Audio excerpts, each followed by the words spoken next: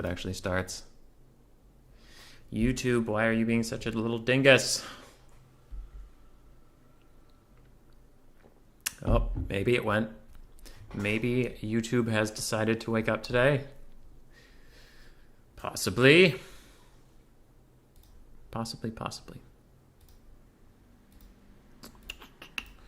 If that is the case. And we actually get a YouTube today. Throw that up. Actually starts. There we go. It started. Yay! Don't know why that took so long. YouTube's being a butt today. So what you're all seeing right now, I have seen that there might be some possible potential confusion about the graphic. I apologize if that is true. Basically, we have the 4 winners from our previous tournament of the 13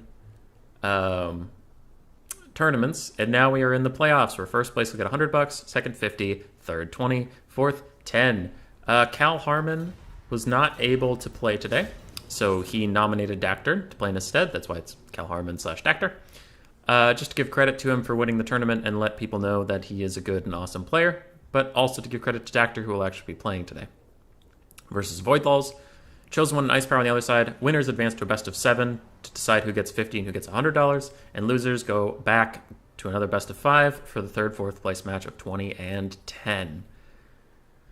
So today we'll have 3 best of 5s and a best of 7. Should be nice, simple, easy, to the point. First up, we have Chosen Power and Ice Power. Chosen One and Ice Power. They are on the bottom of the bracket, but Dactor had other engagements, so we are doing that second. And the players are picking the maps today. So the one who picks... I provided them a list of maps ahead of time. One picks their faction, bans 2, and picks the map. Chosen One picked Beastmen. Banning... What did they ban? Beastmen demand Dark Elves and Warriors of Chaos on Pillar of Bone. Ice Power counterpicked Lizardmen and is ready. And for this tournament, I am trying a new format, especially in finals, where I just have to be able to see the players deafened during the game, due to some issues and allegations of, like, some people don't think it's a problem, and I can see both sides of the argument. Some people don't think it's a problem to have the game up and be talking to all your friends. Some people think it is. And that is a matter for debate. And until the whole community agrees on what's right and what isn't right, it's up to the tournament hosts. I personally really want to see people under pressure fighting at their best under their own skill. So in my finals, I just asked the players to be somewhere I can see them deafened in the game, so I know they're not getting any help from the outside. Just cause. But teach their own. Chosen One is ready, and we'll be getting into game 1. Very nice. I will take down the screen blocker. Blocker. Careful not to pull down the scorecard. We're off. Chosen One is a very famous Skaven main. I will have an interview with him and Hadries Tuesday to talk about the Skaven, but he has recently indicated that he does not think the Skaven are very strong right now, so it breaks my little heart. I'm crying. I'm still hoping to see the rats today, but you get what you get, I suppose. For Chosen One right now in the Beastmen, 2 Feral Manticores, 2 Harpies, 3 Centaurs with Throwing Axes, none of which are the ROR, 2 Tuskor Chariots. Looks like a mixing of Ungor and Gore herds on the front line. No spears here. Bray Shaman of Wilds and Torax the Brass Bull. And I'm guessing we have Traderkin. Yep, Traderkin. Very good spell. For the Lizardmen of Ice Power, good lord, that is a small-ass army. We have 2 Skin Cohorts of Javelins, 3 Temple Guard, including the Star Chamber Guardians, cohort of Sotek the Unbreakable, ROR Red Crested Skinks, double bestowed on Solar Engine, a Skink Chief, a Skink Oracle, and a Slann Mage Priest of Light. Alright. That is a very small army.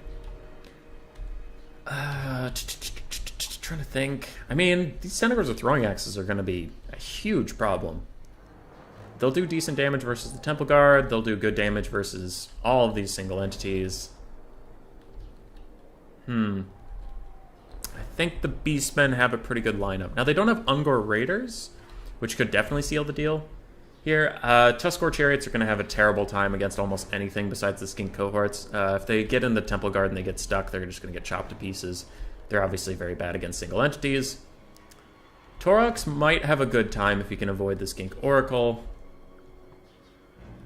I'm of mixed feelings. Initially, I'm going to favor the Beastmen just because I think these 3 throwing axes are going to do so much work. I believe. I believe. Chosen One's readying himself. I wish Skaven were better, my dudes. It's sad not to see them ever. My favorite faction. I love how one of the things that made Beastmen so strong was just access to manticores. Apparently this monster is just so powerful that getting it immediately makes you an S tier faction. Because what else do they get? Tuskor Chariots? Oh yeah, sorry. Okay. Didn't know they'd wait for me. Hey, Butcherbird. Manticores are 800 gold, very strong, high weapon strength, flying, decent leadership, decent, and their only downside is Rampage. They're very good. But other than that, in the DLC, the Beastmen Tuskor Chariots are meh after their nerf, which they needed the nerf. It was a big old bug. But still, they're pretty meh.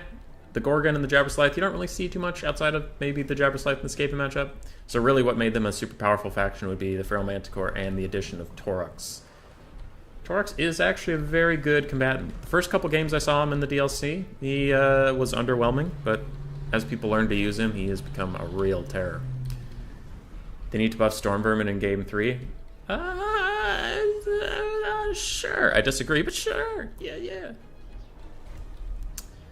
I could rant about that for hours. But now on to the game. It looks like Chosen One has realized that this is a big old Doombox. All his chariots ran up to the side just to assess the situation. They really don't want to get near the Skink Oracle. Skink Oracles can do a lot of damage to chariots. And now the Centaurs with throwing axes are moving in. It looks like Chosen One's not really going to engage in the skirmish fight too much. There are 2 Solar Engines and a Skink Oracle and a Skink Chief all trying to outgun his throwing axes, so he is going to try to get into the thick of it very quickly, it seems.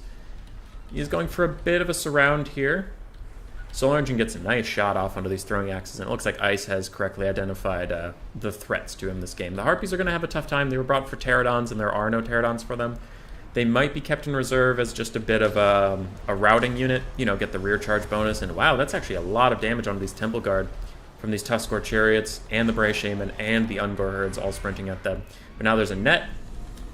And the Temple Guard are actually getting to fight back, but their leadership's getting a little low. I wonder if a Manticore coming in or a rear charge from these Harpies could do some good work. Chosen One is going to use the Harpies to muck up the Skink Oracle, stop it from firing, and the Manticore is going to rear charge on a Bastiladon, who currently has 52 melee defense and 170 armor due to the Aura of Quetzal, and this Manticore is actually getting... Oh, the Harpies, sorry. Harpies are getting fucked up. Another Manticore comes in to try to bail out the situation. All the throwing axes are now here. They're very injured. I wonder if the first Traderkin has come in yet. It looks like it probably did, considering how absolutely messed up these Temple Guards are. Okay.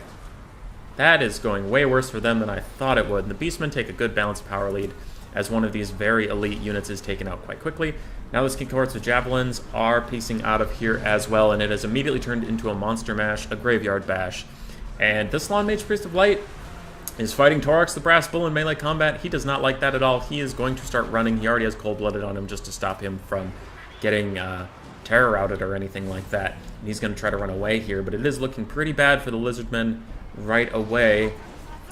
Ooh, 1 Bestowed on Solar Engines is isolated against 3 throwing axes, and Ice Power is going to concede. I would agree. The state of the game was quite against him at that point. The Beastman rush was very intense. And Tuskor Chariots, man, make me shut my bitch mouth. They heard me talking shit. They came correct. Traderkin was also probably really good. Solar Engines, in that brief amount of time, Solar Engines almost paid for themselves already, which is kind of nutty. But GG, well played. GG, well played. I'll get the blocker up here in a second. Blocker, give Chosen One his first point. I promised myself I would not do the classic Chosen One thing, and I won't. I won't. Figured netting chariots and halberds would work. You silly. Halberds are weak. I won't say that. All right. Ice is up. Well, he's not up in points, but it's his turn. You get what I mean. So Ice has to pick a faction, ban 2, and pick a map from this list that I'm currently looking at, which has a shitload of them. Only if the chariots aren't completely busted. Test scores are very, very fragile, but if they get in there, apparently they still do really good work. Test scores, in my experience, have just been running in there and dying recently. Especially, like, if that Skink Oracle had been able to get more than one shot off on them as they charged, it probably would have lost models already. Not sure about triple range Dino here. I know after the update, Lizardmen players said this matchup was pretty unwinnable for them. So, maybe Ice was just trying to catch Chosen One off guard. That looked kind of like a build you take versus vampire counts. Except change the Slan a little bit and cut the Skink Oracle, but Temple Guard box, etc.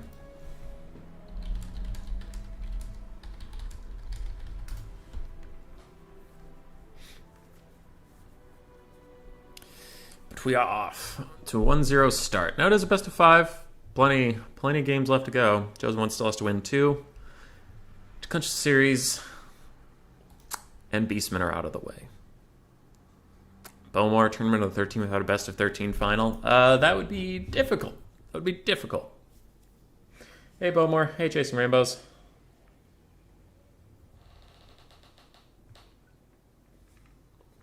Aerocrastic was going to have a tournament today. It looks like it's running into some issues. Looks like. We'll see if it gets going. Alright. Ice is considering his pick and ban. There is a giant map pool. How many maps are in this? 5, 10, 15, 20, 25. Looks like about 30 maps. I just grabbed every tournament map that wasn't very contentious. Like Liangui isn't in here. Troll Country isn't in here. Now they're not all flat and open. There's MP Alpine Ridge. You know, that's a pretty crazy one. Cairn Woods is here. Altdorf Outskirts. But it's up to the players. I figured in a big final with a decent amount of money on the line, I mean, the winner gets $100. I really didn't want to deal with the potential of, like, game 7, I pick Liangui, and one person gets mega fucked over, and then they're like, well, good map choice, you're a bad tournament host. And it's like, well, you people are picking the maps. And also it can allow for some tactics, you know? Like, when I want to play Skaven, I usually want a big open map. So if I was picking first, I might save a pick like Skaven for when I can pick it and pick the map. Because someone could pick, like, Dwarves on a Stallion Tomb, and I wouldn't really want to play Skaven into them because I don't have the space to... Like, it is a favored matchup, but that small of a map actually lends it to, like, man, if you get Slayer Rush, they actually might catch up to you in time, or you could get Mass Vanguarded on behind by, like, Miners with Blasting Charges, and then they charge you in the front with Slayers, or Gyrocopters. It's like, in a small map like that, Dwarves actually can maybe win. Looks like Ice Power is going to go Beastmen this time, and Chosen One's going to go Dark Elves. And Butcherbird, I know you're in the chat. I was telling you, man. I'm telling you, Dark Elves is good against Beastmen, and you all doubted me. Well, Chosen One knows. Chosen One knows Dark Elves is amazing versus Beastmen. I think. Possibly. I mean, I watched Ice Power beat Beastmen on Dark Elves, and it looked really easy. And ever since then, I'm like, yeah, this is great. And then every loss that happens afterwards, I'm like, nah, they played it wrong. I saw it one time be really good for Dark Elves, so therefore it's good for Dark Elves forever. What? You don't like Skaven on Troll Country? Yeah. Dude, I mentioned at the start of the stream, there's only like 5 or 6 people. Now we have a little bit more. My heart was broken. Chosen One himself said in a Discord chat, Skaven are really bad right now. And I was devastated. I was devastated. To hear one of the people who taught me the faction bring them down like that. It's just too much. Butcherbird is very sure that Dark Elves will lose. Alright. But what if he brings Malice, like No Cane No Gain said? Malice Darkblade. As for how they usually play the matchup, I mean, Marathi Double Manticore is an easy starting spot. Then you just spam Scourge Runner Chariots and some Chaff. And the Scourge Runners will take care of a lot of stuff. Marathi Double Manticore in the sky will beat their 2 Manticores usually. Soul Stealer's pretty powerful on the blobs, and if the Beastmen don't blob, you can usually cycle charge them effectively with your Manticores, terror out them off the map. It's not easy, but I think it's like 55-45 Dark Elves would be my personal opinion.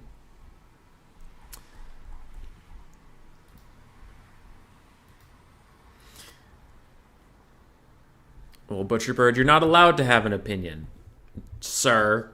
It's just facts. Oh, wait, sorry. I gotta pull the chat up before I ready up because I can't do that. There we go. Malice just gets kited by throwing axes or fed chaff until he dies. True. I wonder how much of the Dark Elf problem would be fixed by having some sort of healing. Like, I don't think they should have a life caster, because that's like the most anti-Dark Elf thing, but just some sort of healing. Alright. And Bowmore, the Skaven Q&A is not going to be a pity party. I hope. I think. I don't know. I don't think they're very strong at the moment, but I think they're playable. We talked about this on stream the other day. I do think they're the least popular faction in the game at the moment, but I don't think they're the weakest. I could name like 3 factions weaker than them, in my opinion. Alright, for Ice Power, we have 5 Ungors, 2 Ungor Raiders. Sorry, Ungor Spearmen, should be more specific. 2 Ungor Raiders, we have Centigors, no great weapon variants. We have 2 Tuskor Chariots, 1 Brave Shaman of Wilds on foot with Traderkin. 2 Feral Manticores in the sky, 1 Chaos Spawn, Torix the Brass Bull, and another Brave Shaman of Death with only Spirit Leech. And 2 Chaos Warhounds, both with Poison. I do like the Spirit Leech adaptation. Spirit Leech can be very good against Scourge Runner Chariots. They don't have... Come back here. Come back here. They don't have the most health, so Spirit Leech can actually be decently effective on them. And Traderkin is good against Dark Riders or just mass anything. For Chosen One, for a second there I had to remember if it was Ice Power playing his beloved Dark Elves, but nope, Chosen One. We have Marathi Double Manticore, Double Caniad Assassin, both with their net, it looks like. It's actually just a slow, but it looks like a net in the picture. Web of Shadows, which is a mini Soul Stealer, Double Scourge Runner Chariot, 3 Dread Spears, one of which is the Halabroni, more Dread Spears in the back with Witch Elves, Sisters of Slaughter, and 2 Dark Riders with shields in the center. Roughly what we expected. I do think the Double Caniad Assassin might struggle, but we'll see. They have 70 melee attack. Okay, maybe. I'm trying to think of what they'll fight. How well do they do versus Torix? I guess that could be a big decider of this game. If the Caniad Assassins can fight okay with Torix 2v1, then that's decent, but if they can't, then that's big trouble. Single entities, we're good, right? 5, only 2 SEMs. 5, only 2 SEMs, good. Alright. Like Cold-Blooded on release, but it's called Dark-Blooded? Maybe. They have Soul Stealer, but that only heals the caster. I meant, like, they have all these monsters, but only Hydras have any healing, so that's why you only see Hydras. Like, Black Dragons can't get healed at all, so they just kind of suck and die. Manticores are taken because they're really good, but they're also super cheap, so if they take damage, you don't care about them that much. Anyway, we're on with the game. Butcherbird hasn't lost his matchman forever, but people haven't played it too much. Yeah. Again, I don't think it's like 80-20 Beastmen get slammed. I think it's 55-45. I just personally would favor Dark Elves, but it's roughly an even matchup. Scourge Runners are trying to tee off into these Tuskor Chariots a little bit. Get some relatively okay poking damage, but it looks like they didn't land a ton of shots. Ungor Raiders move forward just to zone them off. Bit of positioning here. Beastmen definitely want to get in the fight right away. They have the better front line. Though do they? The Sisters of Slaughters and the Wish Elves in the back line. I think the Dark Elves might actually win the straight-up infantry fight. But the Beastmen have more cav, they have more chariots, they have basic archers to support, while most of the Dark Elf powers and Scourge Runners that do prefer to use all their ammunition and then start cycle charging in the late game, they don't really like to get involved in the melee in the early game. Not as much. Dark Riders are essentially chaff on horses. So yeah, Dark Elves definitely want to stall. Though a little unfortunate for them, the Scourge Runners are having to use their ammo to obey the attacking rules, and they're not always in range of things they want to shoot, so they're occasionally having to shoot Ungor Spearman herds, which isn't their favorite target. Hey, Legion's here. Yeah, you think it's pretty heavily Beastman favored too? Well, everybody besides me is wrong. Hey, Spirit Leech. Mentioned that before. Decent target on the chariots, doing good little damage to them, and it can sometimes be hard for Beastmen to lock down Scourge Runner chariots and really do damage to them, so any poke is good. Still advancing a little bit. Dark Elves are retreating. Though one of the things that can be a little tricky for them is getting close to that white line. If they get too close to it, if anything routes, it'll go straight off. And if the Beastmen have something that routes, it'll usually run backwards back into the map where it can rally. Though you can get to some tricky situations with rules stuff if you're white line camping, so we'll have to watch for that. Scourge Runners are going to take a little moment to attack Ungor Spearmen with shields. Get a little bit of poke, but they're taking a decent amount in return. Doesn't look like it ended up being worth it, and Centaurs are going to run forward, just chase them off a little bit, and immediately pull back. Looks like Ice Power is doing a nice, slow advance. And so far, I would favor the Beastmen. They are taking more damage, but the Scourge Runners are using a lot of their ammunition. And Taurox is fine, their casters are fine, their Manticores are fine. Tuskor Chariots have taken a little bit of work, but largely all the targets that these Scourge Runners were brought to kill are doing okay. The only things taking a serious amount of damage are Ungors, and Ungors suck. Another Spirit Leech coming in on the Scourge Runner. Maybe it'll start losing models now that it's getting down to below half health. I think it'll require maybe one more before they lose any models. Morathi's pushing up, but Ice Power's Beastmen are so spread out that there's not really an amazing Soul Stealer target at the moment. It looks like Morathi's maybe trying to bait these Manticores forward, but it's not going to take... Do these dogs get hit? Oh, that's a really good dodge. Only one Manticore gets hit by that Soul Stealer. That is pretty tragic for the Dark Elves. It's a lot of Winds of Magic wasted. Well, it's not wasted, it's just spent on doing a little bit of damage to that Manticore. Nice dodge there from the Beastmen and Ice. It looks like Chosen One's going to try to get another little charge here on these Ungor Spearmen. Last time it didn't go super great for him. This time it does get a little better, but another Spirit Leech comes in, and that guy is so low on health, he's definitely going to lose models here. And a Manticore overcommits slightly for a rear charge. I worry about this because now Morathi and all other Manticores are descending upon him. And if he rampages, he's going to be in a really bad spot. That Scourge Runner is down to one model, though, and he's running for the back of the map, which is rather close, so he might not come back at all. Beastman Manticore is getting gooned out by Morathi pretty decently. Tuskor Chariots are running in, and Taurox Brass Bull is running in. Morathi's Soul Stealer is on cooldown, so she can't immediately respond in this area, but the Manticore of the Beastman does die, and a Doom Bolt hits the Ungor Raiders. The Beastmen have committed to the fight in earnest. Taurox is in here, and from recent experience, he can put the hurt on Morathi, but with an Assassin's Trophy and all of her debuffs, he is down to 9 melee attack. He will pull back. And the Beastmen infantry are kind of getting worked on in this little blob here. That could be concerning for him. Now, on the other side, Tuskor Chariots and Archers are getting decent value, and the Scourge Runner, as we saw earlier, did manage to come back, but it immediately routes yet again. 2 Assassin's Trophies coming down, draining down the entire Beastmen front line. Beastmen are still ahead on the balance of power, but they are taking a lot of damage now. Bray Shaman of Death is very committed. Chaos Spawn are also fighting. Centaurs and Tuskor Chariots are breaking across the board, but maybe the Dark Elves can be routed. So Chaos Warhounds of Poison do get involved. I thought they were going to rear charge these Witch Elves, but it looks like instead they commit to fighting the Dark Riders with shields. It is a Monster Mash. Another Soul Stealer comes down, and Torx is going to walk into it. That Soul Stealer will hit so many beautiful targets and do a lot of damage. The Double Canid Assassin is proving very hard to deal with, it would seem. These Ungor Raiders have got to be the carries of this game at this point. They've got to start shooting and routing off things. As we can see, Centaurs are shattering. Chaos Warhounds are going to start breaking as well. Torx is trying to dive in onto this Feral Manticore. With a Spirit Leech and a rear attack from him, it will rampage, and it won't be able to escape from him. But I bet there's another Assassin's Trophy waiting, and Morathi's going to debuff him herself. Though now she's taking the fight all alone. That actually could be very good for Torx. I wonder if he turns around and just slaps the shit out of her. We will see. Witch Elves are rallying a little bit, but the Beastmen are all out of sorts at this moment. They are really having a tough time. I think this battle's going to come down to if Torx can bully Morathi around. It's kind of on the RNG here. And he's having a bit of a hard time with that. One of the Dark Elf Manticores is about to die. Is that another Soul Stealer? That is another Soul Stealer. Third Soul Stealer of the game in about 7 minutes. You'll love to see it. Ungor Raiders are largely secure and okay. These guys have not been firing, and they really need to. Torx gets rampaged by the Witch Elves, and Ice Power will concede, and the Dark Elves win!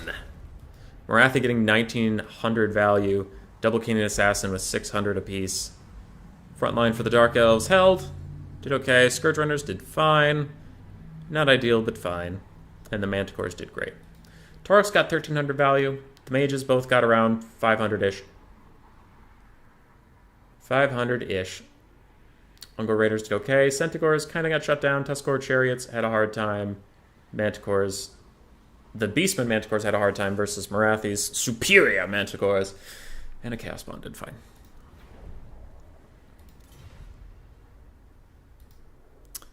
Alright. Pull up the blocker. Get the score. Chosen one, pick one, ban one, pick map.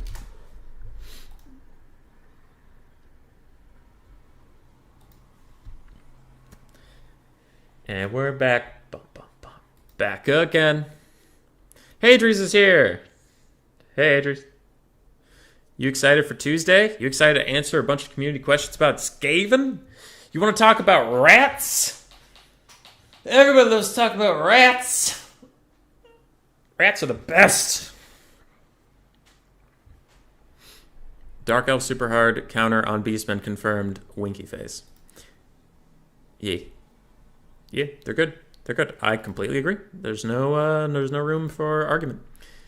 So while we wait for the picks and bans, I will look over here. Got it.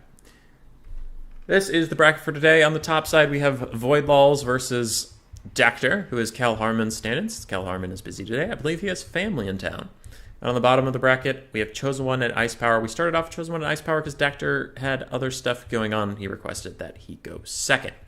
Winner of this best of 5 will move up to the finals, best of 7. Loser will move back to the third place match, best of 5. Fourth place today gets $10 because they did win a qualifier to get here, so they deserve some form of money. Third place gets 20, second place gets 50, and first place gets 100 whole schmeckles. Lovely. I don't know if there's been a pick yet. 1v2 top bracket, nice. Yeah. Void Laws has to definitely fight Cal Harmon and Dactor at the same time. Yeah. I let Cal Harmon pick his own replacement, though. So really, it's just ODM Cal Harmon switching out for ODM Dactor. Because if he, I don't know what the money situation is, but let's say Dactor wins the whole thing, the whole $100. Well, maybe Cal Harmon talked to him and they're going to split it 50-50 or something. I don't know. But I didn't want to shut Cal Harmon out. He won a tournament earlier. He deserves his prize.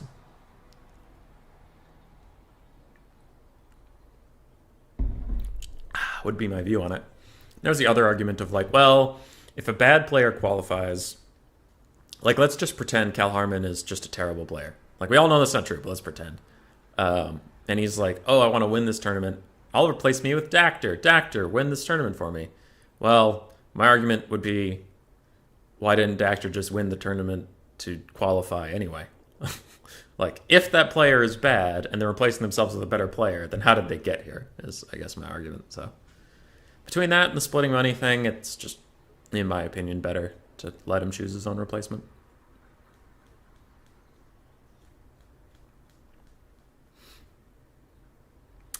I think. Chosen One's thinking about his pick one, ban one. He does have a bunch of maps to choose from.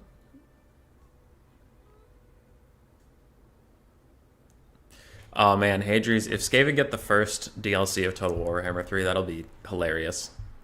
I don't think they need it, but I think it would be hilarious. What sucks is I really want Thankwell, and he's been rumored about for Game 3 for a while by official sources. But it's like, man, I know the shit we're going to get if he's in the first DLC as like a free LC Lord or something. It's just going to be so annoying to deal with people. Greenskins ban vampirates on River Amazon. All right. All right, Chosen One. Because Dactyr is a terrible player, obviously. So Cal Harmon replaced himself with a terrible player. He's handicapping himself versus Void.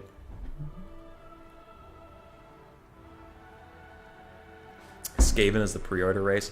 That'd be kind of funny in the first couple tournaments because the Game 2 rosters almost certainly won't be there on release. So then it's like, hey, Kislev versus the 4 Chaos Gods versus Cathay and Skaven.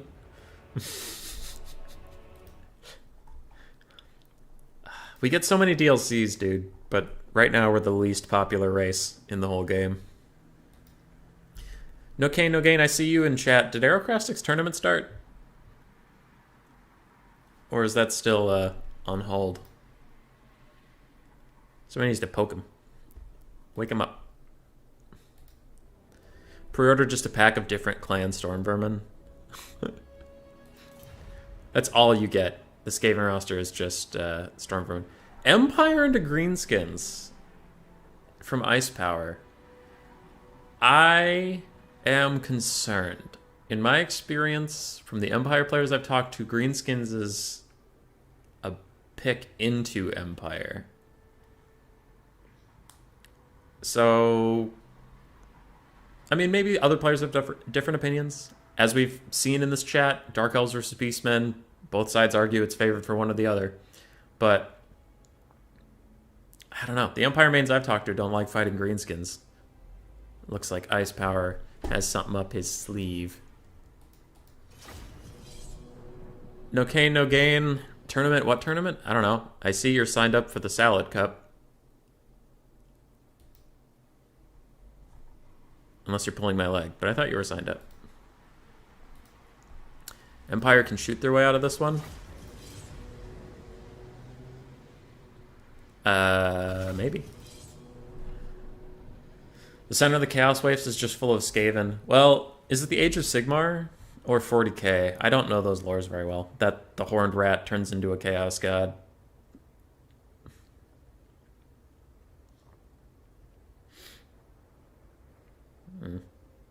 Goon the Lord, then terror out everything.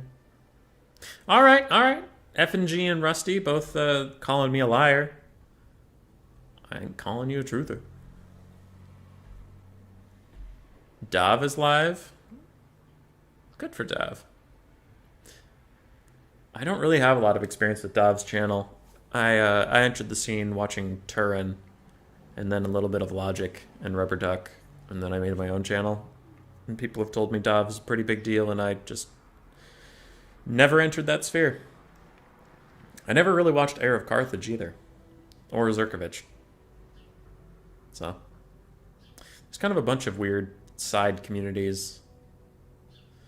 Though I think a lot of those other communities are more campaign focused. I think Turin is the biggest multiplayer. Yeah, probably.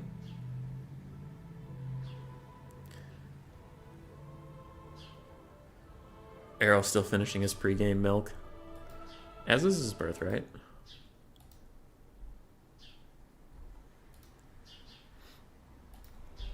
Tournament hasn't started. Yeah. I was a little concerned for this tournament because 2 of my 4 finalists signed up for Arrow's tournament, which was 30 minutes before the finals were scheduled for. And I was like, hey, you guys know this is happening, right? And they were like, yeah. And then one of them dropped out of Arrow's tournament to show up. And the other one still signed up for Arrow's tournament. And I'm like, I either hope Arrow's tournament doesn't start so I can get him first, or I guess he's going to concede? I don't know. His strawberry centicore milk. Chosen One still scheming. Ice Power's immediately loaded up this build, and he's been ready for a while. I haven't seen it change, so I think he's practiced this one a little bit. And the build behind my blocker looks solid. Just in case Chosen One's listening somehow, I am going to not say what it is, but it looks good.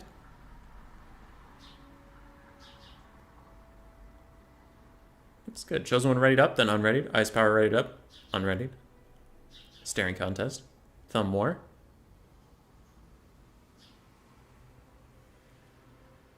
What kind of psychopath drinks strawberry milk?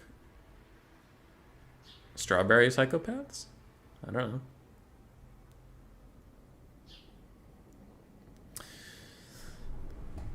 I don't know if I ever had the pleasure of drinking a strawberry milk, nor do I know if I want it. I am a regular old skim milk drinker.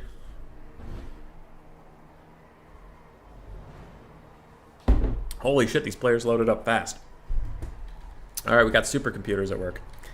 So I've been looking at Ice's army so I can talk about it while he's deploying pretty easily.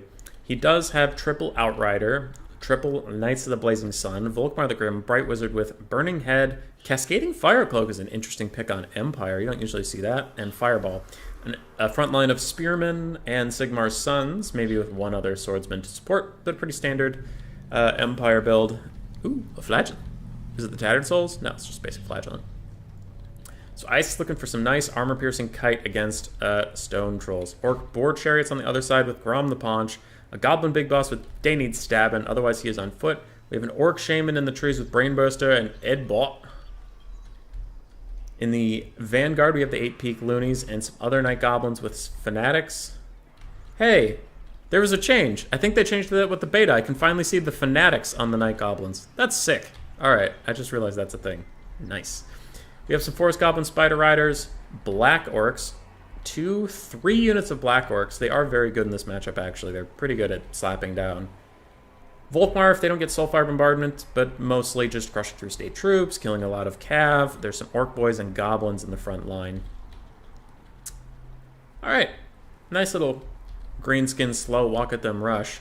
No archers whatsoever, just all Daka. And some skirmish cav, but I don't remember seeing Morgrubs, Mangy Marauders, so I think these aren't going to do a lot of damage to the Knights of the Blazing Sun. They're mostly going to be used to counterfire Outriders. I am a little curious. I'm curious what's going to deal with the Knights of the Blazing Sun. If the Knights of the Blazing Sun don't just like slam themselves into Black Orcs and die, I don't see a lot here that can stop them. But we will have to see. A good Fanatic cast can deal with them, of course. And if they're misplayed, they can be dealt with, of course. But there's no Orc Boar Boy Biggins, there's no archers, there's nothing that immediately stands out as a, oh yeah, Knights of Blazing Sun want to avoid this. When play Gwent on stream? If I ever play The Witcher 3 again, probably. Strawberry milk is like melted ice cream. Okay, cool. Anyway, the lines are advancing. I think the Empire is going to want to delay the frontline fight for as long as possible. Really don't want to tango with those Black Orcs until you're ready. Try to get some free poke with Outriders. Try to get some free cycle charge Soulfires with Volkmar. Just no real reason to Stand and fight with Black Orcs until you need to. Outrider's getting really nice damage onto the Spider Riders to start off this match. That is excellent. And we can see Volkmar doing exactly what I thought he might, and he tries to get a cheeky Soulfire, but those goblins are going to run away in terror. You can't exactly blame them. Outrider's shooting at this little goblin on the wolf, and very unlucky for Ice Power, his fireball hits the one tree between him and his opponent. That is very funny. Strawberry Nesquik does not mix well with vodka. Don't ask why I know. Alright. Okay. Outriders are now shooting into some Black Orcs, just getting a nice little bit of poke damage, and Volkmar rear charges some goblins, and their leadership just tanks. I'm honestly surprised they haven't terror routed yet. He's going to hold on to Soulfire, though, because they are walking away from him. They would just walk out of it. And who messaged me? What's going on?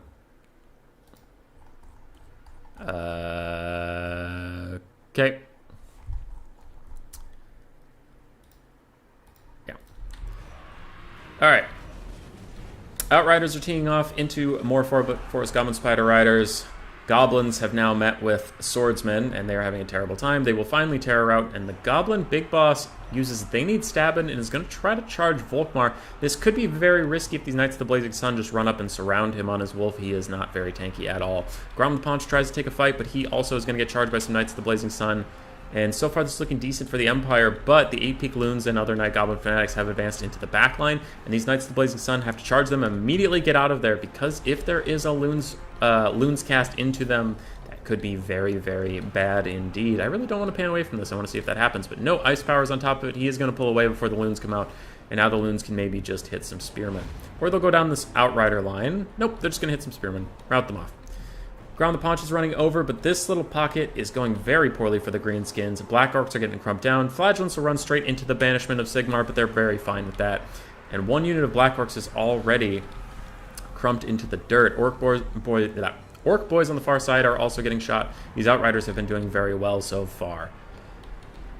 Burning Head comes down, kills some goblins, kills some fanatics, but otherwise it's fine. And Knights of the Blazing Sun have been trying to cycle charge a little bit. Ground the Paunch looks like he might get on top of some more Knights of the Blazing Sun, but they do start to pull away, then they're going to just try to walk past him.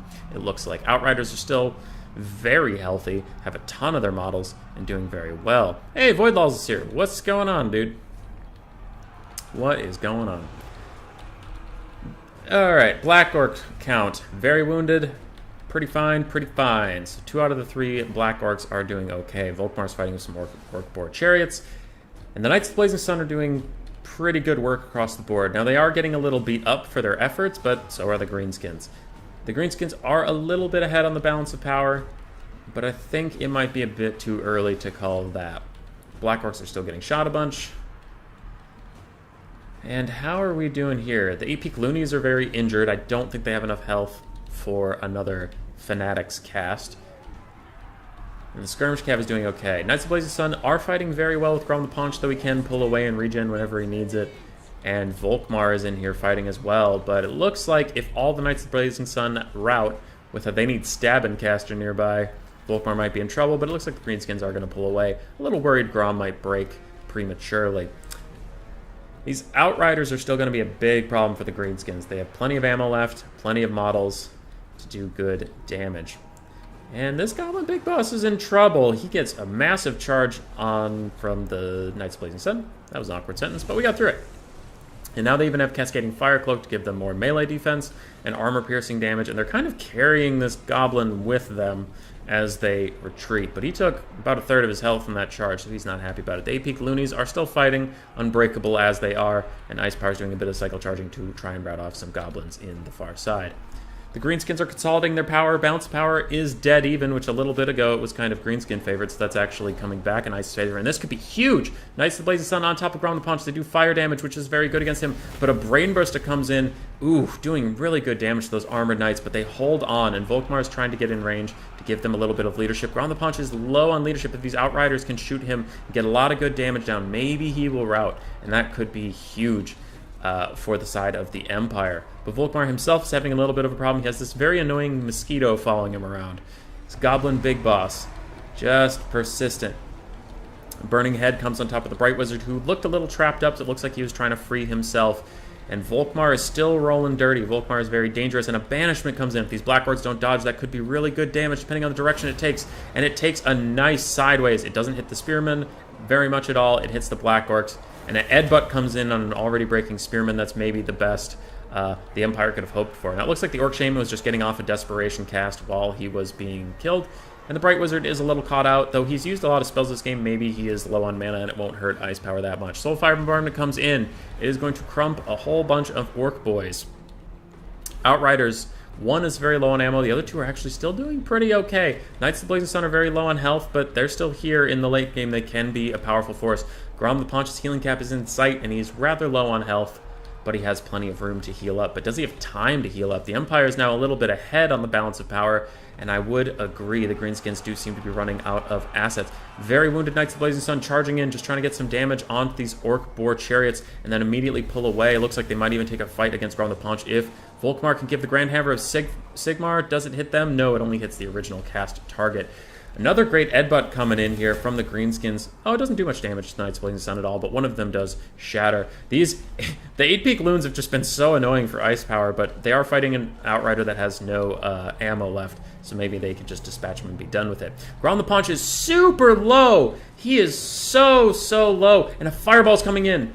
Oh, what's it cast on? I'm shocked it's not cast on Grom the Paunch, but it looks like it will hit the Goblin Big Boss, do good damage there. The Orc Shaman is also very low. Now these Outriders' ammo is getting a little worryingly low.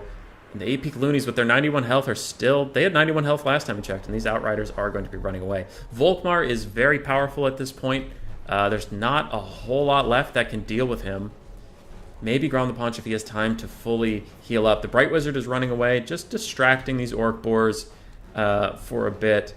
Maybe is fine. Outriders are shooting Black Orcs who are now routing. They should really stop using their ammunition on them. Oh, that might be a bit wasted considering how little ammo they have left, and they really need it to finish off Grom the Paunch. Though I think Volkmar is going to be too much. Removing the HUD for massive charge. Like that. I could. I hadn't thought of it, but I could. Alright. Volkmar's running around at the speed of sound. He's got places to go. Got to follow his rainbow. And... okay. I'm just being trolled. These aren't important messages. Good. Orc Shaman's going to rout as Volkmar runs past him. The Empire are consolidating. These Outriders have a decent number of shots. They should all probably be put into Grom the Paunch. Yes, not into Volkmar. Don't shoot Volkmar. Grom and his Orc Boar chariots are sitting in the woods. Chosen One knows that the Outriders really want to shoot them. He's just going to hide them for a bit, let Grom heal up. Though what this does allow, in the meantime, is all of his units not in the forest to be attacked. And we will have to be careful about the forest rules. Now, as long as there's a decent amount of units outside of the forest that can be attacked, this is fine. But if that Orc Shaman... oh, the 8-peak loons are still here? Really? They still have those 7 models we mentioned earlier. Alright, as long as Ice has things to attack that aren't in the forest, he is going to be okay. But the Greenskins are running around the forest. It looks like Ice is just going to opt into that. The Orc Shaman does rally a little bit. Looks like the Outriders charged the 8-peak loons instead, which might have been a bit of a mistake. Where are those Outriders who still have ammo?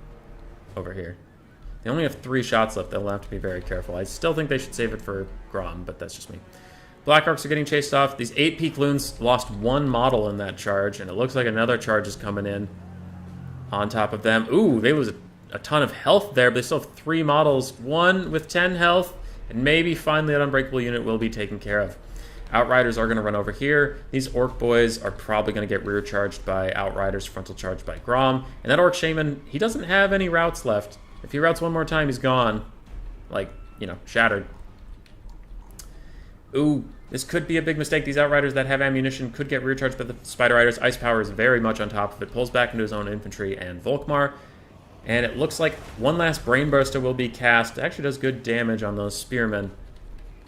And the Greenskins are rallying up for a final charge. Can they do it? Maybe, possibly. Alright. Just checking more messages. People are pinging me on making sure it's not about the game in question, but it is not. The Outriders were not able to use all of their ammunition before being forced to charge, but that might be okay as Volkmar comes screaming in with Grand Hammer of Sigmar, turning him into 42 melee attack cavalry. They are getting a massive terror route and a natural route over here, and that is a big win for the Empire. The Outriders over here with no ammunition are being used to block up some Orc Boar Chariots for the moment, but they're not really going to do any damage. That will be pretty bad for them. Grand Lapanche is trying to come back into this fight. His healing cap is very, very close, and his leadership is quite low. I don't think the Greenskins can do it, as these Orc Boar Chariots are now going to start routing. The Outriders use the last of their ammunition, poking Grom a little bit, but this rear charge coming in here is going to be devastating for the Greenskins. I imagine we'll see some terror routes very soon. Yep, terror, terror. And they are now naturally routing. Goblin Big Boss did rally. Now that's one little Assassin's Trophy type effect that can be thrown onto Volkmar. But Volkmar is literally full health at this point. His healing cap isn't even in sight. He has plenty of support around him. This is over. Ice Power will be on the board.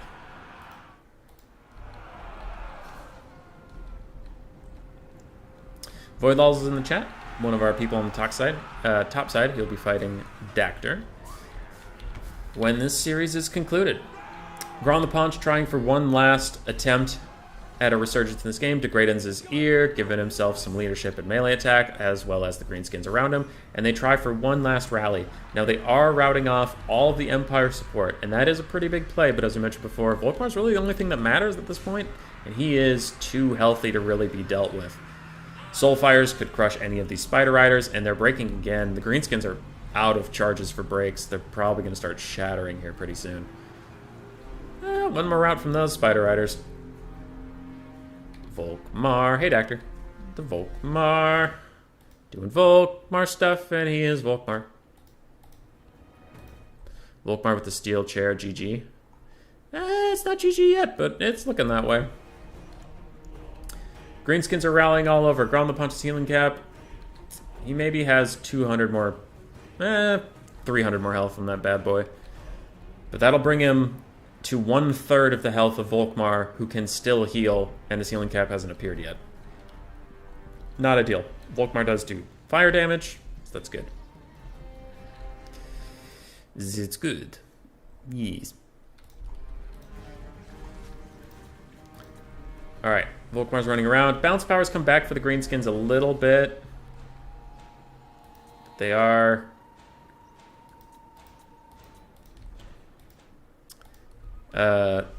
Greenskins are running. Where are they running? They're chasing off Outriders. Okay, I was like, attacking rule? It's just letting Grand Lapanche heal up a bit. Still doing that. Pantalonade? How you doing? How you doing? Goblin Big Boss, barely not breaking. Kind of surprised. And when your leadership's that low, unfortunately, a lot of units have a tendency to break anyway. I wonder if he'll get an enemy is behind him debuff for this one Outrider and break off the map. That would be pretty funny. Nope, he'll hang in there. Alright. Volkmar's chilling. Waiting. He is exhausted. Ice is going to let him recover a bit.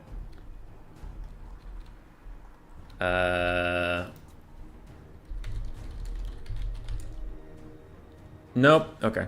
I was going to type Greenskins must advance, but there is this routing unit that they're chasing. If not chasing. Okay. There. I threw in the if not chasing, because now he has some Spider Riders chasing off some Spearmen. And we're just chilling. Volkmar doesn't hate this. Yep. If not chasing. Volkmar doesn't hate this. Grom's healing a little bit, but as we said, his cap's about here, and they're exhausted, but it's on Chosen One to move. Because he walked away from Volkmar, and Volkmar's speed is lower than most of these units, so he can't really catch up. So Volkmar is probably going to be fresh, and these guys do have to come back.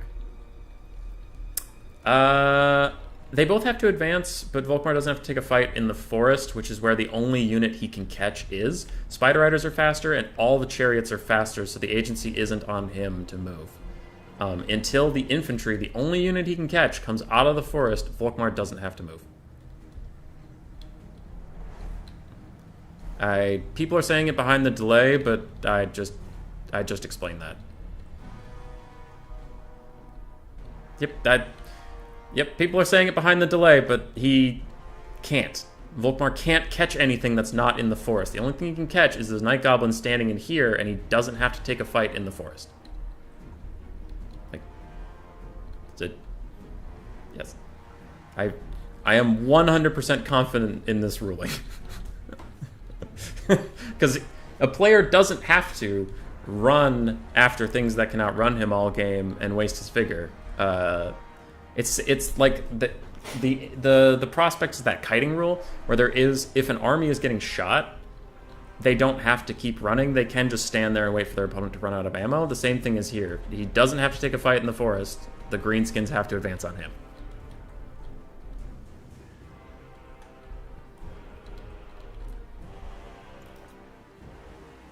Yeah, Ice is even saying it in the game. Now, if these fanatics come out of the forest, which they now are, he does have to advance. Oh, and he couldn't even see them. Yeah, that's another point, is they're in the forest hidden, but also they're a stalking unit. You can see as soon as Ice sees an infantry unit he can catch, he is going to run forward. And now they almost immediately broke, but they are sprinting immediately back into the forest. So it is tricky, but for once, I am confident in this. All right, Volkmar gets involved. He's fighting Smorkbore Chariots. He uses Soulfire very early. He's not super worried about the chaff, and he's just trying to get some little bit of damage down onto these guys. I'm surprised he hasn't popped the Grand Hammer of Sigmar and the Shield of Faith just yet. His healing cap does come into view just now. And if he can kill that Goblin Big Boss, that will be big. Because when he routs, routing friendlies will hurt these Orc Boar Chariots. Now, maybe the Soulfire would be useful here, but maybe he'll get another cast up in time. Orc Boars, if they leave, it might start a chain rout. Other Orc Boar is getting pretty low. Goblins are running. Goblins are running. Goblins are shattering. More running. Orc Boars turn their back. When they turn their back, there's an enemy behind them, and they take a leadership debuff. They're gone too. Grom the Paunch is taking big hits from Volkmar. And it is probably potentially over unless Grom the Paunch has some ridiculous-ass RNG. Yeah. Grom the Paunch is toast. And that is it. Ice Power wins. He's back on the board.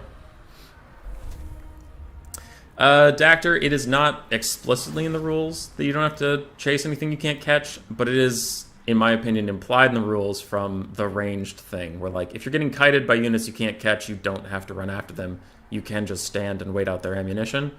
The same thing applies when you can't catch anything and the only thing you can catch is in the forest. Well, you don't have to attack what's in the forest, and you can't catch anything. So why is it on you to move? Because in that situation, right, let's say... I can talk about this in the next pick ban phase, but I just thought of a crystal clear example why it's true.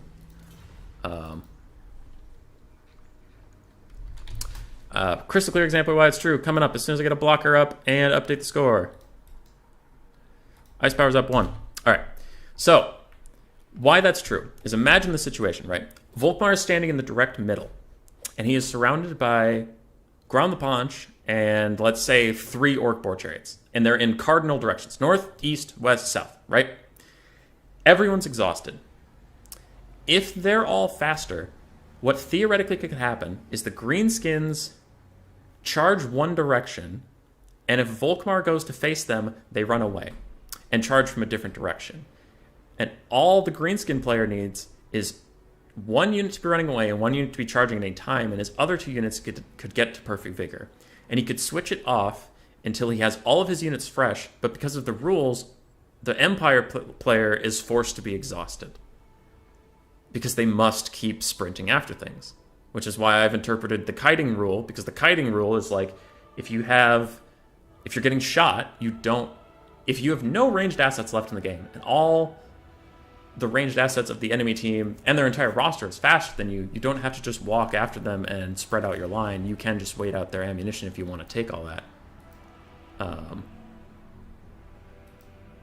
But anyway, so that's why it makes no sense to me that you would have to chase after something faster than you if there's literally nothing you can catch.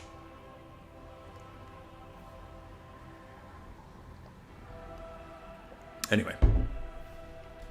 Ice pick 1, ban 1, pick map. That's my argument. That actually is only stated for multi-entity units.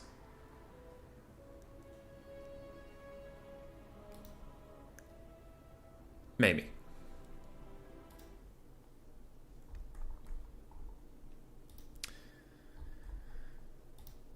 I mean, in the end, I think I made a pretty good case for it, but also the greenskins lost anyway, so it doesn't really matter. It'd be the fruit rules.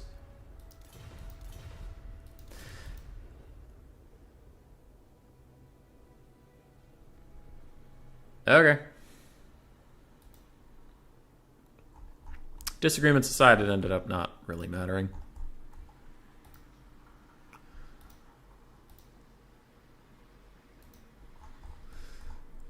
Dwarves where? I don't know if you're going to see dwarves today. I don't know if any of these 4 players play dwarves. Void, ice. No longer affect their army.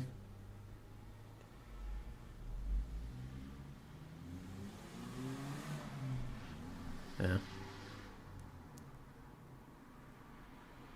What did ice pick? He's thinking. He's thinking. He's already used Dark Elves, Beastmen, and Empire.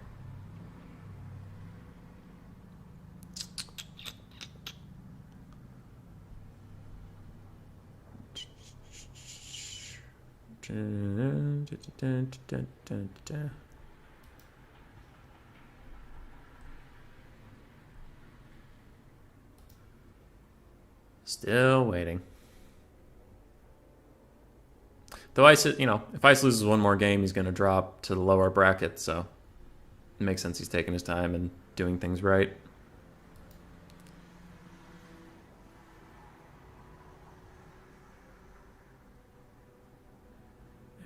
Like game.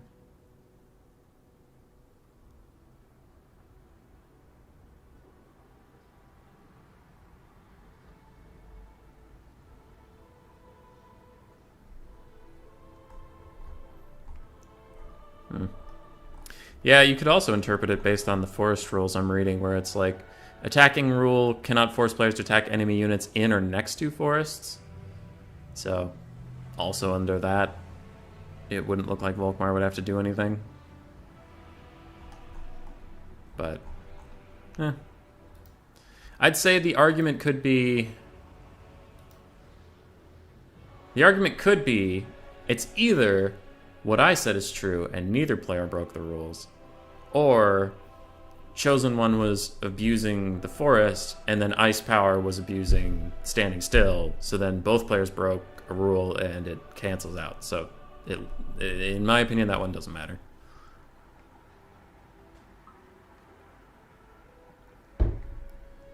No.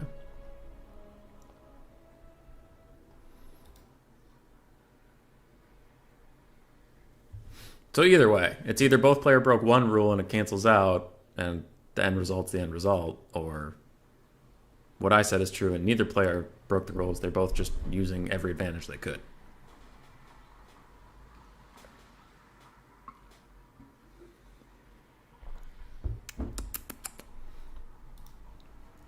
Kelligar, I'm a Skaven fan, and therefore I hate dwarves. Dwarves were my second favorite faction for a long time. Recently, I've actually enjoyed playing High Elves and Dark Elves for fun. I haven't played Dwarves in a while. They're just very static.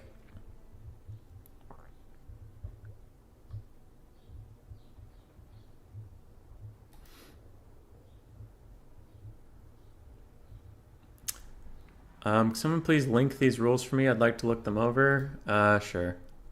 I can get you them. Okay. Open. And boop. There you go.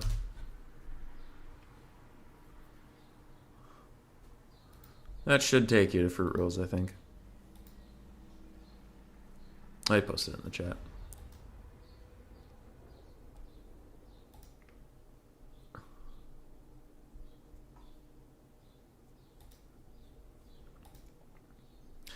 Guac, you were already in the book. Guac, don't be in the book. Guac. Hey, Arrows tournament started. Go, no cane, no gain, go. Go. Kick their ass. Also, who else have I seen in this chat? Rusty was in this chat for a bit. Go. Go, Rusty, go. And I see Jay Phoenix's symbol on top of Way's name, so I don't really know who that is, but either one of you, go. Do it. Win.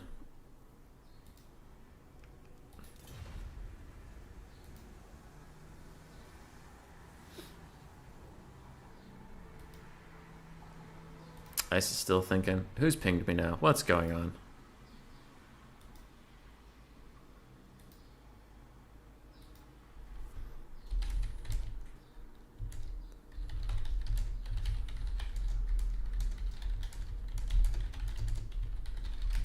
Sorry. I just have a question about the rules stuff.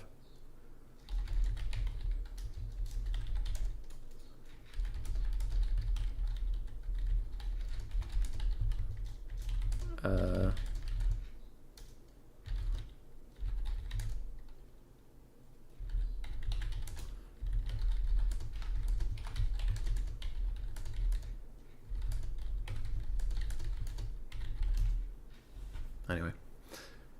Yeah, just typing back, but it doesn't matter. Like, the end result's either, if we take the rules completely verbatim, then there was forest camping, but there was also vigor camping. Or if we do what I said, then neither player broke a rule, then it literally doesn't matter. Nope.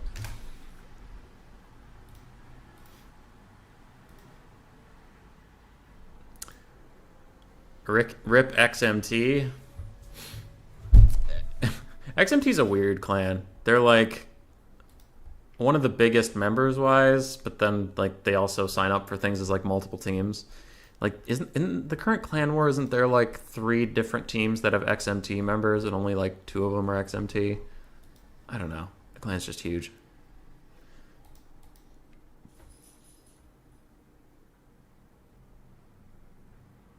Also, please add me in again, thanks. Who's adding you? What's going on? What's happening? Now there's a bunch of ducks. What is this, rubber duck of war?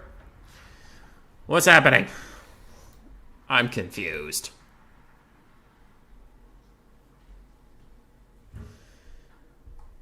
I'm very confused.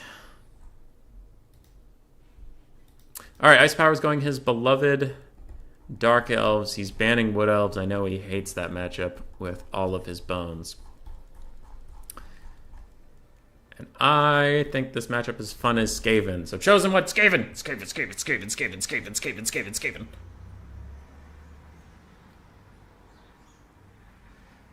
But it's like... He advanced... He had his 8-peak loon sitting in the forest, and the fruit rules literally say in or next to, and Grom the Paunch and his orc boar chariots were sitting right next to a forest, ready to run around it in a circle. Which was, I mean, that's right next to a forest. Then when his goblin big boss came back, he sat right next to Grom the Paunch in the forest. And on the other side were some forest goblin spider riders who, when they came back, also hugged the other side of the forest and went around. So all of Chosen One's units were like touching the forest with like, oh, we're not in it. So it's like, okay, but you're all next to. So if we read the rules exactly, sure, Ice wasn't moving, but also the entire Greenskin army at 2 different points. Now, there were points like you can point out, oh, well, the forest spider riders chased some spearmen off. Yeah, but during that, Chosen One ran his entire army into the forest to fight some routing units, which then, in that moment, Ice didn't have to advance. And Chosen One's entire army's in a forest, which he's not going to walk into that. He's not dumb. Then the forest goblin spider riders came out, chased some routing units off. Cool. But as soon as those routing units were shattered and gone, Chosen One pulled them back to the forest and walked around the south side. Orc boar chariots went around the north side, hugging the forest, and the fanatics were in the forest. Everything was, its unit model was like touching the forest space, and that's not allowed in the fruit rules. So that would be a rule break. I don't think it was. Like, I think what he did was fine. But if like we're really gonna harp on about the rules, then yeah, that was probably questionable. Yeah, I probably would have to question that.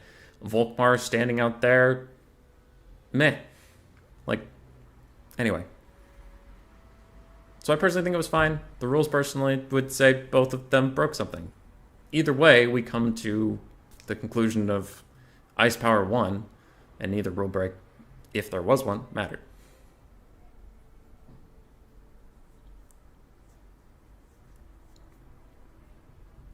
I actually don't even think Volkmar being exhausted would have changed the result that much. Chosen One didn't expect Dark Elves from Ice Power? What are you, crazy?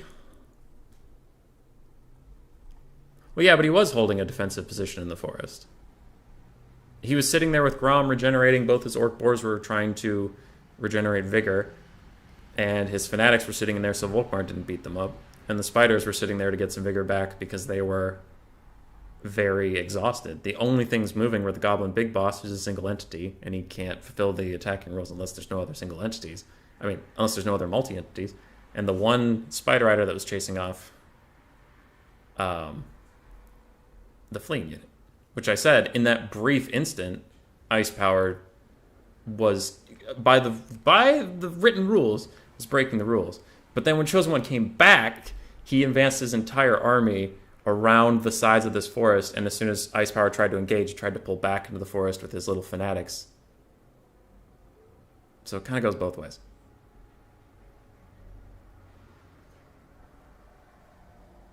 And Legion, like, this is a YouTube thing in general, but you can't, unless you're talking to Dactor, but if you're talking to the person speaking, there's a delay between you and me, so I don't know what you're referring to. When you say that's not in the rules even, we've been talking about the rules for like 5 minutes, so I don't know what specific point you're referring.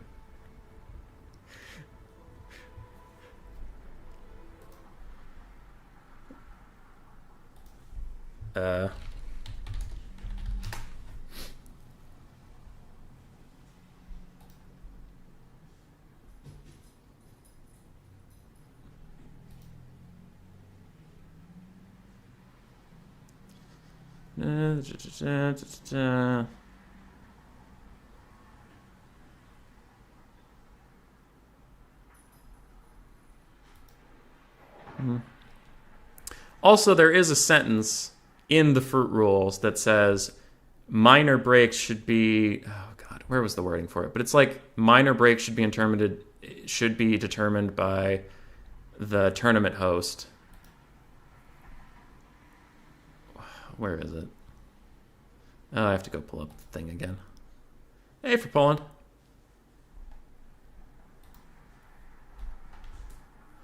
Alright, Chosen One's going Bretonia versus Ice Power's Dark Elves and Galbaraz. And Ice Power's still against the ropes here.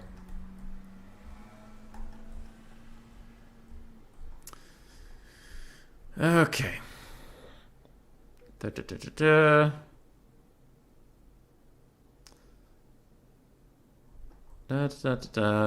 Forest abuse. Attack and rule cannot force players to attack enemy units in or next to forests. That's right there. Next to forests.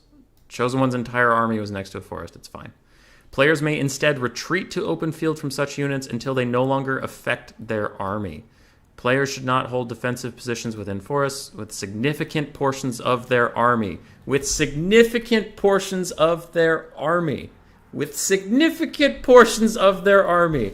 Now Goblin Big Boss, 2 Orc Boar Chariots, Grom the Paunch, the only Night Goblins left, and one of the 2 Spider Riders sitting right next to a forest, and the only thing not next to the forest is a single Spider Rider that's extremely wounded chasing off a routing unit, and then when the routing unit's gone, that army's still sitting next to that forest. I would say that that's possibly a rule break.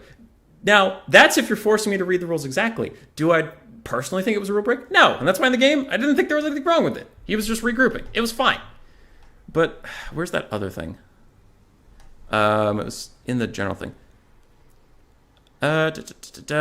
Rules of play. All judgments and interpretations of the rules by tournament administrators are final. Intentional use of bugs of exploits to gain an advantage is prohibited. Should be punished by administrators.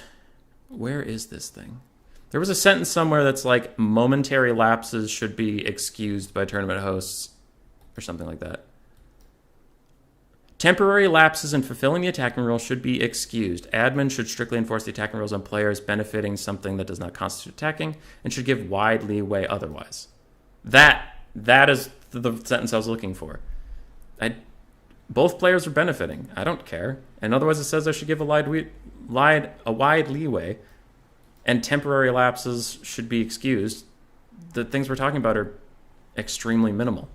Like Ice Power... The only time he had to advance was the brief time that forest goblin was chasing after the spearman. After that, he didn't have to advance. So who cares if he didn't advance for 5 seconds? Anyway, there. I finally found the sentence I was talking about. I'm very confident in this. And also, F and G point out in the chat, I'm unfortunately for you, the referee. I have to make a decision at some point.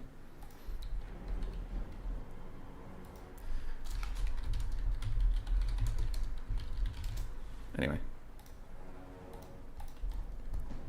Yes. All right, blocker, come down. Get out of there. Shoot.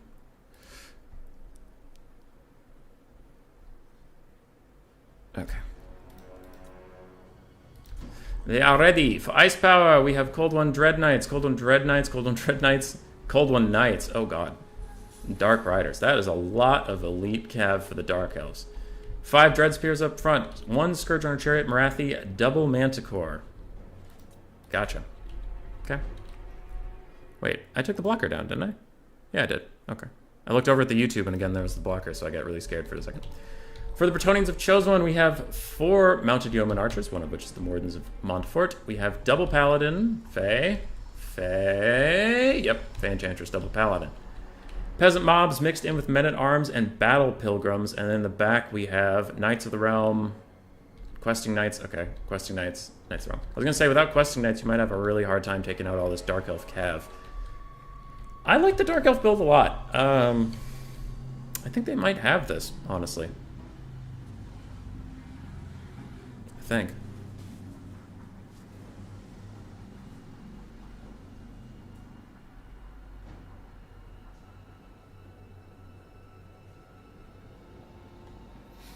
Sorry, I'm just catching up on chat. There was a lot going on. For Poland, this is a best of 5.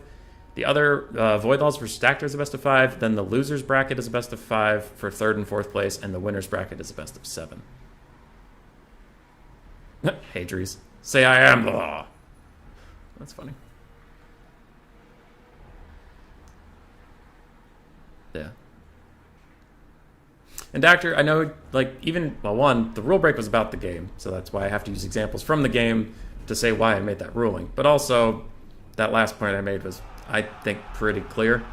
That momentary, like, the rules say momentary lapses should be excused, and that tournament hosts should give a wide leeway. So, I don't know. It's there. The banner rules say if 80% of your army is near the forest, it's in the forest. Like, he was clearly hugging the forest, and that's fine. He just didn't want to be broken apart and killed. He wanted to regroup, which is fine, but it's... Anyway, you get the point. Alright. Skirmish phase is off to a start. The Scourge Runners are taking actually a pretty good toll on the Wardens of Montfort. They're not having a great time. Ice Power's dodging with a lot of stuff. But if the question is within the forest or near the forest, the rules literally say near the forest. Anyway. Whatever. I've said what I'm going to say. That's as far as we're getting here. We're just talking in circles. In the game, there's just a bunch of skirmishing going on, and the Bretonians are taking the way worse end of it. Scourge Runners are messing up these Mounted Yeoman Archers. Holy shit. No, this is fruit rolls. Scourge Runners are taking a little bit of poke, but their 80 armor means they're not going to take a whole lot from their missile strength of 20 of their opponents. Only 3 of its armor piercing. They're getting a little bit of poke in now that all 4 of them are focusing down the Scourge Runners, but still it's an overall Good trade for the Scourge Runners. The last few volleys actually changed things a little bit, but the Wardens of Montfort are already down to half health.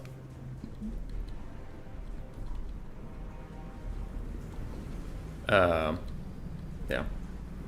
F&G's right. I need to stop getting distracted, but it's so distracting. I must fight. Marathi Double Manticore did zone off these Skirmish Cav a little bit. Looks like she didn't want to drop a Soul Stealer just on some 2,000 total gold Skirmish Cav, and they probably would have separated and dodged it anyway. Scourge Runner's running back and forth, still poking and doing a little bit. Every arrow used on a peasant mob is an arrow wasted. So I'm sure Ice Power's not very happy about those. Mounted Yeoman Archers are also about halfway out of damage, though. And most of this is going to come down to the Cold One Dread Knights and Cold One Knights versus Questing Knights and Knights of the Realm. Do we have Favor of the Fae? Favor of the Fae could actually be a big game changer for once. No Favor of the Fae. So no plus 40 melee attack for those Questing Knights. And Cold One Dread Knights have 42 melee defense against the 40 melee attack. Charge bonus of 41, charge bonus of 36. Ooh, Cold One Dread Knights have a terrible charge bonus. Okay. If they don't get directly charged by Questing Knights, they should win it pretty handedly, in my opinion.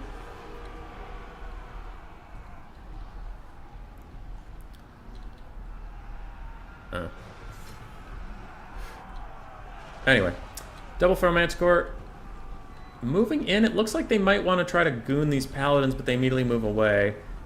I wonder if a Cold One Knight charge could be good here. Cold One Dread Knights.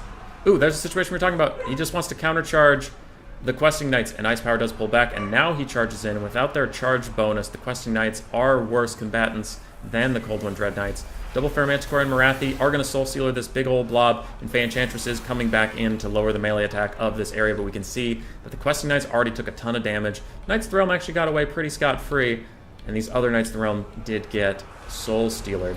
Marathi takes a lot of damage all of a sudden, but the Manticore is not able to get back up off the ground before it gets surrounded by Questing Knights and Knights of the Realm. That is going to be very bad for them, though the Cold One Dread Knights are trading very effectively. Now, Ice Power immediately is going to charge in with more Cold One Knights and Cold One Dread Knights, and the Bretonnian Cav is just getting slaughtered. Now, critical Dwellers Below is coming in, but Ice is going to try to run away from it, separating out a little bit. His units aren't as clustered up. He will be largely okay. Where is Marathi? Marathi's full health. She is fine. One of the Manticores is doing well. Also, and the Skirmish Cav are running out of arrows, which can be critical versus those Manticores. Questing Knights get a side charge on the Cold One Dread Knights, which is very, very bad for the Dark Elves. I wonder if these Cold One Knights will come back and support, or if they're just going to leave them for dead. Looks like they will leave them for dead. Marathi and Double Manticore will come in and try to bail out that situation. Dark Riders on the far side are now getting involved, but it looks like Ice has had a lot going on, a lot to micro. These Cold One Dread Knights stuck in melee combat. It looks like another good Soul Stealer coming in, but these Cold One Dread Knights are stuck fighting a bunch of chaff, which is not what they want to be doing. Ice has had some really good Soul Stealers so far, doing a lot of good damage. He still has one full health unit of Cold One Dread Knights running around. That could be critical. It looks like Bretonnia's Knight Core is very damaged. This Manticore is going apeshit on the Fey Enchantress, even while rampaging. Now he's not rampaging. He could possibly be pulled out of here, but it looks like he is going to immediately rout. And Ice Power thinks about taking another Cav fight, but instead he is going to try to weave around and maybe fight the Fey Enchantress and this Paladin with another Manticore and Marathi. Fey Enchantress tries to escape, the Paladin standing behind to keep her safe, but Marathi is on the hunt. She's on the hunt, she's after you. Now the Bretonnians here are in a really bad situation because they are surrounded on three sides by the Dark Elves, giving a lot of leadership debuffs, and we can see this whole pocket is starting to crack and crumble. The Paladin comes over to fight Marathi, while the Fey Enchantress runs deeper into more Cold One Knights and Cold One Riders. She is getting low on leadership, and if she routes her Mortis Engine effect will keep going, but she will run into danger. Looks like a Doombolt coming in, but it maybe would do more damage to Golden Dread Knights. No, it doesn't do damage to them. Marathi gets a beautiful charge, and the Dark Elves are very, very far ahead at this point. I think they are going to clinch it. The Knights of the Dark Elves beating the Knights of Bretonnia. You see something new every gosh darn day. Joust Potions comes in trying to do some damage, but it is pretty much over. Balance of power goes very far in favor of the Dark Elves, and it is army losses.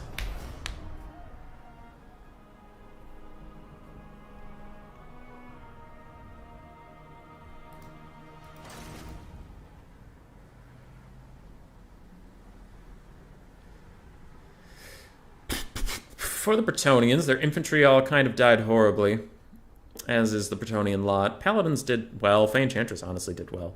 But the Knights got crumped by the Dark Elf Knights. Mounty Dome Archers did fine, in large part. Marathi got 3,200 value off some really critical Soul Stealers. And I want to see the Knight value. 614 on those, 1,100 on the Dread Knights, 614 and 1,100 again. So I guess they didn't get as much value as I thought, but I thought they did really well. Scourge Runner Chariots got almost 1,400. That is beautiful, and both the Manticores just about paid for themselves. GG, well played. Last game.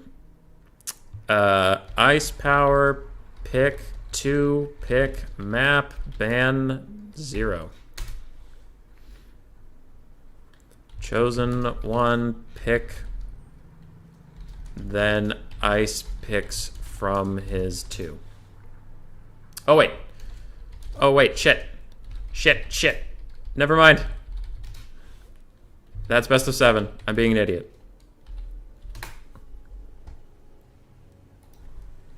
Ice, just pick 3, ban 1, pick map.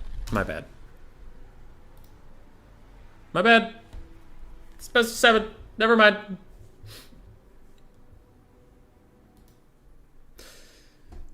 Never mind. It's 2-2. Go to rubber match. After Chosen One had a very convincing, very quick 2-0, Ice Power has slammed back, and now we are to game 5. The favorite game. Everybody loves game 5.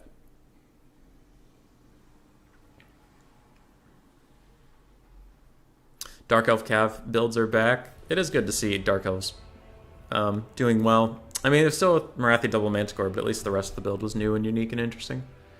Raptor greater than Horus. I could agree to that. That's probably true. Ice Power popping back into XMT to talk to Felcon, of all people.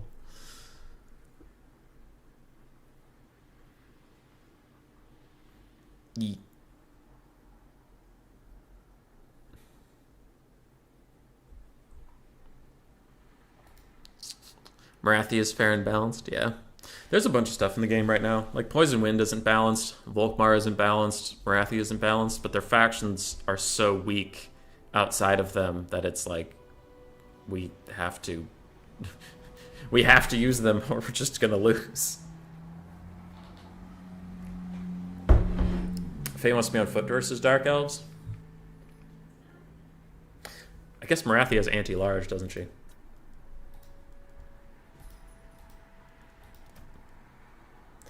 Yeah, she does have anti-large. I still worry she might get gooned out a little hard. Can we list played factions? Sure. Chosen, Beastmen, Brett. Chosen One didn't play Skaven yet. He played Greenskins. And then what is the last one I'm missing? Hold on.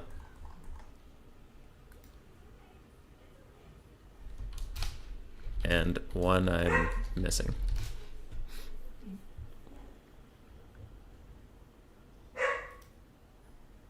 Oh, yeah. Chosen One played Dark Elves. He beat Beastmen with it.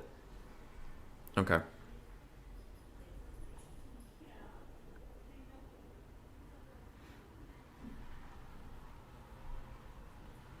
Faye wants to be floating. Yeah. I've had some struggles with Foot Faye. She gets gooned out very easily, in my opinion.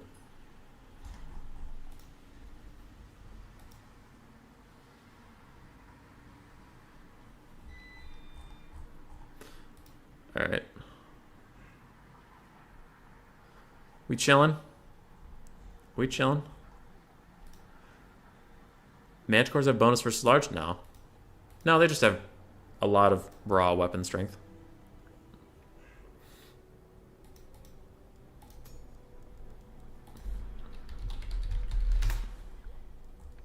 Chosen One's right.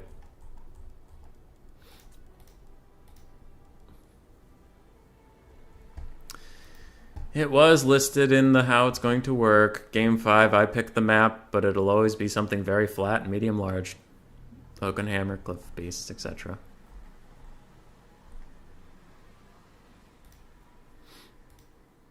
I got flustered by all the rule stuff. I forgot my own thing. What teeth? Is there some poodle barking somewhere? No, it's Hazel. She's a sweetheart, but she's not a poodle. She's on the other side of the door.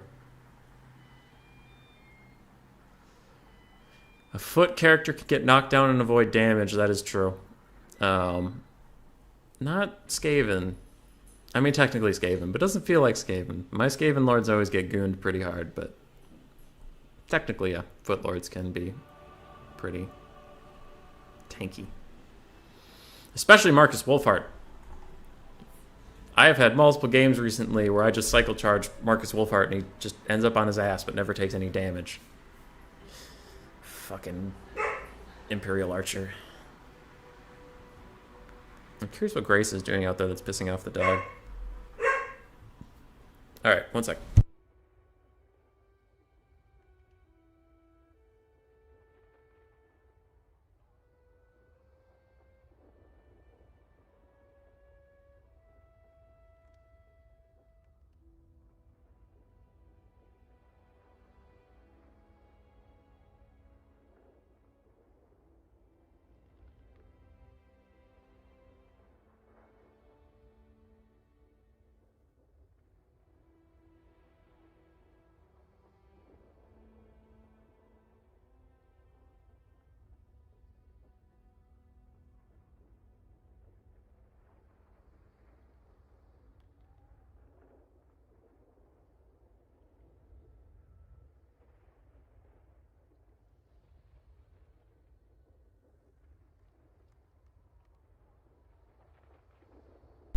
Hello!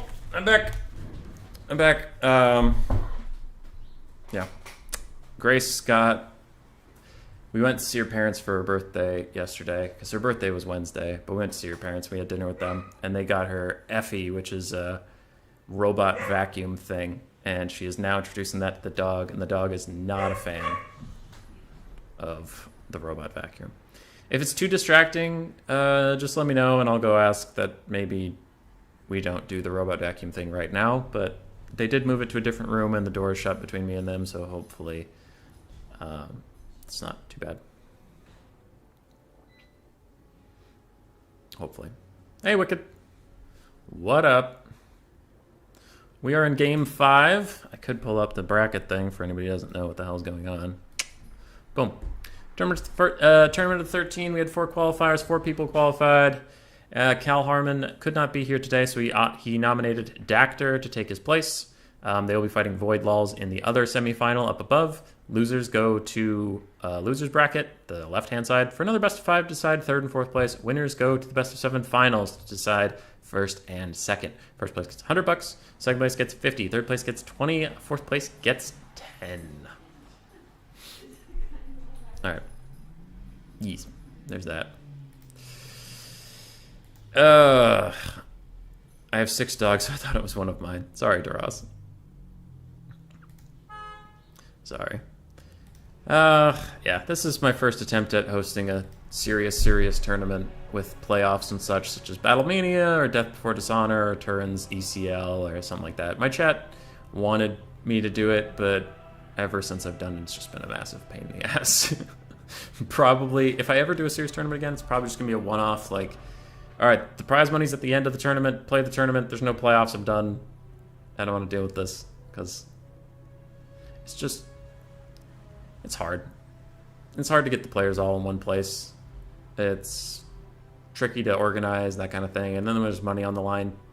Like, people do everything they can to win, which is smart. They should do that. It's objectively the right decision, but it can suck to, like, cast it. As we saw with that Greenskin game where it's like, yep, the tactically smart thing for both people to do is to sit still for a while. That's a terrible casting experience.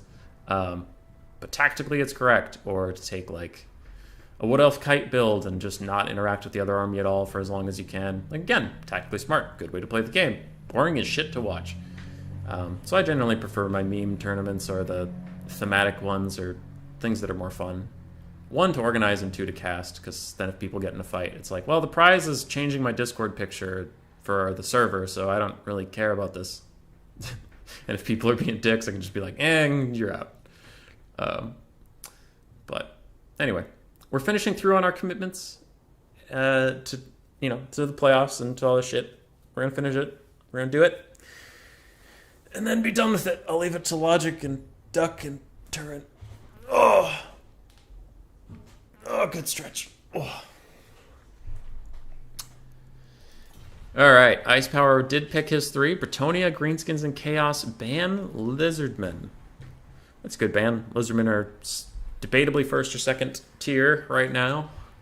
Some people think they're A tier below Beastmen. Some people think they're above. Either way, they're very good. What is left? Chosen One cannot play Lizardmen,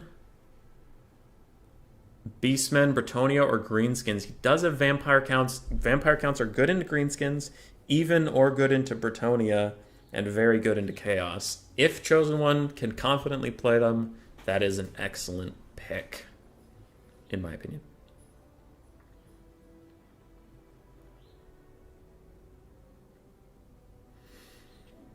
But it looks like he is considering it. Thinking, scheming.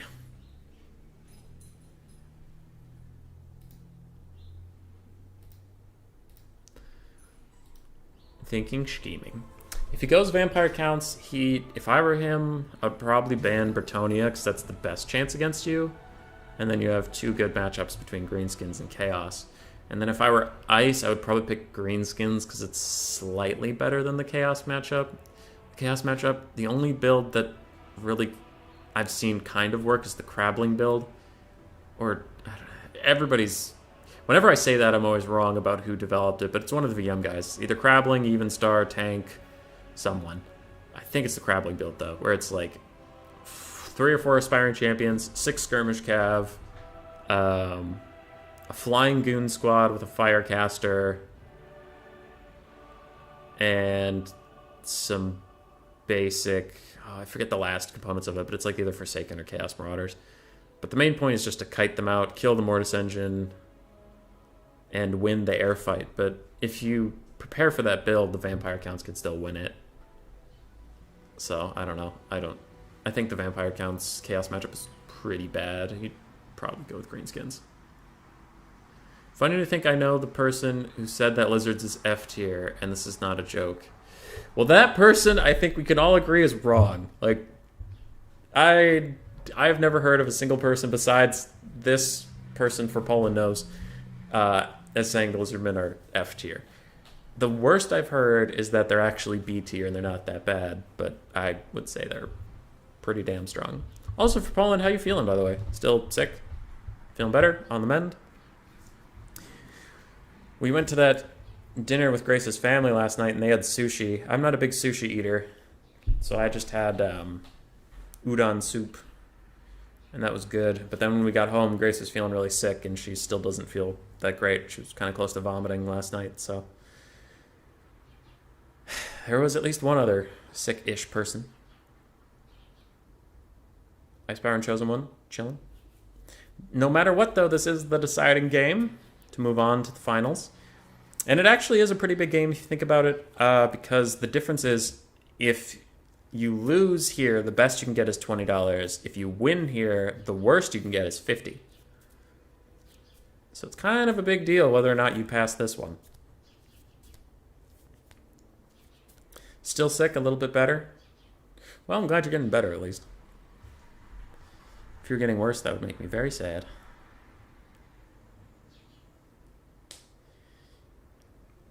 Duras, you are allowed to love sushi. I do not. Not a big sushi fan.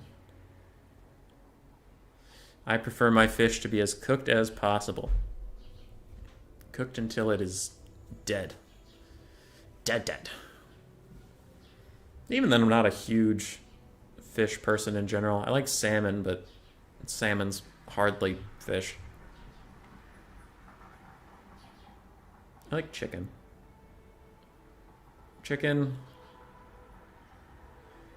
Sausage sometimes, but I guess I'm not really a huge meat person. I like sweets a lot. Sweets and vegetables. I will fuck up some carrots and hummus, dude. I can eat almost any vegetable on the planet. Almost. It's very few I can't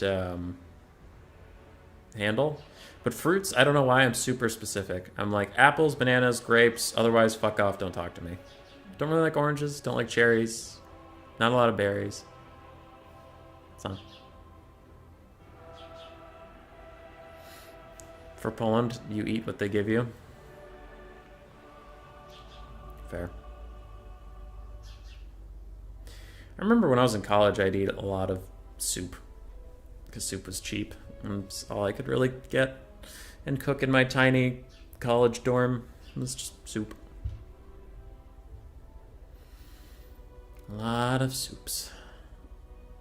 Vampire counts ban Bretonia. Yeah, it's exactly what we thought. Try pierogi. If I can find some pierogi in Rochester, Minnesota, I will certainly try it, but...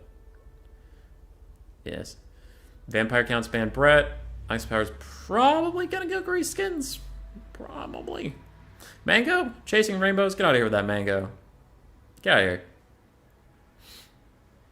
Mango's gross. Most fruit to me is gross for some reason. I'm very picky about it. I don't know why. I don't know why. Olives are nasty. I don't enjoy olives, but I can eat olives. No problem. Olives on a pizza, olives in a salad. It's fine. Though I guess olives are technically a fruit. I always think of them as a vegetable. Chosen One is going vampire counts, banning Bretonia. Ice Power is avoiding the inevitable of picking the greenskins.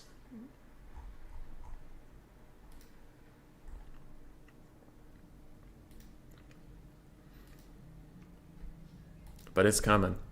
Maybe even a Rogue Idol. The Rogue Idol Doombox. It's pretty easy to make pierogi. I'll believe you, sir. How do you eat olives but not like mangoes? Mangoes are like sweet and weird and their texture's weird. They're like fuzzy. Eh. Eh. Eh.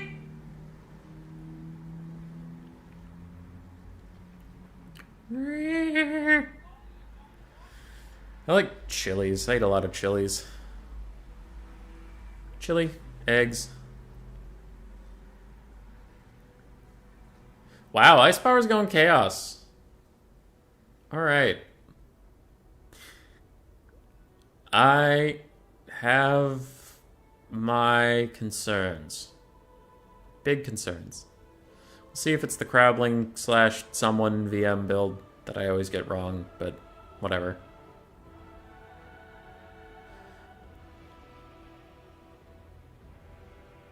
I'm curious. I'm gonna watch him build.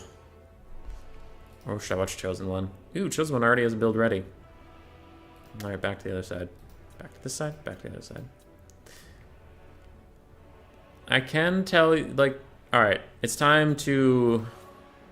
I'm gonna spoil Chosen One's whole build. Alright, alright. He's got a Lord. He's got some undead stuff. And that's about it.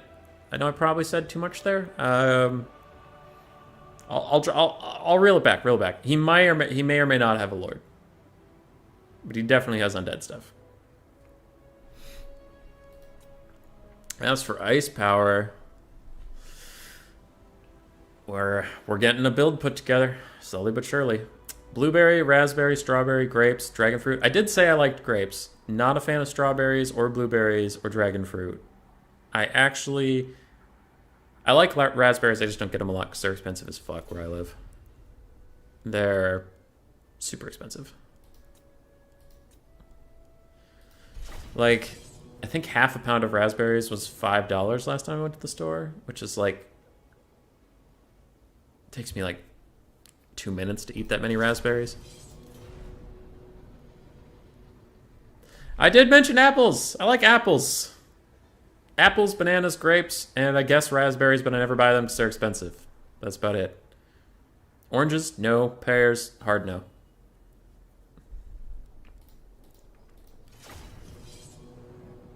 You could also do Dobigos. What is Dobigos? I have no idea what that is. Bowmore, you're gonna have to tell me if this is Ice's build, because the build I'm looking at is something I've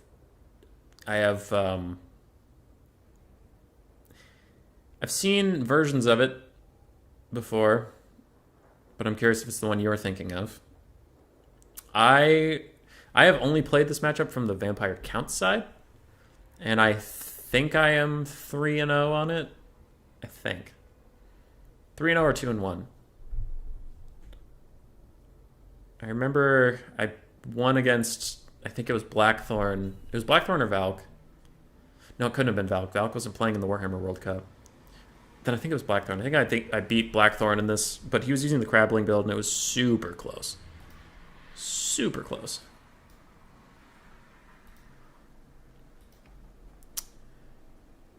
Duras, I am the same way, but with vegetables. I love vegetables. And what fruit desserts do I like? Not a lot. I guess blueberry cream pie, that's mostly because of the cream.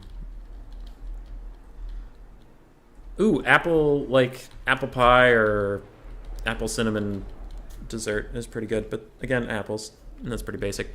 All right, Bowmore, is this the build you were talking about?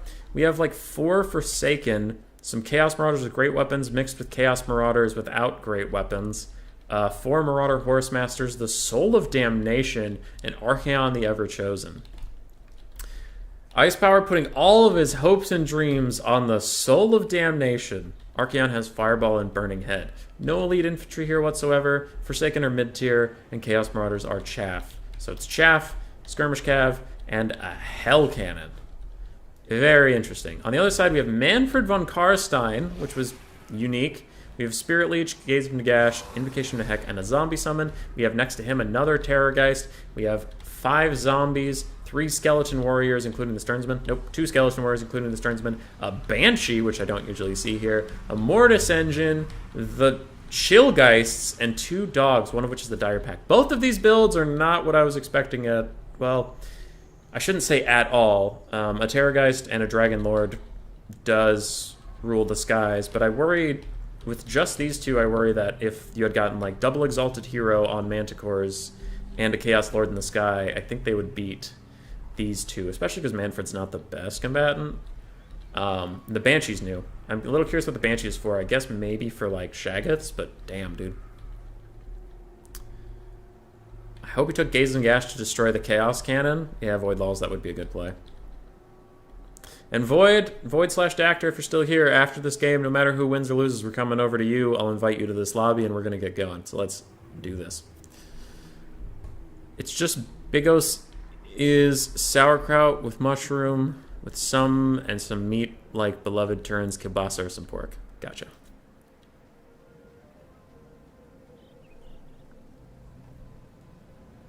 Okay. Gaze of Nagash is going to be nasty, I agree.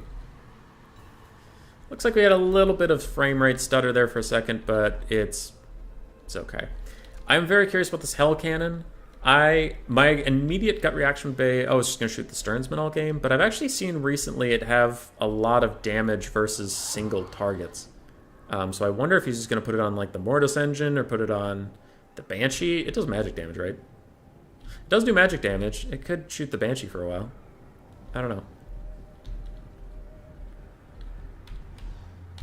Fruit desserts are the best kind of dessert. Hey, man, to each their own. I just am allowed to not eat fruit desserts. I like pumpkin pie, but it's kind of a... I mean, I guess pumpkins are a fruit, but we all know they feel like vegetables. Chillgeist taking some good damage from the Hell Cannons. Marauder Horsemasters are running away from the Dire Pack and other Dire Wolves.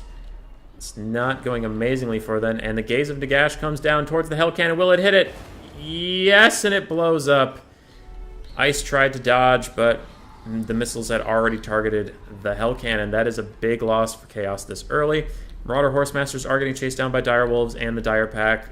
Even trading-ish, but those dogs don't break, so they will keep chasing you to the ends of the earth. And ooh, if these Marauder Horsemasters actually do break, that could be really, really bad. Ice is pulling over his other skirmishers to help out.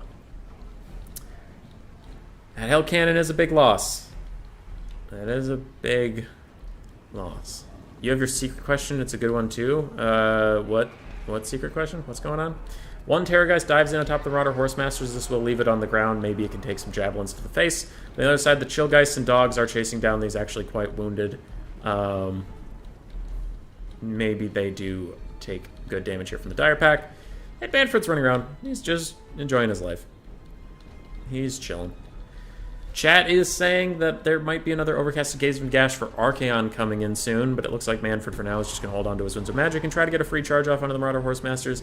Takes a bunch of javelins in the face, and now he might be a little surrounded by Chaos Marauders, but he does have cavalry nearby to help him out. He does have a very nice charge attack animation to get him out of danger there, and this is looking a little rough for Spice Power Total War. The Hell Cannon maybe not working out, but Manfred's taking a good amount of damage for all of his effort. There is a lot of Skirmish Cav in the area to punish him, and the Marauders didn't take a terrible amount of damage from that rear charge. You know what I mean? I am spooked, I am concerned and alarmed. Manfred's at half health. Now, these Overcasted Gaze from Gashes would be very effective versus Archaon, but maybe Manfred also has to think about healing his own body. He only has the Mortis Engine for passive healing, and Manfred has a big health bar, so he wouldn't go anywhere very quickly at all. Looks like a Fireball is even going to come in, going for Manfred. Unless that's Overcast, that's not going to do a lot of damage. Alright, I think that was Overcast, because it did about 400. And Archaon didn't take Overcast damage. But it looks like Ice Power is trying to pressure Chosen One into focusing on healing rather than casting Gazes of Nagash, which is probably a good idea. Terrorgeist diving in. If it lands, that is very dangerous with Archaon sitting right here, but it immediately takes off. That is good. He doesn't have Slayer of Kings or anything, but he's still a decent melee combatant, and he could have put the slap down on that Terrorgeist there, especially with some missile support nearby. Skirmish Cav pushing back out. They are all about half ammunition, but they have done good damage. Both the dogs and the Chillgeists are having a little bit of a tough time. Manfred's really not enjoying his life recently, and the Terrorgeist is even starting to take a little bit of it. And that's a lot of the carry potential. I mean, Archaon can fuck up a Mortis Engine in melee combat, and Archaon also does magic damage, so he's going to be perfectly fine versus that Banshee. Manfred and the Terrorgeist are actually the only things in this roster that can take out Archaon, so they do have to be careful. They have to value their lives very highly. I wonder if a Gaze in the Gash is going to come in, but Ice Power is very on top of it. He is going to put a tree between himself and Manfred just to make sure he is okay. It looks like the Chillgeists have gotten some healing. It looks like probably from a hack, because I doubt they've healed that much from the Mortis Engine while being this far from it, so I don't know if we have any more Gaze of Nagashes coming in just yet. Ice advances with his Skirmish Cav, and he is poking and prodding. Terrorgeist tries to get a nice little land in. Chaos Marauders are, again, isolated, but while this Terrorgeist is on the ground, Ice is going to turn around and probably throw a bunch of javelins at it while it is not in the dodging position. It looks like we might even have a Burning Head coming down. That will do a lot of damage to the Chaos Marauders, but it looks like it tickles the Chillgeists a little bit, and some of the dogs as well. Not really sure who that cast benefit. Jury's out on that one. Forsaken try to charge the Chillgeists, but Chillgeists are going to pull away. And Vampire Counts will rally. Vampire Counts are a bit elite, in a bit of a lead on the balance of power, though they did take out a Hell Cannon very early, so that is to be expected.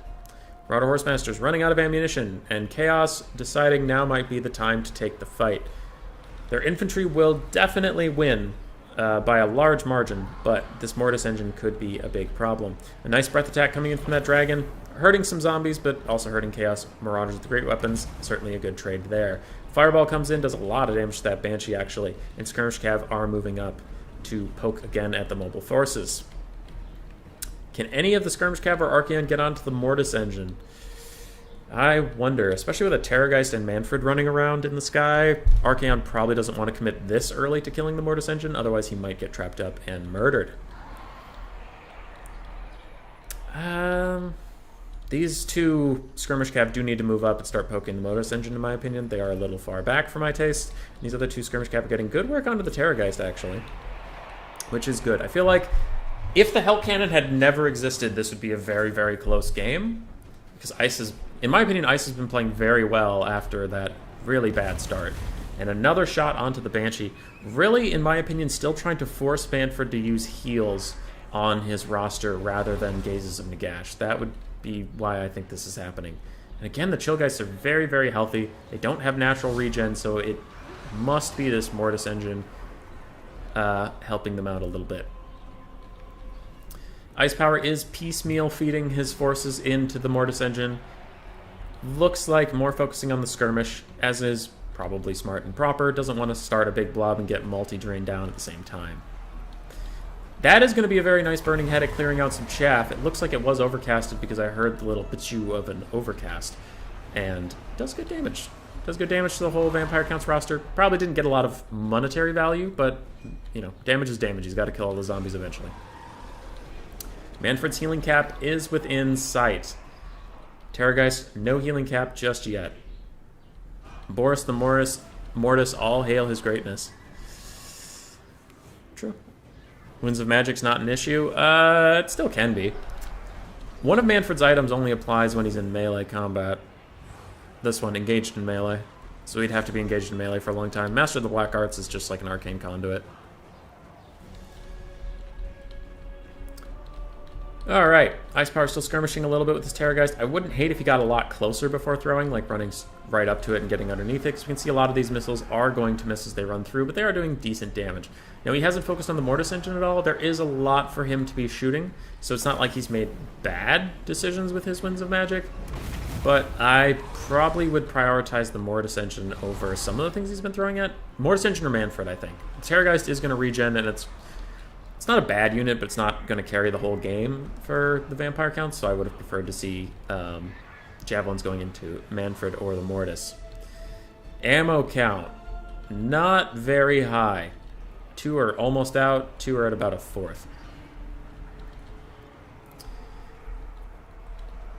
Manfred's still chilling above his force. The Terrorgeist's healing cap is now also in sight, and the Mortis engine is very extended. This should be probably a moment where he wants to throw a bunch of javelins at it, but I guess he's also worried because it hasn't taken any damage yet, meaning its healing cap is very far off. He is probably a little worried it could just passive regen up or even get an Invocation of Heck and be fine. Archaon tries for a cheeky little charge, but he will pull out, and even the dogs are getting heal capped, which is a little nuts. Chaos is definitely in trouble at this point. I wonder how much Winds of Magic they even have after all those fireballs and the overcasted Burning Head and the regular Burning Head from before. Ice is probably about out of Winds of Magic. His Skirmish Cav still doing okay on ammunition overall, but not amazing, because 2 of them have fine ammunition.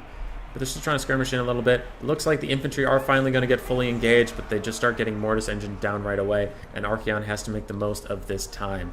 He is going to charge in on the Dire Pack, get some crumbling damage on them. Chillgeists are taking some damage, but Manfred's standing over here. I imagine we have a breath attack coming down, otherwise I don't know why he's looming so menacingly over this force. And a rear charge from the Chillgeists and the dogs is going to cause a mass rout, which will be a big problem. Marauder Horse Masters do get under the Terrorgeist, do a little bit more damage to it and Manfred, but there's just too many things left. Too many things.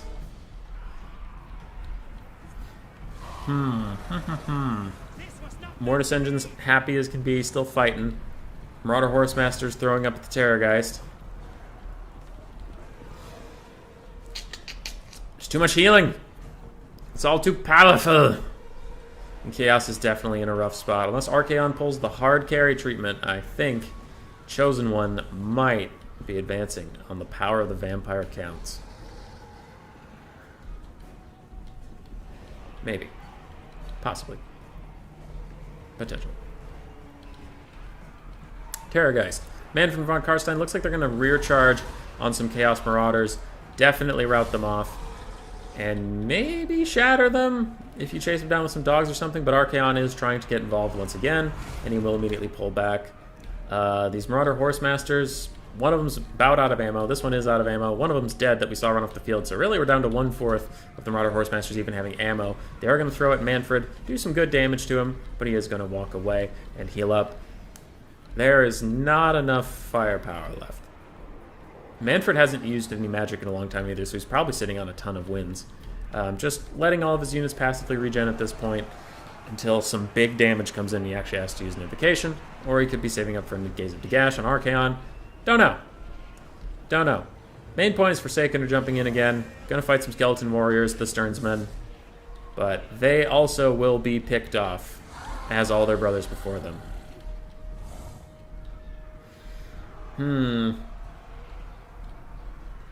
Archaon would need to put on the greatest performance of his entire life to win this at this point. And it looks like Ice might be committing. He did dodge a Terrorgeist Breath Attack. Very nice stuff there. Marauder Horsemasters will sprint out, and both of them in melee will actually finally take out these dogs. It looks like they will finally crumble away, though there are Chillgeist and a Terrorgeist coming over to try and lend aid. One of the dogs is crumbling so badly that it will definitely finish off. The other one will probably rally a little bit with its lord nearby. That was a nice little pick. But aside from that, the Mortis Engine has drained down the last of the Forsaken. Chaos Marauders with great weapons are running away, and it's down to Archaon, the Hell Cannon crew, and some Marauder Horsemasters versus the world. And as I've said many times in this channel, the world is a big fucking place. Oh, these Chillgeists are going to be a problem, too. Archie trying to get a rear charge on them, it looks like. Also still trying to crumble off these dogs. Manfred's going to get right over him. Probably do a breath attack. No, he's just going to charge in, which will probably cause army losses, but is a little ballsy. I mean, if Archaon somehow gets a couple good shots onto Manfred, he could actually maybe kill him. But an overcasted invitation of the heck comes down on the whole area. There is no overcast penalty. And even a zombie summon coming in behind these Marauder Horsemasters just to add a little bit more pressure to them, and army losses will be coming in, and Chosen One will advance after a banger 5-game series, which Ice Power clawed his way back in, but in the end, Chosen One did prevail. Which they added friendly healing damage to the damage dealer, separate stat. Always interested in some insane values. Actually, the world is a vampire. True. Manfred got 2,000 value. Banshee really didn't, but nothing was there for her to fight. There was no Shaggoth or anything. Chillgeist did okay. Direpack and Wolves did great, but they had a lot of healing support. Mostly it was the Mortis Engine, Manfred, and his Terrorgeist. Archaon got good value overall. Forsaken did okay. Marauder Horsemasters all got amazing value, but because of the healing, it wasn't enough, but that was nice. GG, well played. See ya in a bit, lads. We'll get Dactyr. We'll get Dactyr and Void in here. And I need to open up Photoshop, actually. Alright. I know Void's on my friends list. I wonder if Dactyr is. Dactyr and Void. Dactyr and Void. I have Crabbling on my friends list. There's Void. Dactyr. Dactyr's not on my friends list, but we have played before, so I think he can just find me. I'll ping him. Everybody loves being pinged. At Dactyr. At Void. You're up. Lobby open. Now it's second semis after third place, right? Yeah, so you have a bit.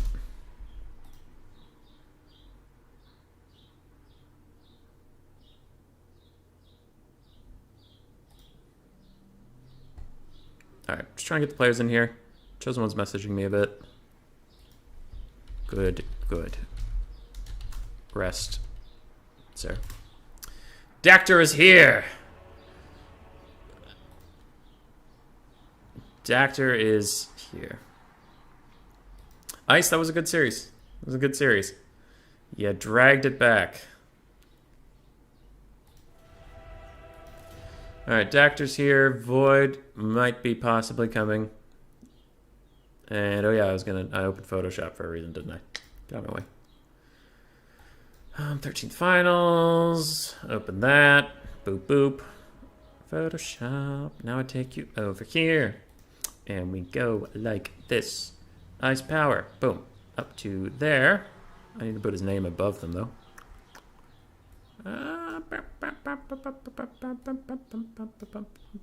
Holy shit. How many of these things are there? Alright. Ice Power's there. Chosen One is there. Also behind. Boop. Got it. Now we will see Void Laws v Dactyr.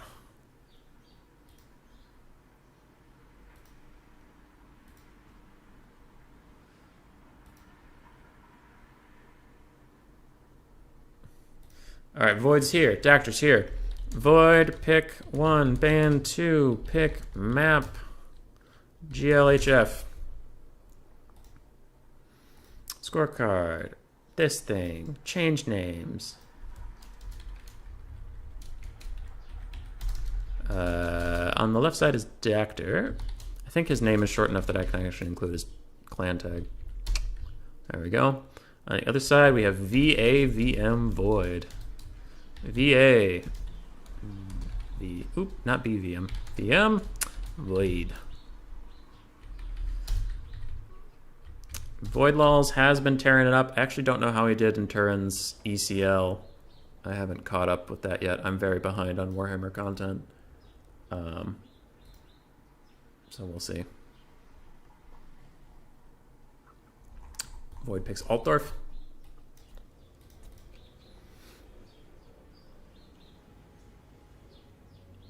And should be good.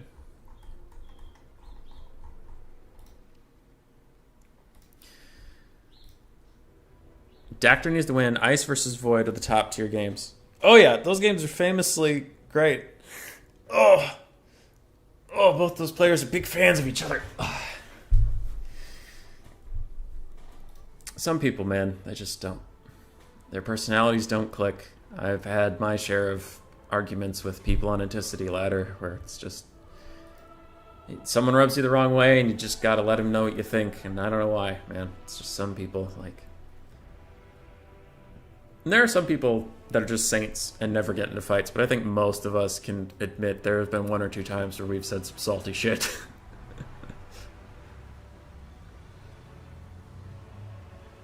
Okay.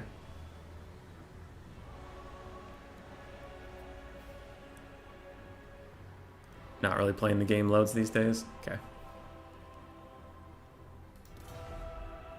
Void picks Beastmen, bans Vampire Counts, and Chaos.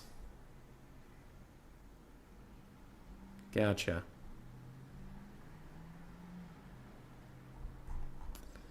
Gotcha.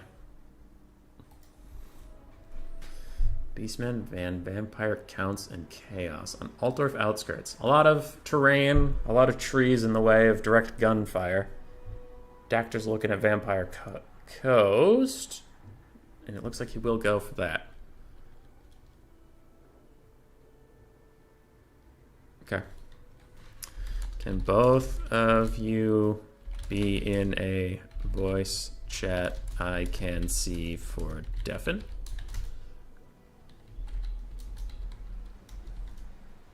Doesn't matter where. Just Deafin in game. Because you can talk to your homies about like builds and pick and ban and stuff. That's totally fine. Just in the game. Because like we've seen many instances of the dreaded tactical reserves on Turin's stream and stuff, and that's part of the game, man. It's part of the skill set is of an RTS is focusing on 20 different units at once, making sure they're all in the right position, and you know, even if they don't mean to, people looking over your shoulder and being like, yo, don't forget your Manticore, can actually have a huge impact on the game, even though it's one little mistake. And it's not just like, you know, it's not just Total War. It's like, same thing with football or something. Like, I guess you guys would call it soccer, but if you had someone in your earpiece telling you, there's a guy coming up behind you, or like, watch out for those two on the left, there's a pocket on the right you can sneak through. It's like any sport, the athlete or competitor on their in there should be on their own, in my opinion.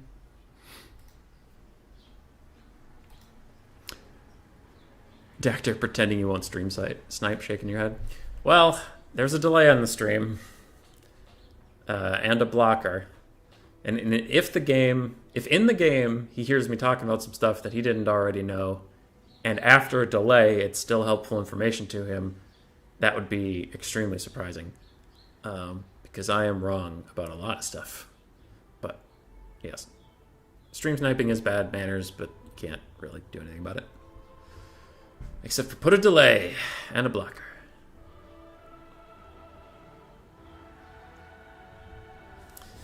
Delay and a blocker.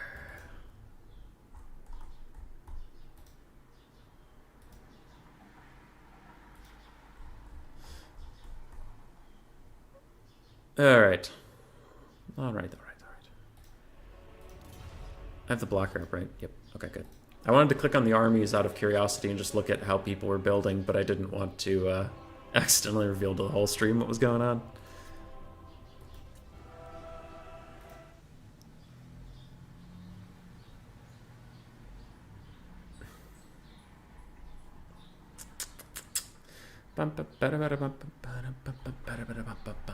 Vampire Coast build is coming together. Beastmen build has not started yet. From what I can see of Daxter's build, I like it. It's a good build. It's quite good.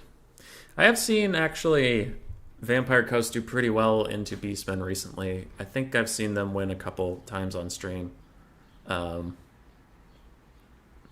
With a little bit of blob play and just healing and terror routing off stuff and healing up crabs can actually be pretty strong. We'll see, though. Void is certainly...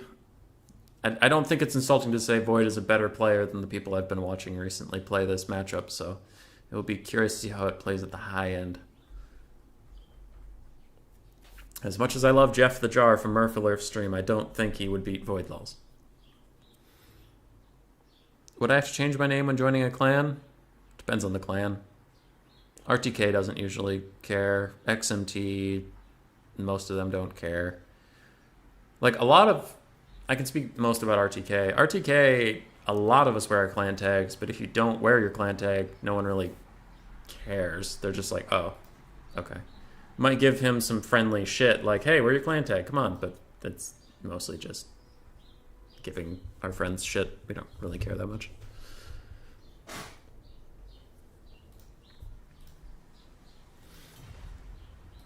If you're in a clan that cares about that sort of thing,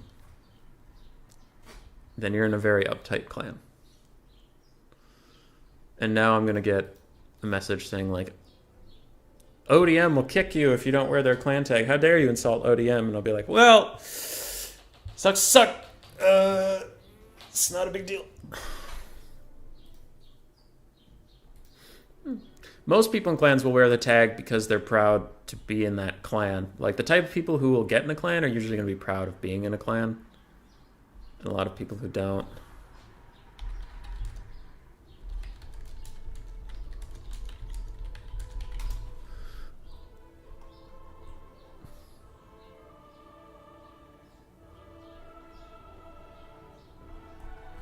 I'm just waiting on something. Looks like Void may or may not have caught the whole deafening thing. How many games did I miss? You missed a whole best of 5 that went all 5 games from between Chosen One and Ice Power. It was a banger. All right, sweet. Void's here. Got him.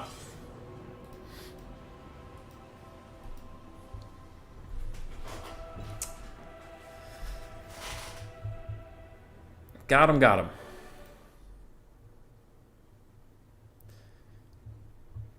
Does beg the question, though, why join the clan if you don't want people to know you're in the clan? Exactly. Yeah, Ice Powers has it on the... Hit the nail on the head. Most people, if you join a clan, you're pretty fucking excited about being in that clan, so you usually want to rep it. Chosen One won. Yeah. That's been a long debate on the sides. Mista Ice Power, but it prevents accidental cheating. If you really want to cheat, there's very few rule sets that could stop you from cheating, but it at least stops some accidental stuff. Anyway, as for the who won, Chosen One did win. It was a very interesting series. 2-0 one way, 2-0 the other way, and then the final game was relatively close. Ice Power was in a pretty tough matchup, considered one of the worst in the game, and still scrapped hard. Oh yeah, AC Maiden is ODM, of course he would be happy. Yeah, Chosen One did win. I I did the same thing as Ice in a Wood Elf matchup. I was playing Wood Elves versus Chaos, and I took double Hell Cannon because I thought it was cool. And I was like, this is a good idea. It can shoot all their archers and all that stuff. It's really great. And then double Waystalker, just Arrow of Kurnost one, Arrow of Kurnost the other, and I was down 2,750 gold. And I was like, that's probably not great. You just forget the little things. All right, for the builds. Dactyr does not have gun bats in the slightest. He has double Cyrene, double Rotting Promethean gunnery mobs with Lamprey's Revenge. We have 3 bombers, 5 basic deckhand mobs, double gunnery weight on Crab, and Count Noctilus on foot. What was the ace match picking rule? For a best of 5, it's just pick 3, ban 1. For the best of 7, we're going to try the pick 2, no ban. But your enemy gets the counter pick, and then you pick between your 2, etc. Yes. Because Dactyr was talking to me about it, and he, in my mind, you know, and people can disagree, but in my mind he proved that in a best of 7, pick 3, ban 1 is kind of a bad idea. And the other suggestion is a lot of tournament hosts do blind pick. I personally fucking hate that for like, because the finals are for $100. If $100 on one match, and like the blind pick, you know, you get Dwarves into Skaven or something, and like part of that is the player's fault, but it still just feels fucking bad. So I personally am very against blind pick for a game like that.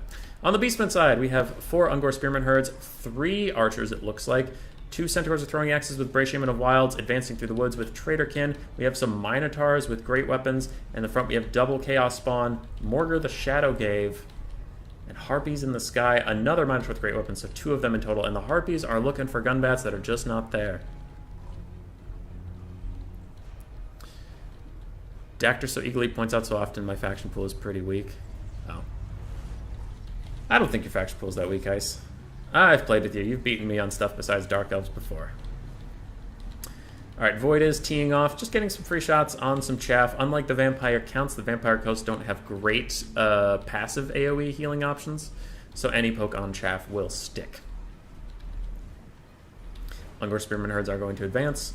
Mortar the Shadow Gave is also running up. He can be surprisingly tanky versus the Vampire Coast. He can be pretty hard to kill, but maybe the double gunnery wights, if they both commit to melee and can both hit him at the same time, can do a lot of damage. Now there will be a very aggressive Chaos Spawn summon to block up some of the bombers coming in here from the Beastmen, and that is a good play. I don't know why my map keeps doing that when I try to scroll in sometimes. It's weird.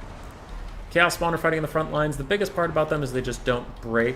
They don't crump that hard, usually. I mean, deckhand mobs, they will, because deckhand mobs suck, but, you know. They won't beat crabs that hard, they won't do that much versus other things, but the main point is just that they never break at all. A rear charge coming in on the Syrenes from the Centaurs with throwing axes. Interesting, they're not the Sons of Goros, they don't have magic damage, but it looks like Void is still trying to just get a little bit of value, force the crabs to come in, then he's going to cast a Traderkin, and Traderkin will do a lot of damage to these Syrenes. I expect to see them getting drained down quite sufficiently. The Vampire Coast is in trouble already. We can see one of their bombers is crumped down, the other one is at half health, their front line is almost dead already. And the Beastmen are largely perfectly fine. They have one routing off unit of spears, but otherwise they're doing just fine. Those Sirens are down to half health after one Traderkin summon. They might need healing or just to be ignored. There are Minotaurs with great weapons closing in now. They can deal with crabs pretty effectively. And the second Chaos Spawn summon has come out and is now sprinting over here to get a rear charge. Now these units won't break, but lowering their leadership does get them closer to disintegrating. And that is, you know, the whole unit disappearing into nothing. Morgar the Shadow Gave is mucking up a pistol summon, and Count Noctilus is currently fighting some Chaos Spawn. Oh yeah, Ice Power is pretty good at Tomb Kings. I've seen that a lot on his stream. Ooh, this is a bad situation for these Rotting Prometheans, and both of them are in the same spot, which is tragic for the Vampire Coast. There's 2 throwing axes here ready to just lob in at their leisure. We have 2 different Minotaurs with great weapons flanking. We do have a caster. That won't do that much damage, and we have some Chaos Spawn mucking this all up, so there's so much mass here they can't get out. There's tons of armor-piercing missiles coming in, and there's armor-piercing monstrous infantry fighting them. That is a disaster for the Vampire Coast on that side. And it's looking like this might be a pretty early GG. Another Traderkin comes in, and that one's not overcasted, but it'll still do some good damage to these Sirens. Balance power is very far in the favor of the Beastmen, and that will be a very quick 1-0 for the Beastmen. I don't think, even if RNGesus is on the side of Dactyr at this point, he can pull this one back. can't use spells from the lag. That's tricky. Alright, deckhand mobs are disintegrating away. I'm kind of surprised Army Loss isn't kicked in yet, but Noctilus as a caster and a Footlord does do a lot for the balance of power. We do have some Scab Sprays coming in, but it might be too little. It might be too late. I'm trying to think of what Dactyr could have done better. It's hard to tell. That was an odd ending. Didn't get the little close defeat or victory screen or whatever. Though I suppose if I'm the host, I don't think I actually get that. Not a lot of value on the Vampire Coast side. The battle was over in a heartbeat, so they didn't have time to accrue their value. Bray Shaman got 1,300 value off of those 2 Traderkins. That's pretty insane. Archers did okay. They didn't have enough time to fire and get all their value in. Harpies, Chaos Spawn did fine. I imagine these Minotaurs will have good values. Yeah, 1,100 apiece. That was very nice. GG, well played. How so?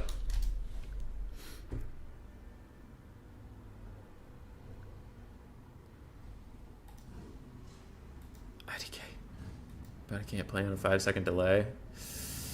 Don't know how to fix that. Motorcycle going past. Okay.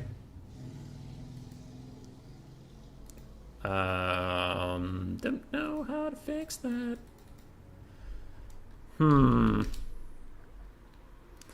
Void, you okay if Dactyr hosts?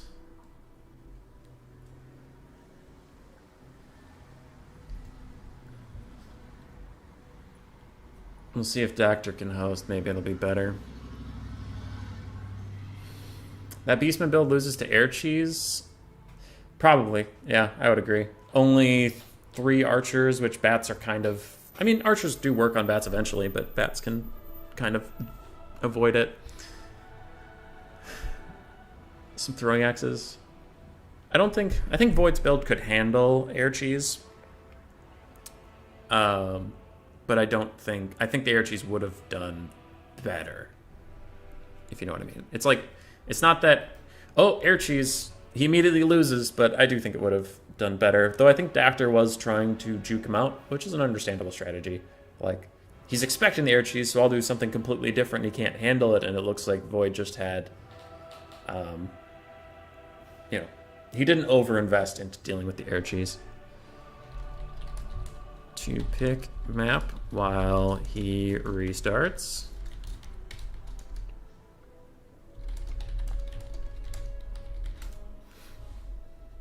Vroom.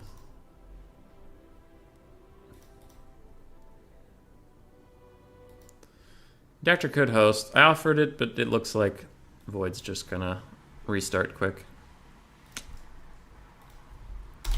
Boom.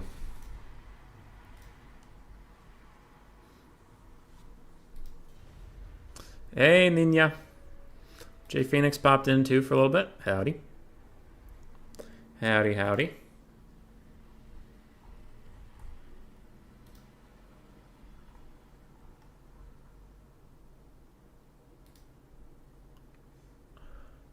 I wonder, is anybody paying attention to Arrow's tournament? How's that going? I was curious, because he wasn't even trying a new pick and ban thing. He was like doing, you can grab entire rosters? Oh, and HW's not doing fresh recruit this week. I wonder. Dactyr picks Pillar of Bone. Since the picking player usually has to think pretty hard about their stuff, I just thought I would get him thinking about it now.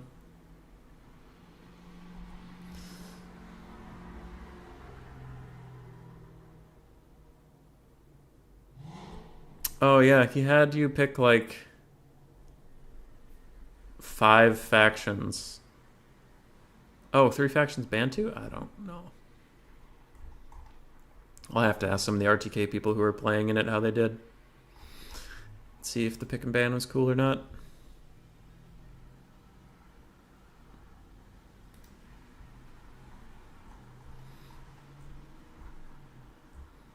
Red Wedding Planner has another tournament coming up with Anticity.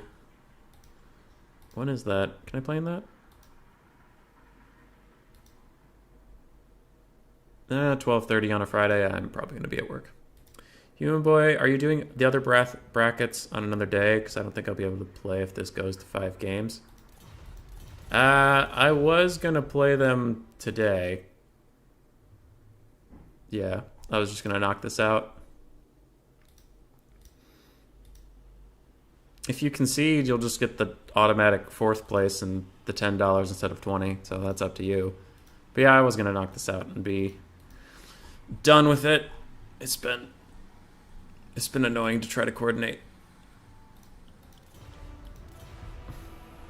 As I've made no secret of. It's just hard to get people on the same schedule. So then eventually you have to pick a day, but then we picked a day and turned out Cal Harmon couldn't play, so we had to replace him, and it's just a whole mess. It's a whole mess. Decter.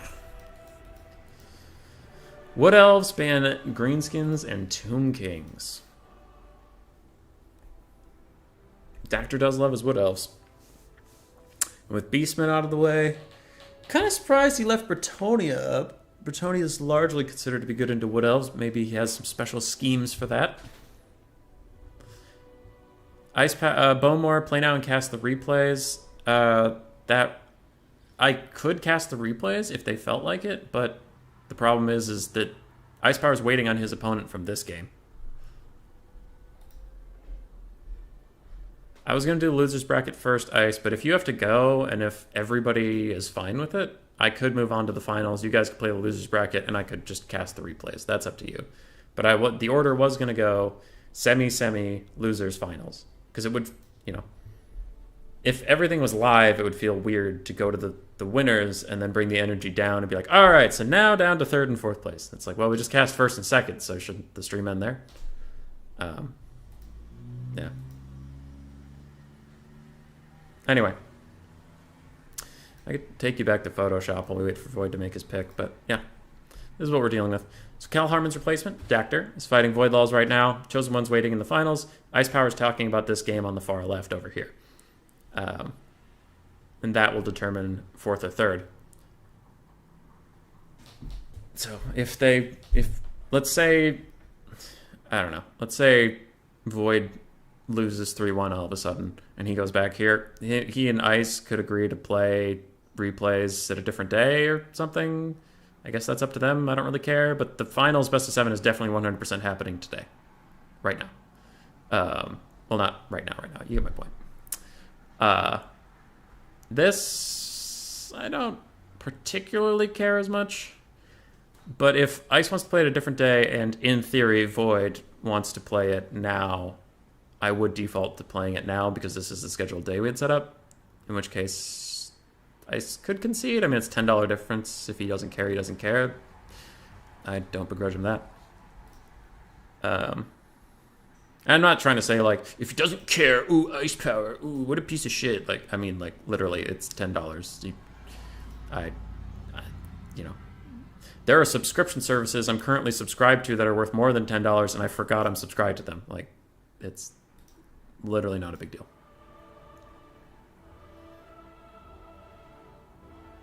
That's fair, Ice Power. That is fair. Just 4 guys not eager to organize 32-man ladder final? Yeah. I do not envy Turin's ECLs and that kind of thing. Though the streams were always hype, setting up for him was a pain in the ass. I don't know if I mentioned it or not, but Void did pick Bretonia, as I was questioning, because I thought Bretonia was good here. But we'll see. Void Laws is still in the lobby, Doctor's still in the lobby, Chosen One's still in the lobby. Good.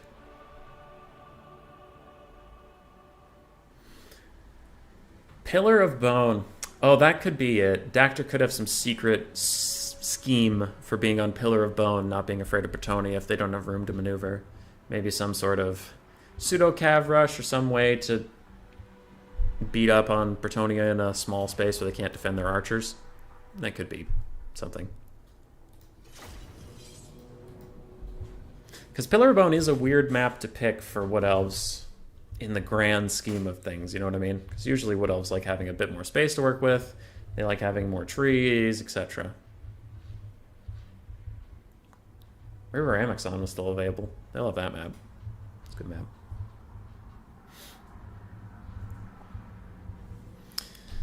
Void is picking. I could prepare myself by looking at their build so I know what I'm talking about without having to find it. That'd be smart. I love these builds. Both these builds look solid as shit. This is great. Alright, I'm excited. All it took is looking at the builds and I'm hyped as fuck. Agony Achilles. Popping in. What's going on, Achilles? Lord Master. Esquire, Sergeant at Arms for RTK. I would bet on Void here. I know Dactyr likes this matchup, but I feel Void knows how to fight it. Oh, we'll see, Jay. We'll see. Pillar of Bone has a ton of Vanguard on it. Yes. Yes, it does. You can get... I think you can get a 360 surround with Pillar of Bone. Void is making some last-minute adjustments, but his build is mostly here, and it's been largely consistent. And I am hyped. Alright. Slightly... The hype level slightly decreasing, but still pretty good. I guess no. That's expected. Alright. What's going on behind this blocker right now? I could see it. Some of it, though. Some of it's really fucked up. And I'm very curious to see if that works at all. Dactyr's build...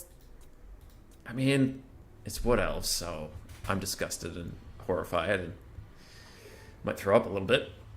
Look at that. Look at them all. Look at these gross, disgusting Wood Elves.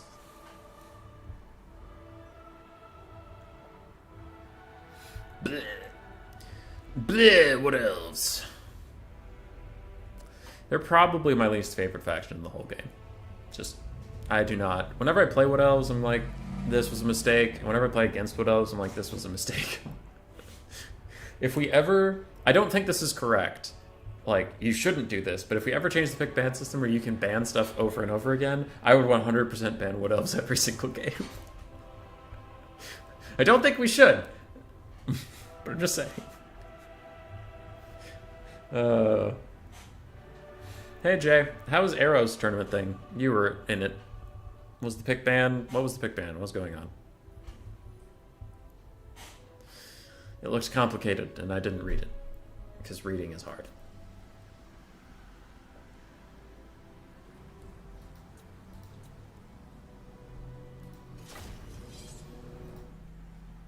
Alright. Void's thinking. He is changing up his build a lot. Constantly scheming. That is one thing that's fun about building Skaven builds, in my opinion, is you can just bring 5 clan rats and 5 Skaven slaves and then adjust your build around how much money you have and like reduce clan rats to more Skaven slaves as needed. It's kind of a nice base starting point.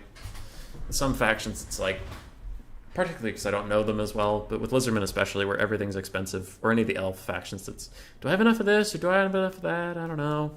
Is 6 infantry enough? They're all so expensive. Alright, the thing Void cut that I was excited for was King Lewin. He brought the Fey Enchantress double paladin. But for a while there, he was sitting on Lewin, and I was excited. And then I realized, yeah, Lewin versus Wood Elves is actually pretty meta, so I guess I shouldn't have been that excited, but anything that's not Fey Enchantress double paladin would have been hype. Instead, we have Fey double paladin, but we do have 2 Grail Knights, which was very exciting. Defenders of Fleur-de-Lis, 2 other Knights Errant. We have 4 Men-at-Arms with shields, and 4 Mounted Yeoman Archers. And Peasant Mobs. But we're trying to counter skirmish the Wood Elves. Ballsy indeed, Mr. Void Lols. Ballsy indeed. Blocker's gone, right? Yep, okay. Looking back over at the stream, I was very concerned for a second it wasn't gone, and that would be bad.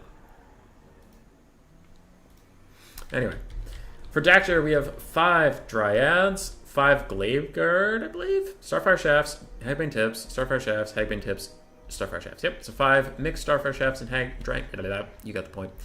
Drycha, 1 Glade Riders with Spears, and a bunch of Eternal Guard. I believe 4 of them. Some are shielded, some aren't. And 2 War Dancers with Azrai Spears in the backfield. So Dactyr has a shit ton of infantry and a spaced out Archer Corps. Best looking model in both rosters. I mean, Dredge is the newest. She probably is the best looking on this side. She's pretty intense. And on the other side, probably Grail Knights. No, Grail Knights are lame. If they had different, like, coatings than the rest of Bretonnia, they'd be fine.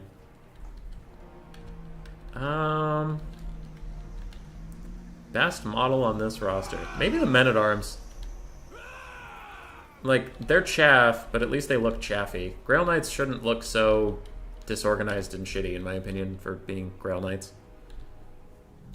I don't know. Because they look the same as, like, Knights Errant. That's the thing. Is, like, from a distance, I should look at these two and be like, that's Knights Errant, that's Grail Knight. But they just look the same multicolored blob. Blech. Anyway. That's my answer to you, Mr. Achilles. Looks like people are ready. Hopefully there will be less lag now that Void has reset something. Otherwise we'll work on a different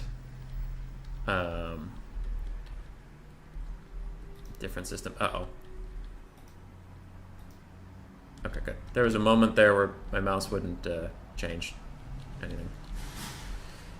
The ROR Knights Errant are the best looking models. They're pretty good. Yeah, they're pretty good. I can say that, but I do like the Men-at-Arms. I do like the Men-at-Arms. Coolest unit overall? Yeah, probably the ROR Knights Errant, but appearance model-wise, I'd probably say the Men-at-Arms is the most thematically fitting. Alright, archers are teeing off into some peasants. That's decent. Glade Guard have enough ammunition, and in the current state of this matchup, they're not gonna get all their shots off, I don't think. So they're just firing into these peasants, trying to get rid of them. Not a terrible idea. Mounted Yeoman archers are trying to run up on the backfield. Looks like we have not a lot of lag, so hopefully it's a little better for the players. Hopefully. Defenders of Fleur-de-Lis are trying to get a flank. They're taking a little bit of ammunition as they go. And Loopy, Wild Riders, you say they're the best. These are Glade Riders with Spears. Wild Riders aren't even in this game, sir. You are being silly. The question was about Anyway, the question was about what's in this game right now. You people are bringing up examples that aren't in this game. You're cheating. All of you are cheating. Anyway, Fey Enchantress is fighting some Eternal Guard. They're getting some little spear pokes in there. They're doing okay. Ooh, but Drycha sprinting in. If she can get a rear charge on the Fey Enchantress, she does do magic damage, it looks like. So the Fey would be quite resistant to that, but still, damage would be good damage. Dactyr is defending these Glade Guard quite well, but it looks like some Men-at-Arms with shields are going to slip through. On the far side, Knights Errant have taken a lot of damage, and these Grail Knights are plowing in with Knights Errant supporting them. Grail Knights on the other side are plowing in. Ooh, and the Drycha is very, very far out of position here. Double Paladin working on her, along with some Grail Knights who could run in at any moment to support. And there are Eternal Guards coming nearby, but I don't know if they can fully change this outcome. And a mass rout of the Bretonnian infantry here from a beautiful pendulum from Drycha. But actually, the Eternal Guards with spears show up and manage to peel off the Grail Knights. Now a Chalice of Potions is coming down over here. It might nuke some Wood Elf infantry, but it looks like Dactyr is quite on top of dodging that. And Bretonnia is looking a little shaky to start this off. The Wood Elves are overall holding quite nicely. Trading pretty well. Now some of their archers are a little messed up, but so are some of the Knights. Knights of the Realm and Knights Errant have, well, not Knights of the Realm. Grail Knights and Knights Errant have taken good damage. Their front line is largely in tatters. Now the Fey Enchantress did get into Spears and 2 Dryads. Any other Lord, this would be a precarious situation for her. This is exactly where she wants to be. Drycha is trying to come forward. I saw a little bit of overcast damage onto her. I'm curious what she cast. Maybe a Melkoth somewhere to slow something down. But these Grail Knights are going to be on top of her, and that could be a little dangerous. Maybe going to pull these Eternal Guard with spears back to defend. Another Awakening of the Wood comes down. Really doesn't do... Oh, it does okay damage. I wonder if it was overcast, but still not the most damage in the world. And these Knights Errant are charging straight into Eternal Guard. Other Knights Errant are completely out of health. And the Wood Elves might have too much on the ground to deal with. Maybe. A Malevolent Dryad summon on top of these Grail Knights is Excellent. Can they pull out in time? It looks like they're getting slowly mucked up. Maybe Dactyr can keep them in here. They're taking a lot of damage. You can see that health bar plummeting down. Blade Guard have largely been shut down. There are still 3 units alive in the middle of this pile.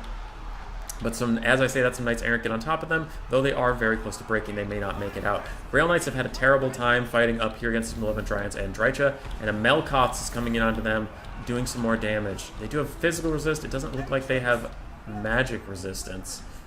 And that slow will allow the Dryads to get a couple more hits in. Fey Enchantress and the Double Paladin are very healthy, though that could be a problem for the Wood Elves.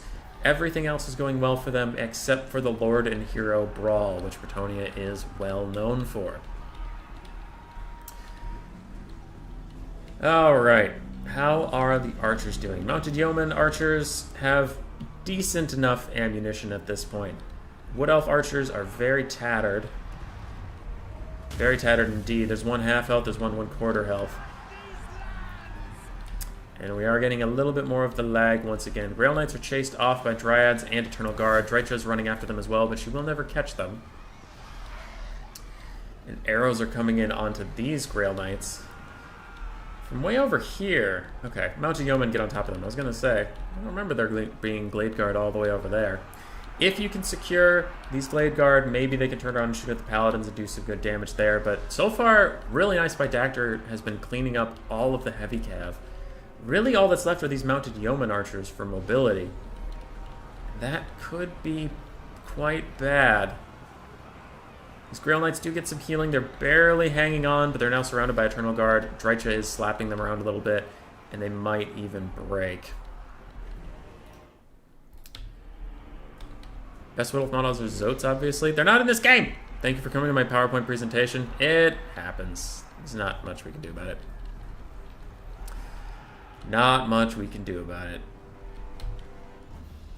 Alright, Drycha is sprinting after the Fey Enchantress, trying to zone her and her 2 Paladins out, but man, look at all these Eternal Guard and Dryads left.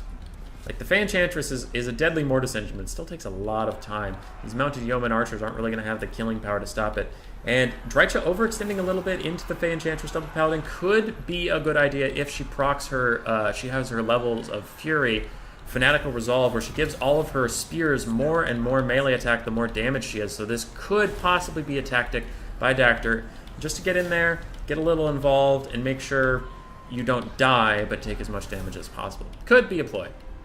Could just be getting caught. I don't know. Chouse Potion comes in, Dactyr does avoid it, and he will immediately charge back in with spears. Mounted Yeomen on the sides for Void Laws are trying to rout off as many units with recharges as they can, and Haggard Knights are coming back to the battlefield. This unit of Blade Guard with Hagbane Tips really needs to be secured for this battle to be much more comfortable for the Wood Elves, otherwise they're going to have to rely on their bump and grind, which isn't that great in most cases. Peasants are coming back. They really don't matter. The only things that matter are up on this hill and in these 3 heroes. Draining down some Dryads. These Glade Guard have been a little secured.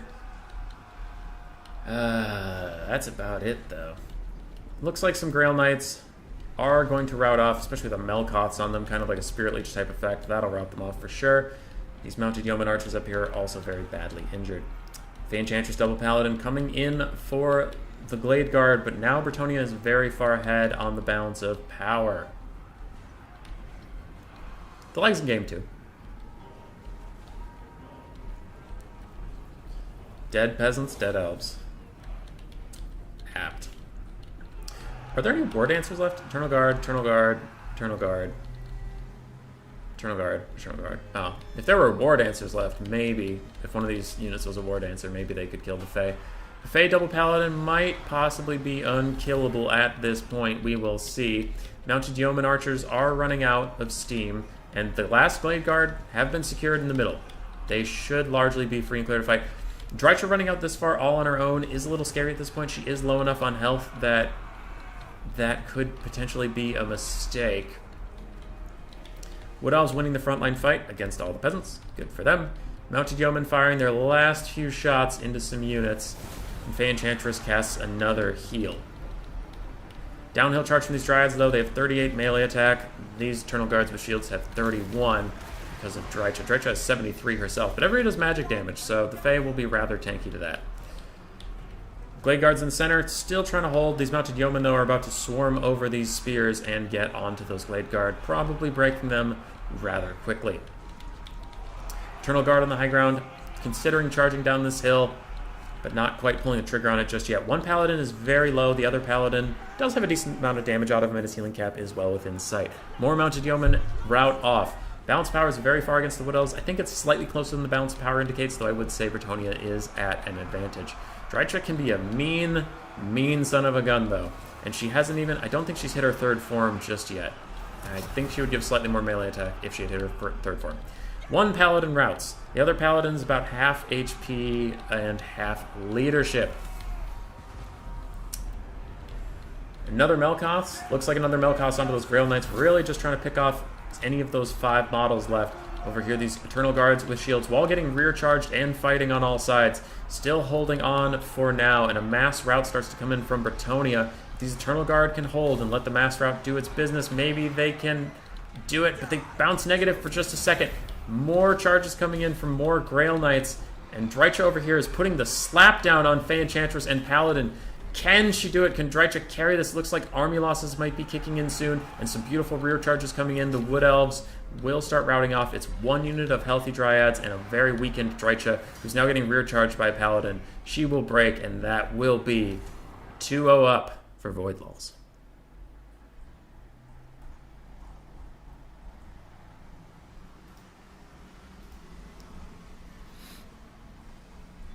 All right. GG, well played. That was actually very well played. Okay. Drycha got 1,600 value. Her spears, her dryads, all did well. All did quite well, actually. The War Dancers really struggled. Don't know what fought them that killed them. The Glade Guard overall did mixed. They had a hard time getting their value before they were swarmed by Bretonnia. And the Glade Riders with spears just died. Fey Enchantress got 2,800 value. Her double Paladins didn't do as well. There wasn't a lot for them to fight. They are anti-large combatants, but they guarded the Fey well enough.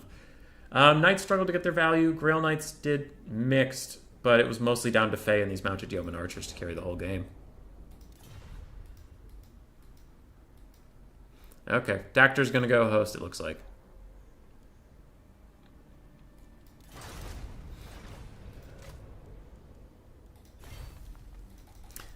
Void did use those Mounted Yeoman Archers very well.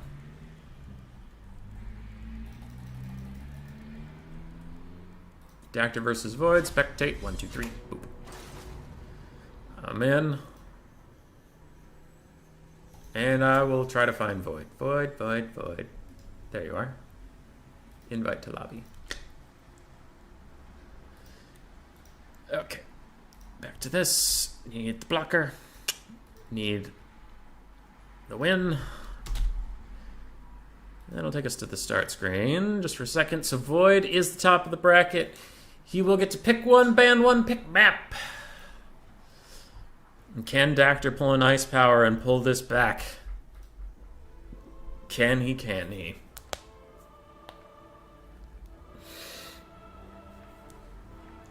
Maybe. Jay, I did find out earlier in the stream, though, that now if you're spectating, you can actually see which Night Goblins are fanatics and which aren't. So thank you, CA, for finally letting us see that. Thank you so much. It's so annoying as a caster to be like, those are normal? Nope, those are the spooky ones. Nope, they're normal.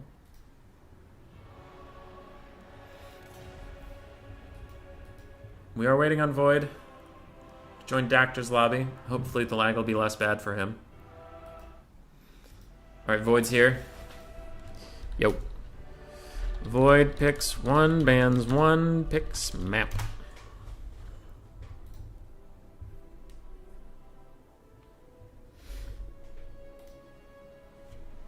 Pick one, ban one, pick map.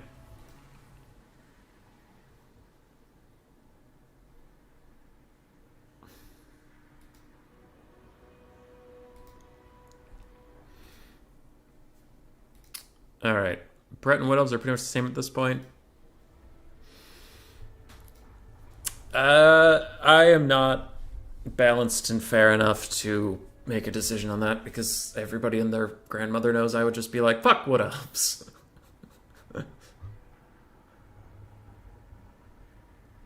Alright, Void typed 1, 2, 3. I think he's just he's checking the lag. Test. Test. There's a little bit of type lag, but it seems fine. Whoa! Okay, they're readying up for some reason.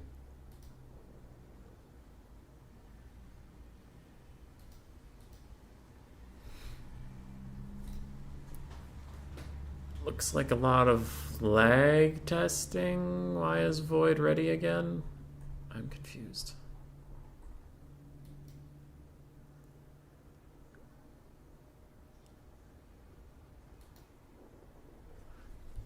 Why is Void ready?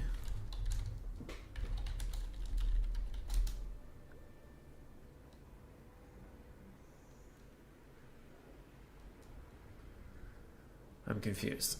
Okay, he unreadied now. Ah. Alright, they're just trying to test the lag. Apparently. Oh, good lord. Alright, this is it. Game 3, Altar of Ultimate Darkness. Both people just took a basic Beastman Lord. This is how they decided if it's a blah. Yeah.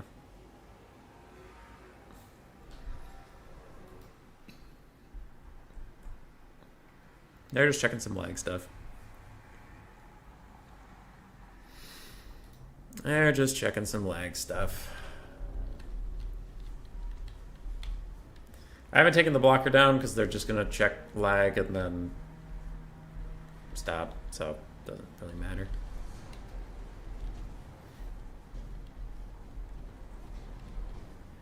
Dexter's running around. He's running around in circles.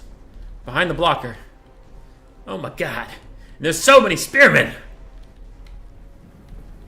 I know there's a screen blocker. They're just doing a lag test. I don't really feel like moving it for them to just quit out of this game in 2 seconds. Oh my word! You guys are missing the most cool, epic thing ever possible. Wow, this is fucking nuts. Holy shit. This is crazy.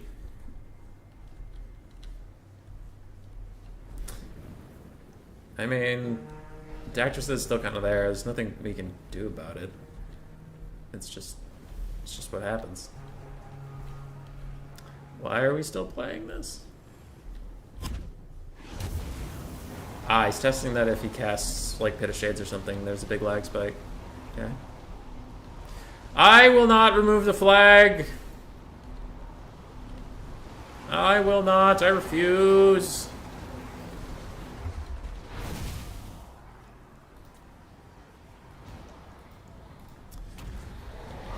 I'll put him over here so you can see him past the flag. Look at him go. Look at him go. He's fighting. He's got Arcane Conduit. He's doing great. Look at him go. He's chilling. He's vibing. Pendulum's coming down. Ah! Oh, the humanity! Oh, God! And then he's going to break and it's over. Alright. I don't know what they're going to do. Daxter's the one hosting at this point, so if he's still having lag, that's unfortunate. Void, pick one, ban one, pick map. Or we conceding? That's about all I see.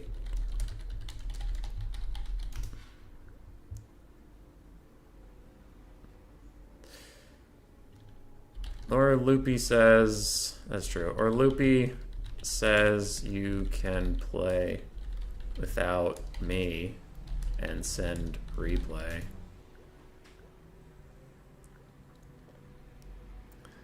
But then I'm not there for any, like, rules shit, so they're on their own.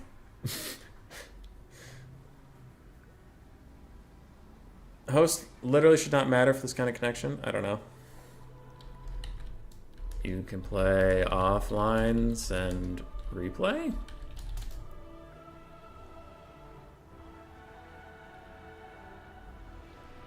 Okay. Hit me up with questions.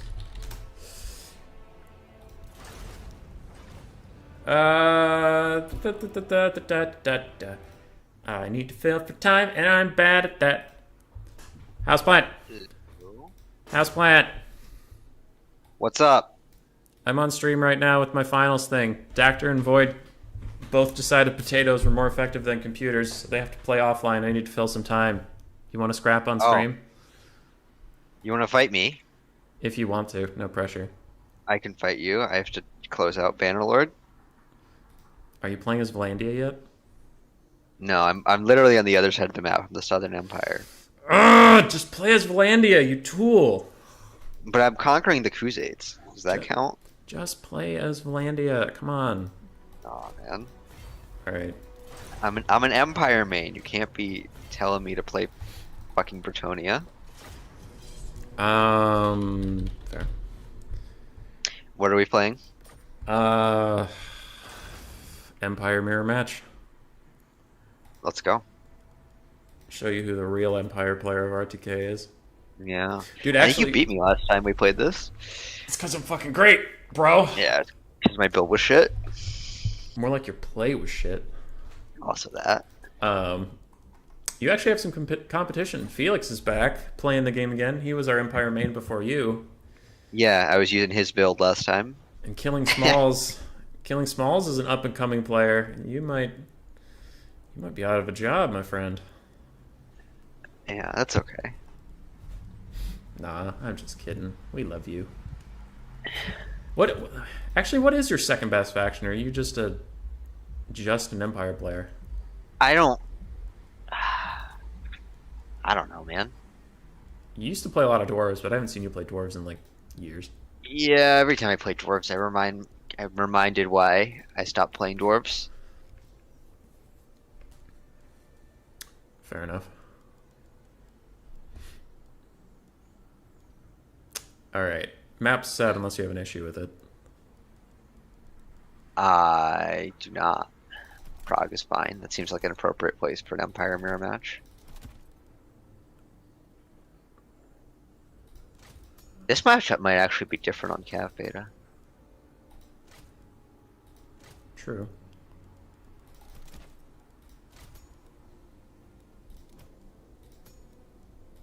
What do I want to do? Okay. Do I want that? No, I don't want that. I don't want that. Chat, what kind of wizard do I want? Help me out. Hey, don't you ready up. You want a fire wizard. Don't kid yourself. Uh-oh. Loopy wants an FFA, but we're already deep in this. Loopy, I can't. I have to defend my honor as an Empire main.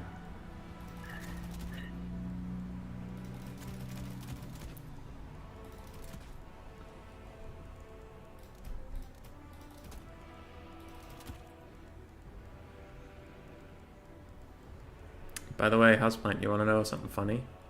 What do I want to know? Your build. Uh-huh. Uh-huh. That's something that I already know. I already know my build, but you don't. Get wrecked, scrub. Uh, That, okay. Okay. Wait, actually. Speaking of my build.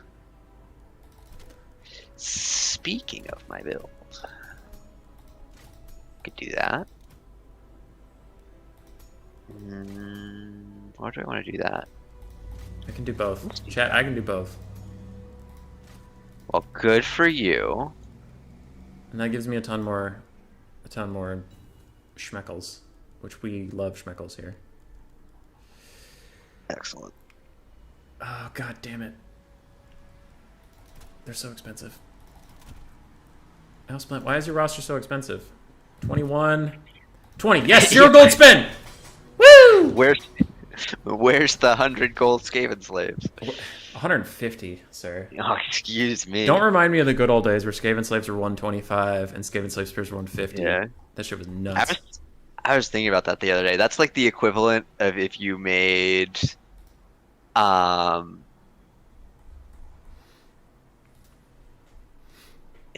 like what's a unit that costs 1,000 gold? It's like shockingly few. They cost exactly 1,000 gold. Croc scores. Yeah, it's like if you made Croc scores cost 1,200. Yeah, it was like that percentage wise, that's the same as increasing 25 gold on a 125 gold Skaven slave.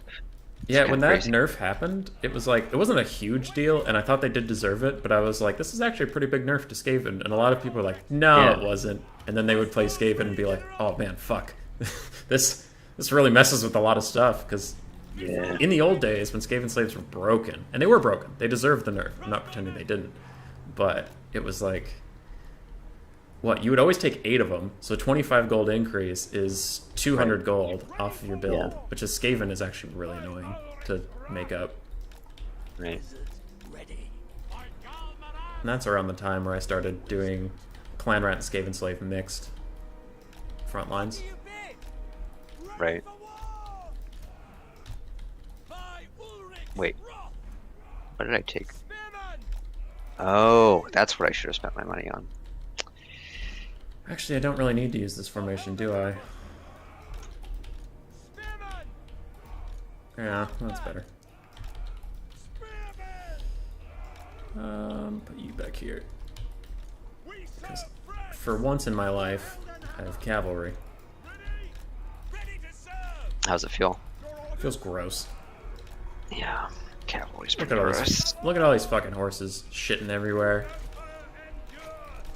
I don't even know proper table etiquette. It's just a disaster. Hey, thanks for asking if I was ready, bro. Yeah, you're welcome. Not you, though. You're on your own. 2, you 2. Alright, ready, good luck, have fun. No cannons for Houseplant. Of course not. I'm not a Skaven maid. I'm not a dirty Skaven maid. Also, you took Wolfheart again. God, you love Wolfheart. Did I? I don't see Did I a lord, take Wolfheart? so yeah. So it must be Wolfheart. Okay. Okay. He's the only stalking lord I can think of. The Huntsman General I can see, right? No, he has stalk. He has stalk. Oh, he does? Yeah. But you're a Wolfheart stan, so there's no way you didn't take him. Well, Smalls is the Wolfheart stand, and I'm just like, you know,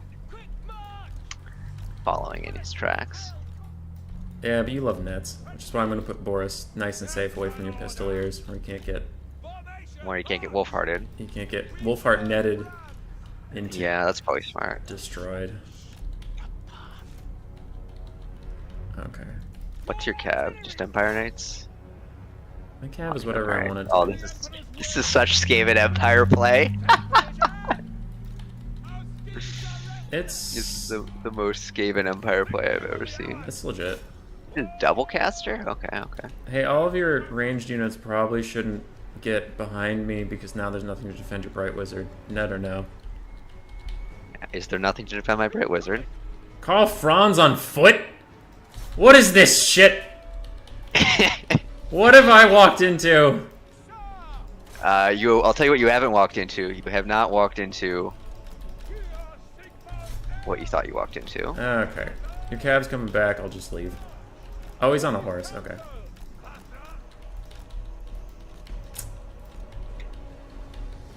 He's on a horse, I'll peace out of here. He is on a horse. Uh-huh. Alright, 1 Empire Knight, I sacrifice you to the Pistolier Gods. 1 Empire Knight, I sacrifice you to the Pistolier Gods.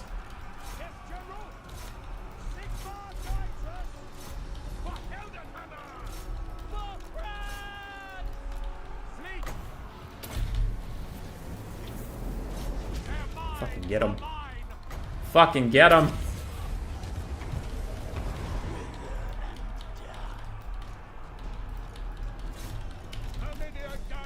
How did my... Oh, they didn't actually get caught. They just... Pit of Shades. No, I'm talking about my Pistoliers. Pit of Shades. You did not Pit of Shades my Pistoliers. Pit of Shades. I hate to break it to you. Man, Houseplant, it looks like I might be the Empire main after all. Yeah. It's looking pretty bleak. Yeah. Might just want to concede, bro. I kind of want to concede. I'm not gonna lie. Ow, Boris is taking a lot of damage though. Gotta get him out of there. Yeah. How's shooting Franz going? Not well. Okay. These cannons. No. He's These on cannons a can't see tiny shit. little horse. Yeah. Yeah. That's why you take him on a horse, and not a giant fucking griffin. What kind of asshole takes a griffin? I love griffins, bro. Don't you start. Oh, actually, yeah, shoot those halberdiers. Fuck them. Empire Knights, honestly, don't continue to go after that. That's not worth your time. Just come back. Both of you, pop your power stones, please. Cannons will keep the Empire Knights running, or just when they come back, we'll kill them. That's fine either way for me. How's the Pistolier fight going? I'm just following them around. Come this way. You think I don't see you back there? I'm sure you see me back here. Think I don't see what's going on? Where's my other Empire Knight? Dead? Okay.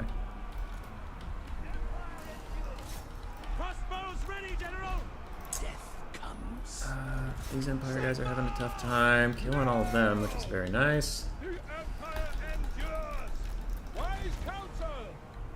Alright, Boris, come back. Go kill that fucking Bright Wizard that no one can seem to kill. All of my cannons are shut down, but at this point in the game, that's fine-ish. That's just what happens. You don't have any healing for Franz. I should probably Spirit Leech him, huh? You do that. Where's? Oh, that's where he went. Okay. Run. Hey, Bright Wizard's finally terror routing. That's cool. Yay. Jesus Christ, you're hanging on.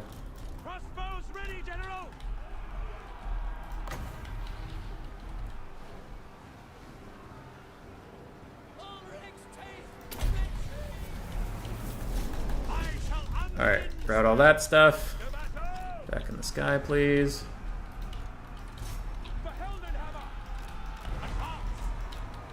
That was a good burning head. I got caught a little bit there with my focus dropped. I don't think it was as good as it could have been.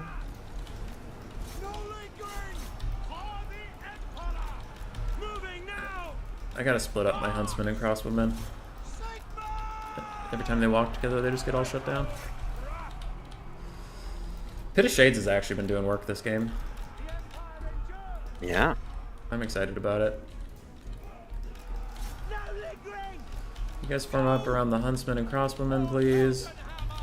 Boris, just keep routing off everything that moves. Oh, actually, you need to get out of there. That's Franz. Sure is. Go. You can regen in the sky. You're gonna be fine.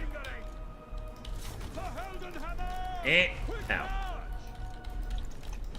Okay. I think we got this. I think. Fuck off with your pistoliers, Boris. Kill him.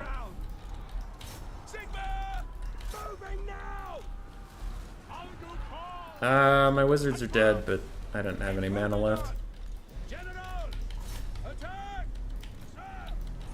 Okay. That way. Sigma.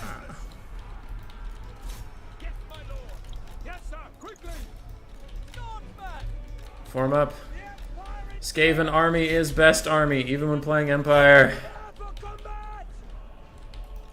Yes! Skaven is best! I will chain route you all to death!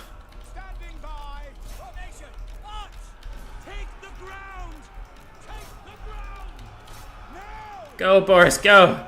Go, Spirit Leech caster, go! You cast that Spirit Leech before you route, then I don't care.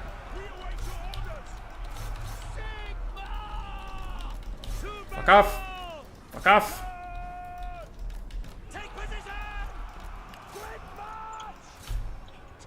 Alright, who wins? Jade Wizard versus Franz.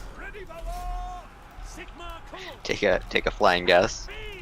Jade Wizard? I mean, sorry, Amber Wizard? Amethyst Wizard? I hope Whatever. Not. You and your well, gems. if I If I keep running circles around you, then Yes, cool. yes, Footlord problems.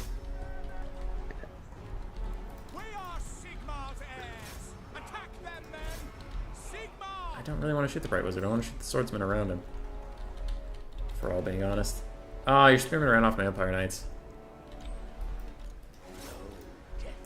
Okay, I feel bad for you that my Amethyst Wizard is still alive. I feel bad for me too. Oh, that was a good burning head. That was a good burning head. Yes! I hit Franz! It's been a life age, but we hit Franz. Also, my Amethyst Wizard, I have a power reserve of 2 right now, so I don't think you needed to chase him. I don't think it mattered, probably. but... He's balanced power, though. But... So is Heelcat Boris! I am the true Emperor! Clearly. Midland, best. Yes. Alright, follow-up questions. Is Horse Franz really a thing, or were you memeing? I'm actually curious. I feel like he could be a thing. He's a better thing if you have Volkmar, which is the meta thing to take, right? Yeah. But 1 second. Zombie Quest asked me for Wood Elves versus Skaven build. 2 Poison Wind Mortars, 6 Wolf Rats, 2 of them do the magic damage. That's pretty solid. Clan Rat, Skaven Slave, mixed front line. Hey guys. What up, Adelmo? You're on stream right now, so don't say anything spooky. You're well known for the spooky sayings. Gracier. Annabelle. Best Lord. Mix in some rat ogres if you have money. Alright, there's a build. Boom. Done. Why is anybody playing Skaven? That faction sucks. I liked this build. Oh, Adelmo left. Or did Houseplant leave? no, Adelmo left. Classic Adelmo. By Adelmo. Classic Adelmo. Looks like Dactyr and Void are still playing. Oh, they're playing without you? Yeah. And then you're gonna cast replays? Okay, I got you. Yeah, they're having a bunch of lag, so they both agreed that playing without me would be best. And then I said to help with the lag, and they said, yeah, sure. Nice Pistolier value, dude. 1,100, 1,200, 800, 800. Pistoliers are no joke. You're definitely the best unit on the Empire roster. I have been noticing you like them a good amount. I mean, they're skirmish cav. They're probably the best skirmish cav in the game now that Greenskin skirmish cav is nerfed. If you're including price, I would agree. Of course, Like, you yeah, include just- price. In case anybody watches the VOD and is like, bullshit, let's think. Skirmish cav is clearly better. Yeah, like Glade Guard. Wait, Sisters of Thorn that cost like 1,000 gold are better. Yeah. It's like, yeah, but they're also twice the price. Yeah, Pistoliers are pretty good. I'd say them or Marauder Horsemasters. Yeah, the Horsemasters actually match up pretty well into Pistoliers because of their armor. Yeah, and they're only 250 more gold. Um, They're decent cavalry once they run out of ammo. the really nice thing about the Pistoliers, though, is their Arc of Fire makes it a lot harder to dodge their shots. Right? Yeah.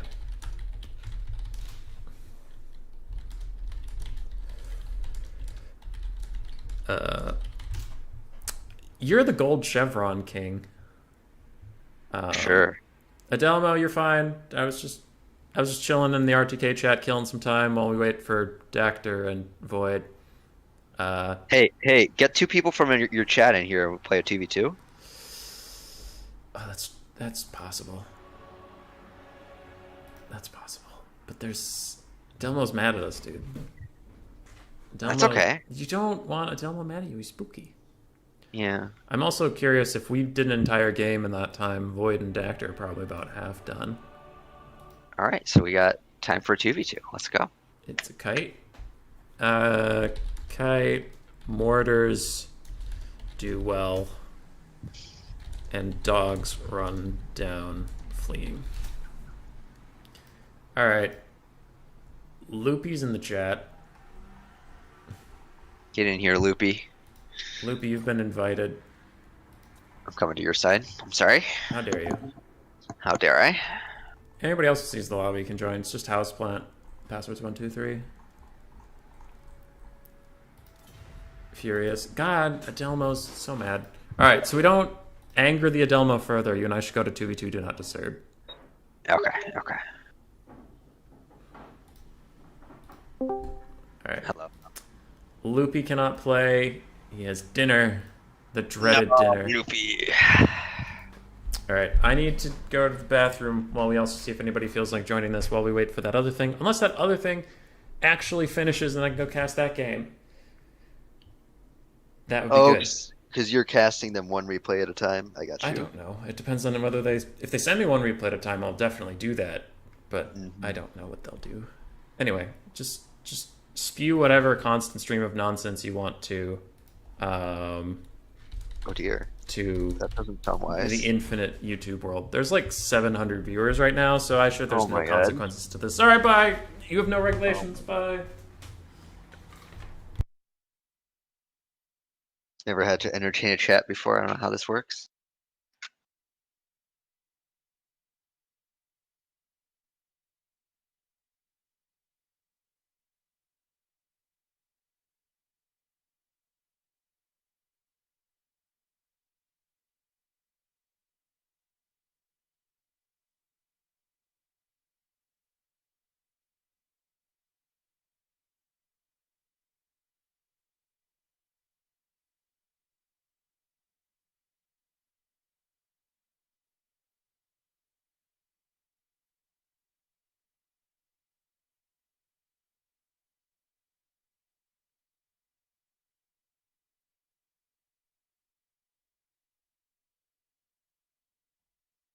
I'm back. What'd you do?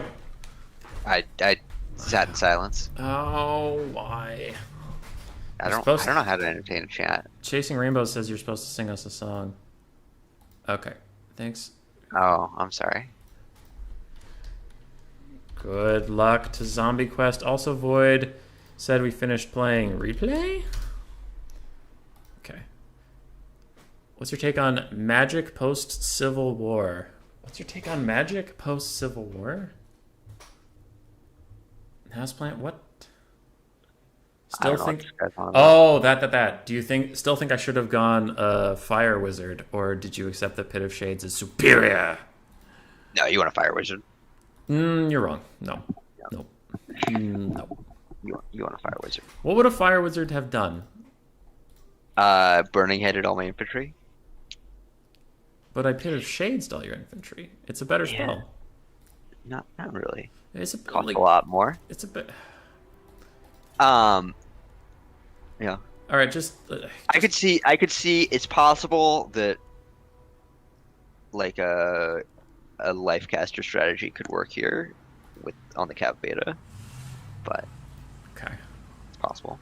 It sounds like the other two are done. So I have something to test. Take just a Bright Wizard, and you can take any spells you want. And I'm going to take an Amethyst Wizard. Take whatever lore you want, it's fine, but still.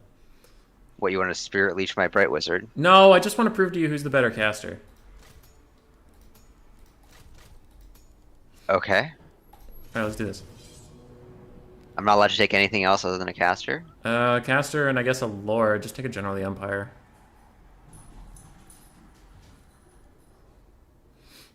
Because I think an Amethyst Wizard is going to beat you up in melee combat, bro. Sounds like Dactyr and Void have finished. Just waiting on a replay from Void. And then Ice Power, you still in the chat? If not, I'll have to message him. Because I know he was talking about what to do about the final thing. Where he and Dactyr can either play that later if they both want to do it later. Or if, I don't know. That's just, we'll just see what Ice wants to do. Wait, I thought Ice lost. Ice lost, but in the loser's bracket, he was saying he would rather go do college stuff than play in a loser's bracket. So I'll see. Oh, I see.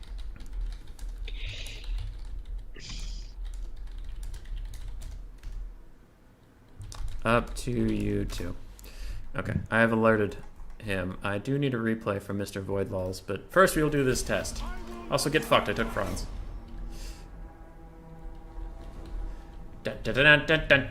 Nice, nice air units. I am fair and balanced. Alright, it's up to Dactor to do stuff. Hey! I got a replay. Fight me, you coward. No, I'm gonna fireball kite you. That did no damage. You come here. I have Foe Seeker. You come here. I have Foe Seeker too. You think I don't have Foe Seeker? You think I'm aiming for that fool? I know who you're aiming. Rah! Caw-caw! Alright, Franz actually hit. For a while there, I was getting a little concerned. And Superior Caster confirmed. It's the Death Wizard. Better caster. You know how I see this? Is your General the Empire going to lose to the Prince and Emperor? I don't think he is. I think he's gonna win. Hey, nice blast. I think you hit your own guy. Either that or had a very fortunately timed strike. You think you treacherous heathens can beat Karl Franz? Rear charge! Alright, he's broken. You die! Die! Die! Die! No! Amethyst Wizard better. Confirmed.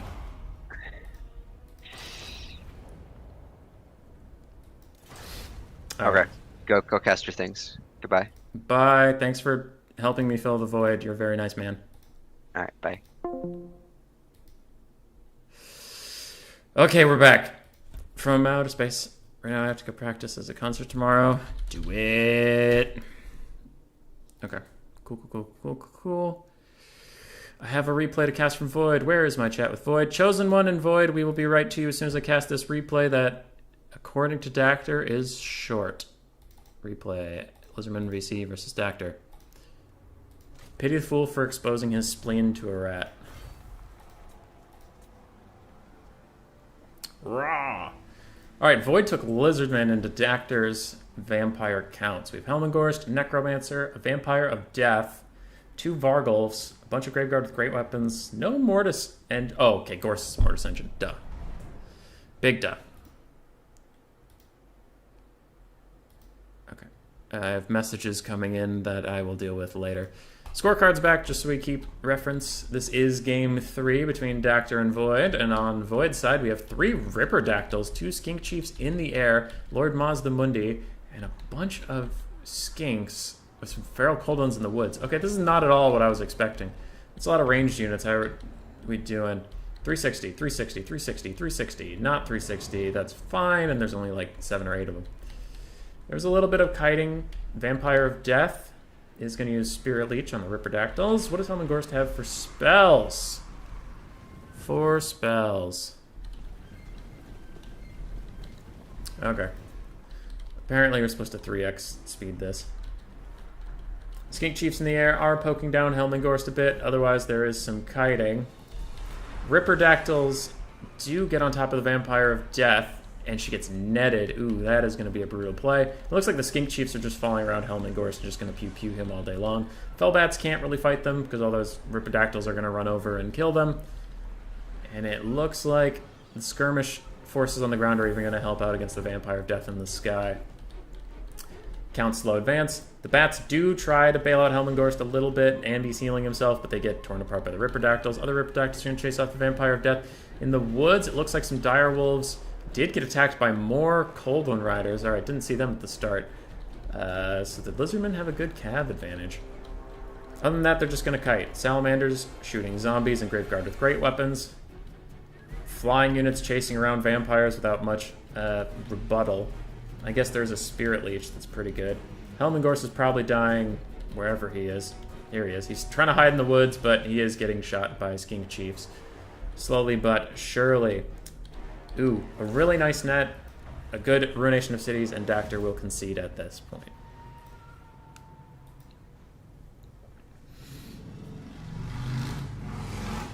I tend to agree in the chat that that was a counter build of sorts. Not a whole lot the vampire counts could do. Trying to get involved. So it sounds like Ice and Dactyr / Kelharman will be playing something else some other day. So we'll just go on to the finals. Best of 7 time. Void and Chosen One. 13 finals. Yes, yes. Nope, nope. Gotta spell yes, right. Alright. Host a spectator. Invite. Marcus unread. I'll deal with that later. Alright. Void and at Void at Chosen. We are up. I don't know why the lobby spawned this way, but okay. Let's get Chosen One. Let's get Void. This is a best of 7. There's Void. Oh, okay, connection to Steam was lost. Oh, shit. That wasn't hosted as a spectator. No! No! Hey, Anticity. What up? I got kicked out of a game due to losing connection to Steam and then immediately tried to rehost, but with the wrong thing. Alright, try this again. Chosen One. Void is about here. Yo, yo. We can go to Photoshop. Kelharman and Dactyr duo will face Ice Power. Sounds like at a later date. Or never. There they go. And Void Lulls will advance to fight Chosen One. Ready for this shit, brah?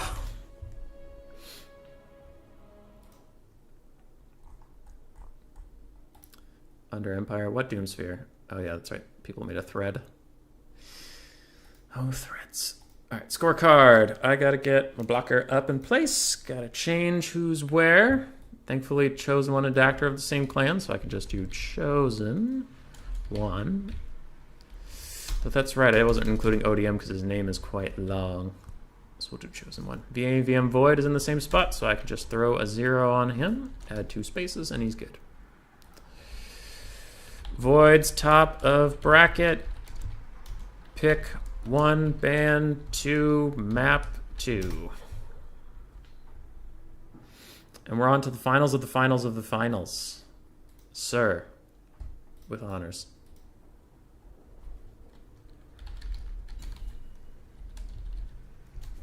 Fine on my end. Okay, I guess we're doing a lag test with Chosen One and Void. I guess. Okay. I'll deal with that later.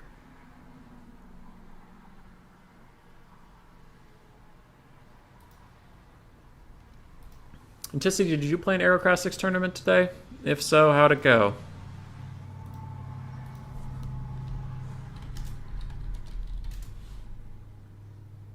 If so, how'd it go?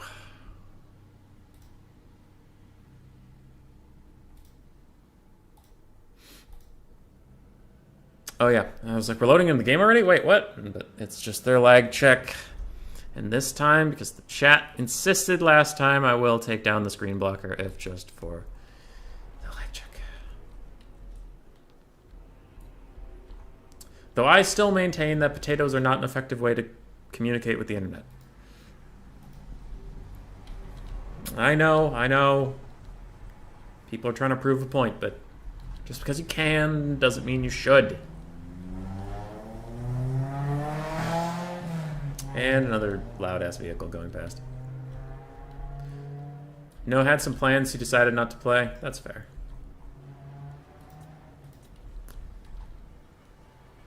Alright, people are moving up. There is a little bit of stutter.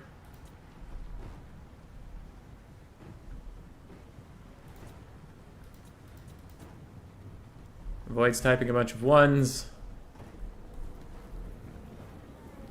Walking slowly forward. It's not that bad from the spectator perspective, but I don't have to control any units, so we'll see.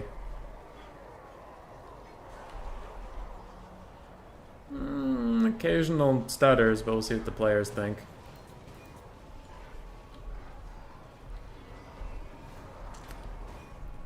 Anticity made a video on Queen Bess? That is premium content right there.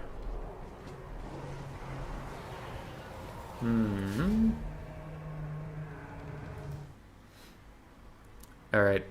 It looks like there's a lot of lag.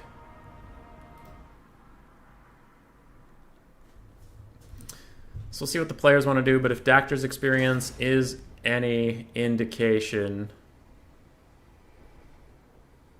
it sounds like playing offline will still be rather laggy.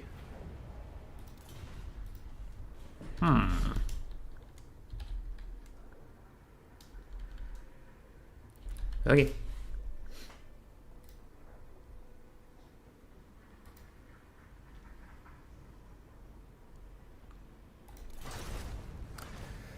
I will message them both on Discord and say they can try a lobby without me after Void lulls. Ready's up. Well, I mean, it sounds like he was going to restart some stuff.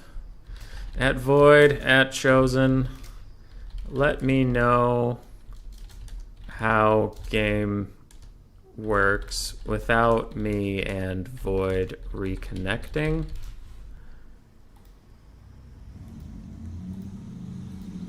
And we'll give them the best chance. Dactors from America, they're very close to each other. Yeah. I am also in America, so that could be part of it. I am curious how they will do without me, because they could play the whole thing offline, but I wouldn't sit here on a stream and wait for a best of 7 to conclude and then cast a best of 7, so I'd probably take a break and come back whenever they're done and cast the replays. So for now, while we figure some stuff out, we will do a quick battle. Hey, Zombie Quest 1 with the Skaven build. Let's fucking go, dude.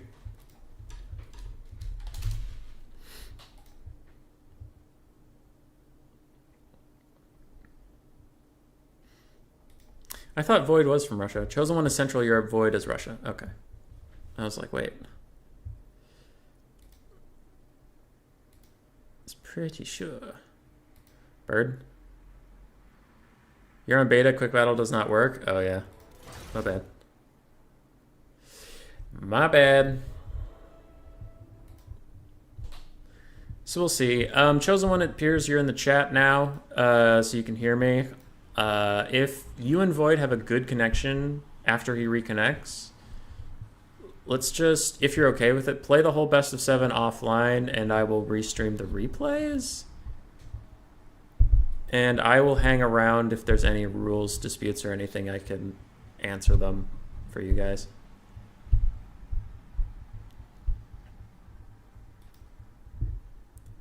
I don't know what you think of that, but we're doing our best out here.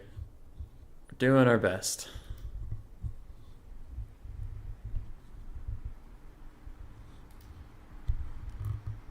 Anticity, are you still here? Apparently Calcutta and Hammond want to see you kick my ass while we wait. So we'll see. This is his break time, Hammond. Gosh. Forcing him to do shit. No, you don't have to. It's fine. It's fine. It's fine. Movie viewer. How many movies? For the High Elves, I seriously don't have anything.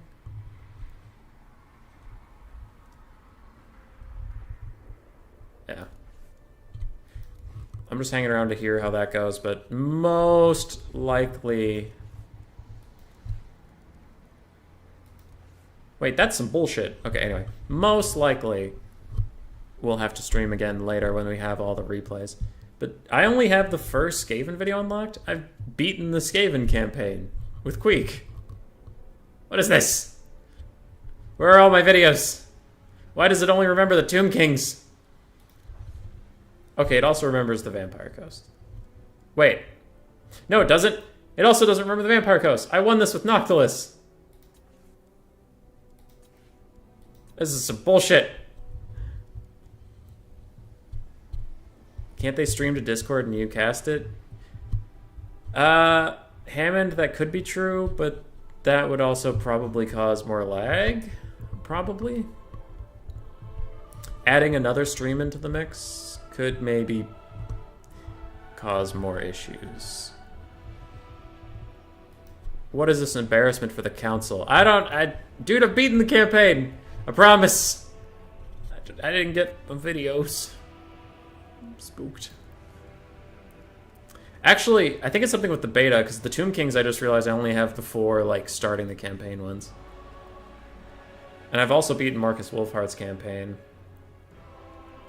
Is it a beta thing? It might be a beta thing. But that's weird.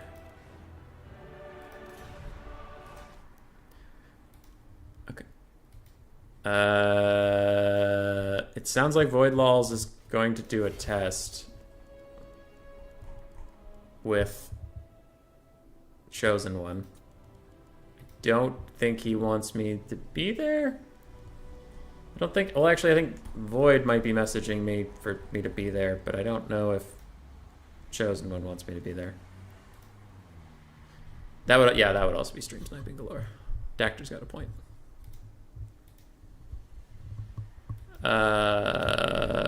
He said Cal Harmon can deal with it.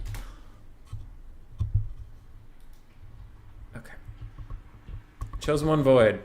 They have hosted. The world waits. Hi. Howdy.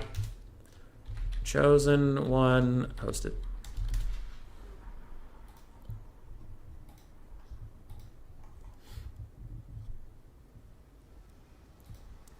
Let us see.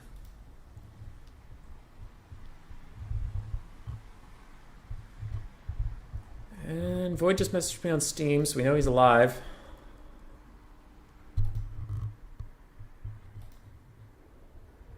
Doesn't look like there's a spectator slot. Either that or I just can't spectate anything. No, I can spectate. Nectar versus Mr. Doodles. Deadly Bunnies, are you winning, son? No. We had a sweet best of 5 between Chosen One and Ice Power, and then the best of 5 between Dactor and Void was riddled with lag, and now the finals we're dealing with Chosen One and Void trying to get through the lag. The infinite power of lag.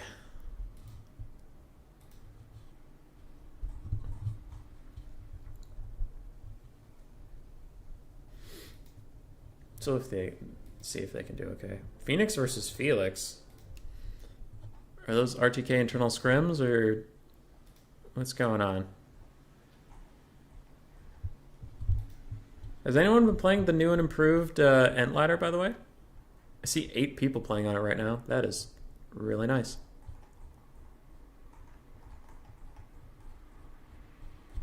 You'd love to see it. 1v1 me, Age of Mythology. I would if I didn't have to go get lunch. If this best of 7 is happening and I'm supposed to be casting it, I can chill here and forego lunch. But if I need to come back later and cast it, I am definitely getting my lunch. A lot of good lobbies. Logic's best of 7. How's Logic's thing going right now? Is he on Twitch or on YouTube right now? It's current year versus contender. Okay. Cool. You played a few games today. I imagine you won them because you are Anticity and that's what you do. I wonder if Chosen One and Void have found each other.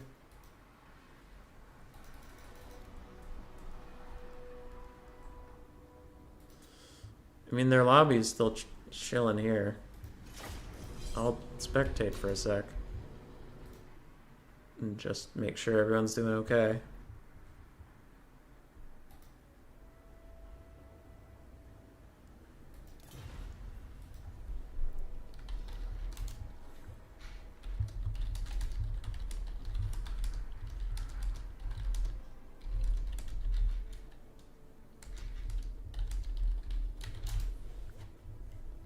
Let's see what Chosen One thinks.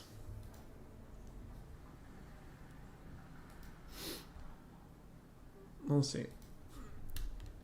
I could invite Void and at least help him find this lobby.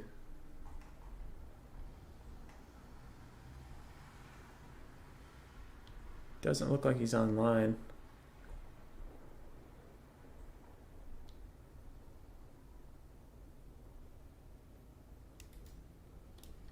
Void.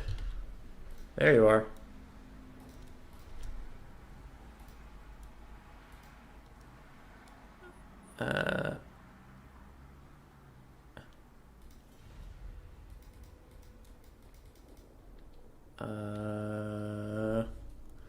I invited him, but he is rechecking his Steam files, which could take a bit. Also said his city has utility work.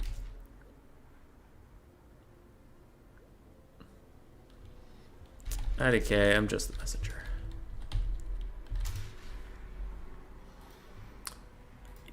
Yeah, so Void messaged me and just said, I'm rechecking the files in Steam. It'll probably take 20 to 30 minutes. The problem may be on my internet. Today there were technical works in my city. Maybe this is the problem. If you want, we can postpone the final to any other day. Oh boy.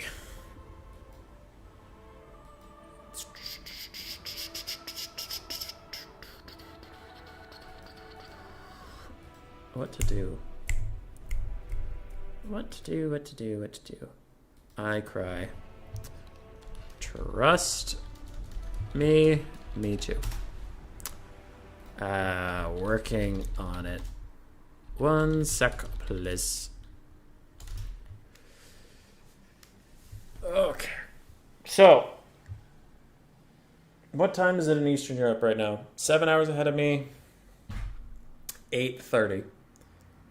And for Void, it's like 2 more hours after that, so it's like 10:30 for Void. That can be pretty late to play best of 7, especially if it's going to start at 11 due to his Steam file checking nonsense. Okay. What do we do? What do we do?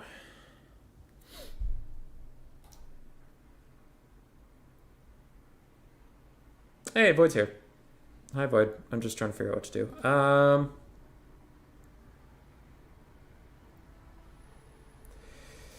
I mean, if it works at a different day, I'll talk to Chosen One. Chosen One's pretty busy.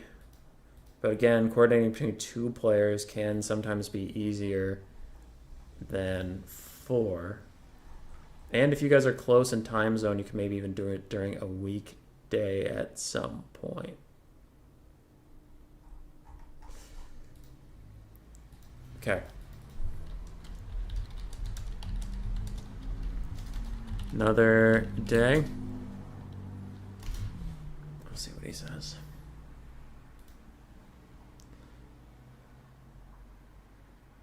You could skip the Eastern Europe part. Well, true. Beep boop from Logic. Hey, Katende. Saw you were playing XMT. Oh shit. Its current year. Wait, was it XMT? It was just its current year. Anyway, beep boop from Logic. Hi. We were having lag technical difficulties and trying to figure out what to do with our lives, ladies and gentlemen.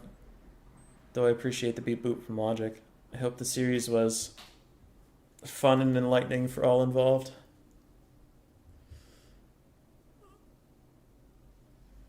Let's see. Because it is Sunday.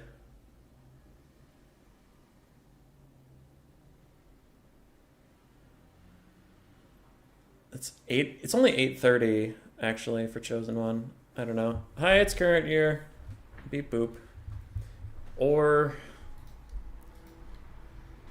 we can wait for Void. Void's tests. But it seems another day might be more likely.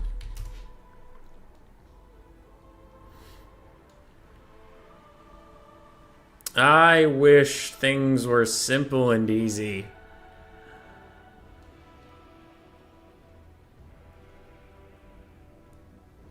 Simple and easy things are best things.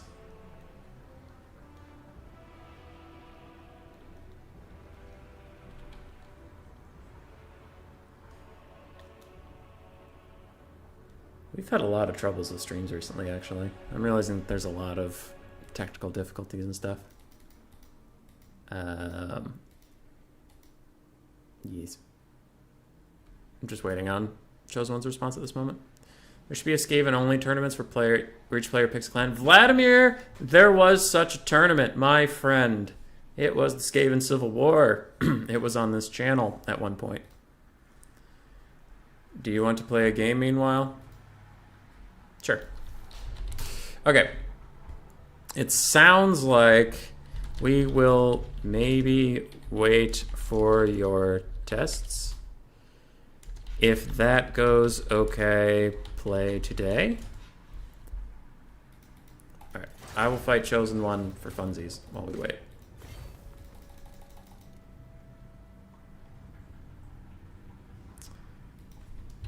If not, we delay. Chosen One Void, join. I am now spooky, scary Void lulls.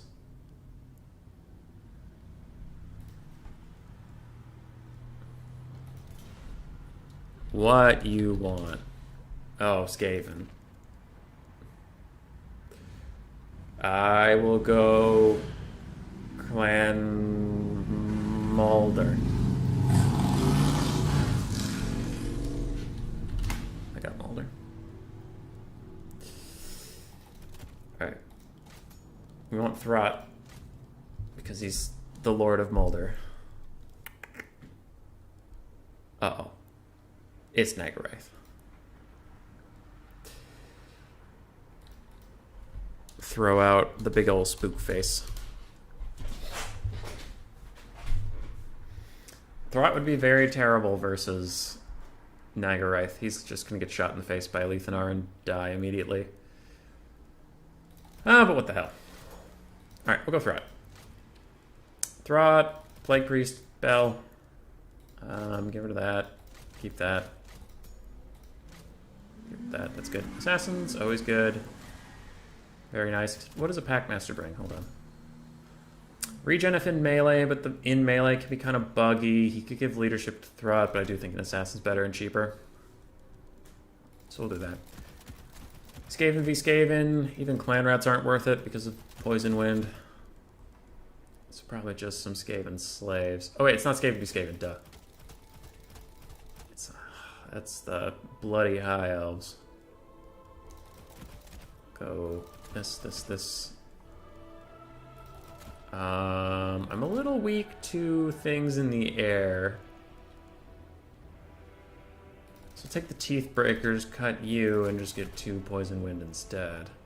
I need at least 2 Rat Ogres. And then we're out of money, because Throt's expensive as shit. Okay.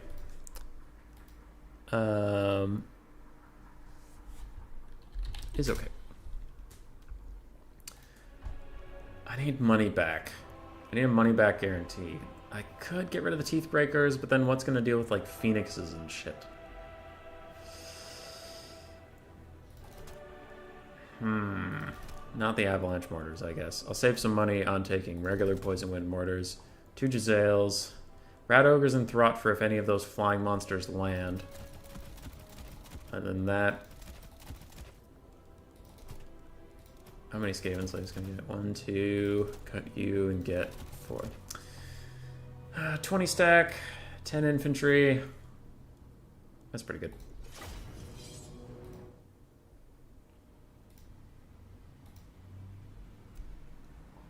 Void is checking some Steam files. He just messaged me, said it'll take about half an hour. We'll see. High Elves are as arrogant as Skaven, so I understand mistaking one for the other. It's true, man. It's true. Skaven are perfect in literally every way. I hear you, buddy. I hear you, dog. Literal dog, not me calling him a dog.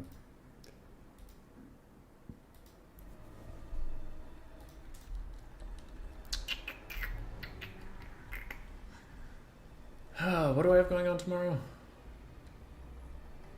Oh yeah, I'm gonna be co-streaming with Logic if we're still doing that. It'll be Void Laws versus Honey Nut in a best of 7. A lot of Void Laws best of 7s going around. Are you all actually on guard mode? Yeah, looks like it. What do we have? 614. Ah, yes.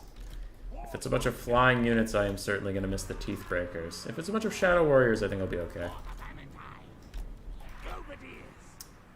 Okay, I don't want you that spaced out. Otherwise, it's hard for you to turn. Alright, tilt the camera a little bit. Let's get Skaven Slaves in front of the Windy Wind bits. And then Skaven Slaves on the flanks.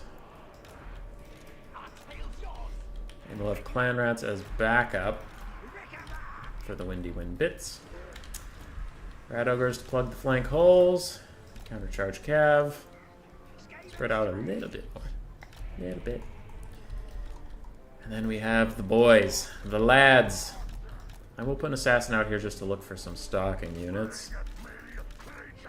Where do Skaven fit on the D&D alignment chart? Chaotic Evil? They are definitely Chaotic Evil.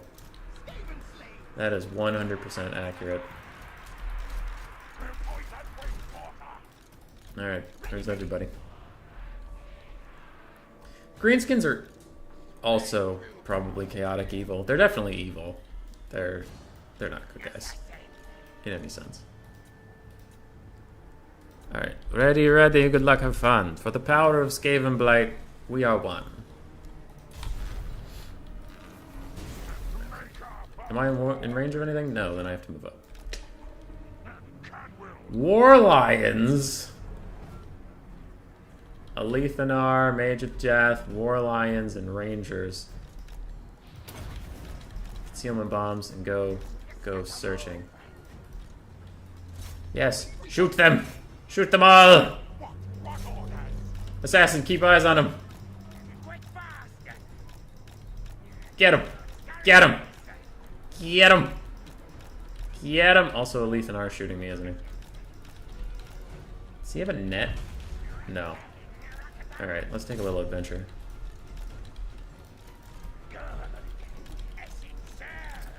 Little adventure time, keeping an eye on his archers. He's probably slightly confused about how I can still see them. Can't say I blame him, it's kind of confusing. Alright, advance a little bit, my friends. Whoop! Jukes. Jukes.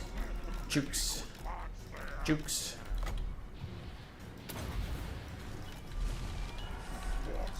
Get him, get him, get him, get him, get him. Kill him. Fuck him up. Okay. You two. Shoot that one, please. You're all doing great. Here I go killing again. Alright, summoned rat ogres, fight off the lions of hell for me.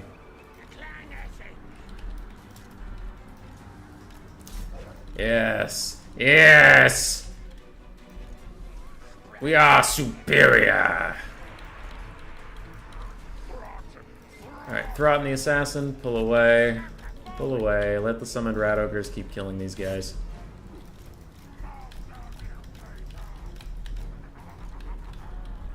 Alright, that's going okay. That's a good trade. Dodge. Nice dodge. Nice dodge.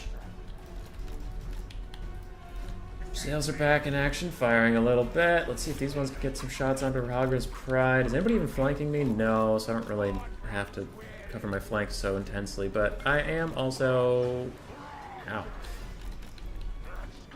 I am also, just waiting with some Skaven Slaves here, so I guess I don't really care that much. And sails are getting shot down, Throt's just regenerating, so I'm largely okay with what's happening here. I do want to move up and get in range of Poison Wind Mortars. Sails getting some shots in on some Rahagra's peoples. We'll move up a little bit. Holy shit, those Shadow Warriors rallied. Alright. Good for them, I suppose.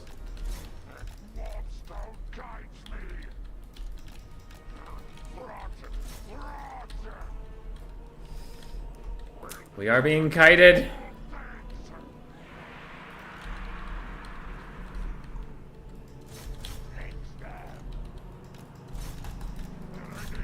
Go, Throt, go. Go, Throt, go. Go, son, go. Go, son, go. Actually, Throt, come back. We have problems.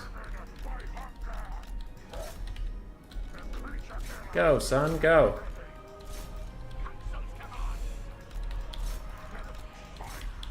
Alright. Can I summon behind them? That would be nice. Doesn't look like. Cancel. Abort! Abort mission! We're in too deep.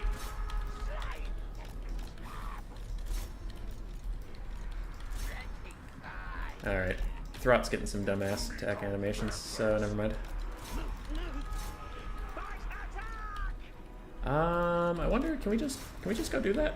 Can we just go kill that guy? I feel like we can go kill that guy. Throt's bouncing around like a happy-go-lucky kid. Otherwise, we will advance. And we have rat ogres chasing down this. Throt, you guys need to come over here right now.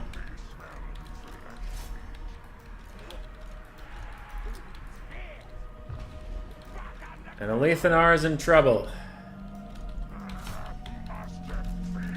Alright, we're using Throt to go after that. Concealment bombs on you, so we can get you in range. Poison wind mortars are doing fine against those shadow warriors. We'll move up. If Throt can get here, this will be big.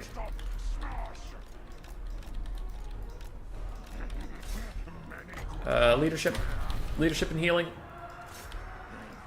You love to see it. And anti-large ITP, go! Send in some peoples, try to nuke this whole area. Can I get in range of this? That would be nice. Pull back. Yeah! Blessed with filth!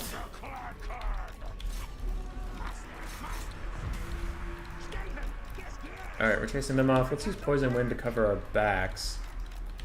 Because our front line's actually kind of winning, which is nice. Alright, Aleth's clone is under attack. I know it's a clone, but there's not much I can do about that information. So for now, I'll just advance. Get my Mortis engine over here. Keep moving these globes. Alright, I'm looking for the real Alethanar. If you're Skaven slaves, chase off those spearmen, please. If you're not Skaven slaves, I don't care. Yes, there he is! Get him! Alright, Throt's gonna go 1v1 him. Assassin, go help, just in case Rahaglar's Pride come back. Other than that, we have Poison Wind to cover our butts, so let's just pull back a little bit. You should try to kill these elves while you can, because we do have some problems coming. Alright, Throt's on top of a leaf. We have some good zoning. Let's throw an Assassin's Trophy on him. Give him even less of a chance against good old Throt, the unmemed. Turn and fire, turn and fire. We have plenty of summons and plenty of magic. No need to waste them now, because they will just dissipate. Throt is really struggling to kill just Alethanar over here. And that's whatever. Okay.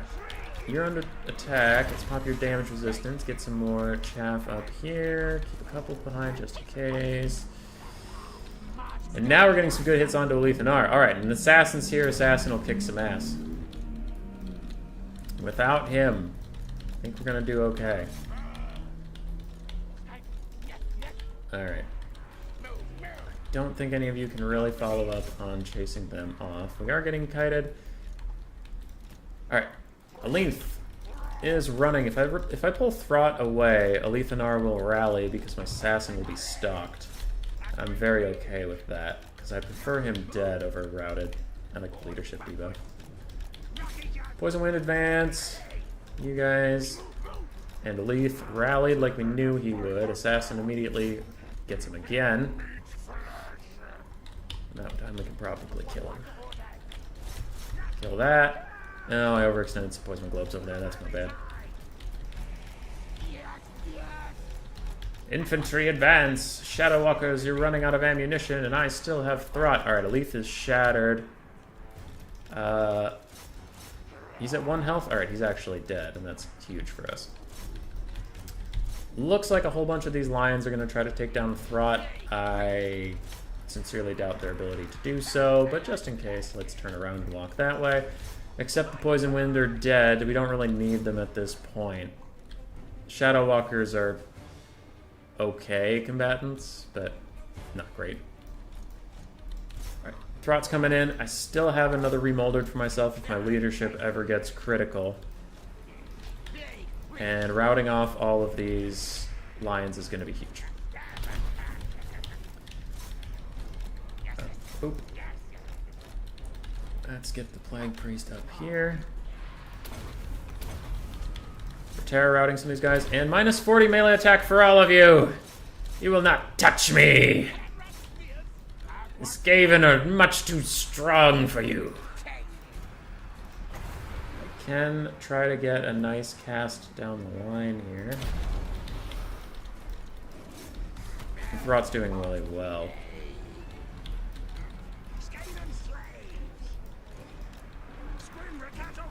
Throt's doing really well. Alright, he's gonna chase off most of this stuff, honestly. Oh yeah, I got some Poison Wind back. Really should have noticed them. Too focused on other stuff. Chaff, get behind me. I don't really care about you at this point. Alright, Throt, finish chasing some of them off. Assassin, come back over here. Plague Priest, come here. Chaff, protect me from the law. Never end. Okay, we'll take 2. We'll get 2. That guy can escape. Fuck him.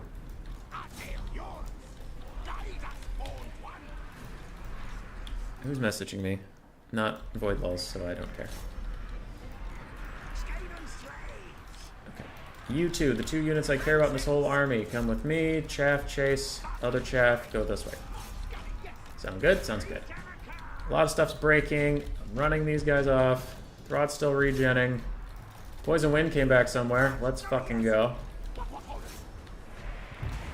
Don't you Spirit Leech me. I will damage resist it. Summon behind those lions to spook them. Spook them. Get spooked. Hey, I'm spooking you. Alright, Throt's back. He chased off his lions. Balance power's in our favor. And this completely serious build from Chosen One has been defeated. Using the broken OP War Lions of Trace with his big serious build.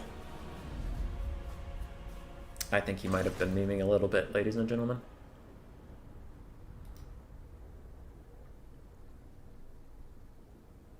That Death Wizard got a lot of good value, though. GG, well played.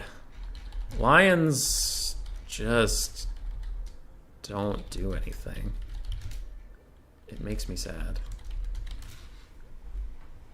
Like, they're one of those memes in this game that's like, they can just be a not funny meme too when you're playing them and they just don't do anything and then you get really sad.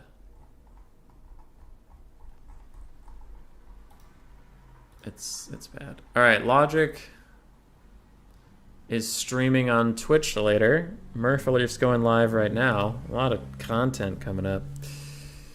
How's Void doing?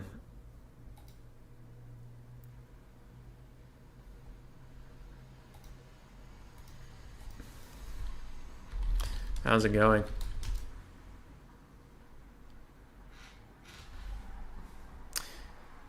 He only messaged me 17 minutes ago, so he has plenty of time. But still. But I still wish they were great. Lions are awesome.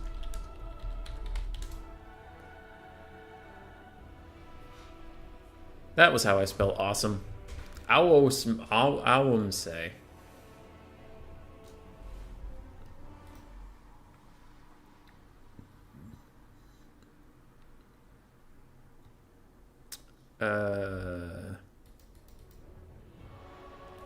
Wow, they're that expensive?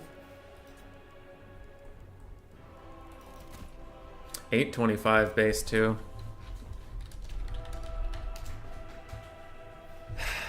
What would make them better? I don't know.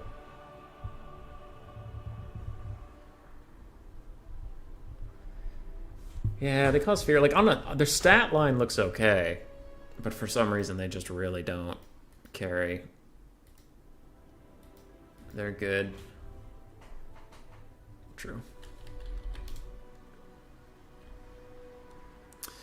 Void says 70% done.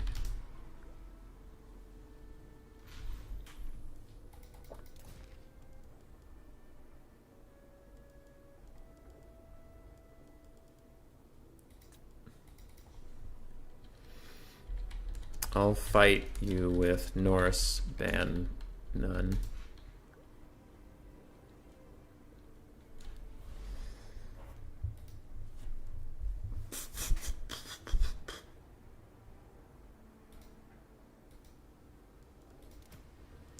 Supposed to meet up with a friend from my hometown today for dinner in about 5.5 hours.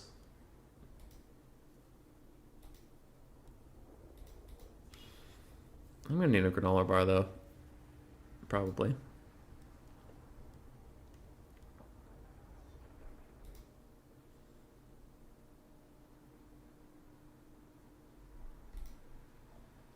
I've been sleeping a lot too, actually. Sleeping, streaming, sleeping.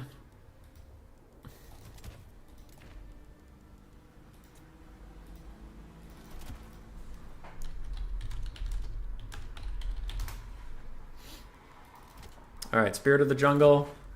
We're taking Big Daddy Throg. His vomit, I personally think it sucks. I'm just going to get rid of it because I don't think it's bad. Wait, I do think it's bad. Skim Flarkin is a good boy. Then a Famir Balefiend of Shadows. Because Famir Balefiends in general are just pretty good. Arcane Conduit's kind of a big deal. Disabled if... So I get missile resist if I'm above 50% leadership. Gotcha. Enfeebling Foe is good. Pit of Shades is good. Those are the two we need. We can get the damage resist scroll, sure.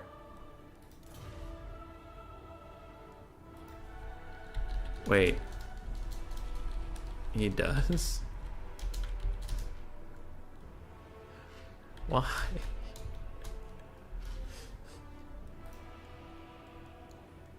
Anyway.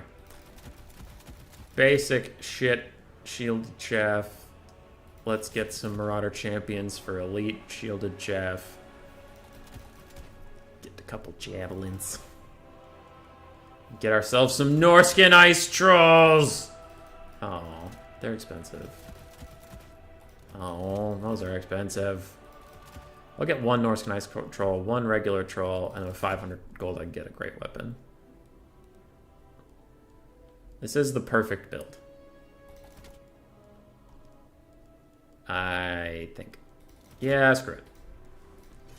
This is the perfect build.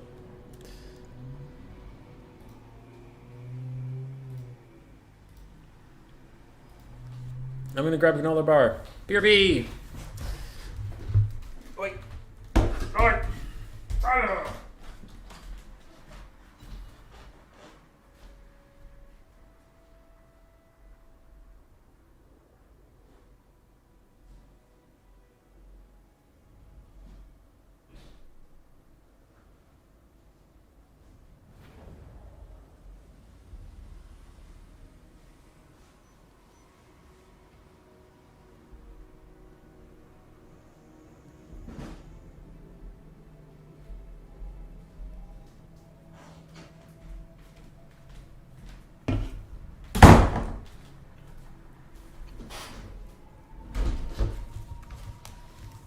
Oh, we're in the game. No. I'm a...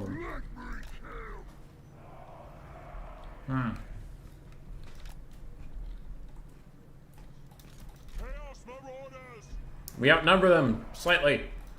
Victory is assured. And this granola bar is delicious. It is keeping me alive right now. Very well. Without it, I would literally die. Nobody wants that. Nobody wants a dead human boy. Well, I shouldn't say nobody. I'm sure there's a couple sick fucks out there that want me dead.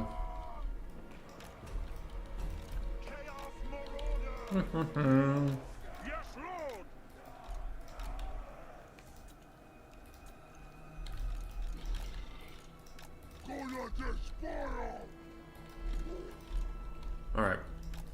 We have some trolls. I'm gonna keep him nearish to Throg. So you can give him Unbreakable if he needs to.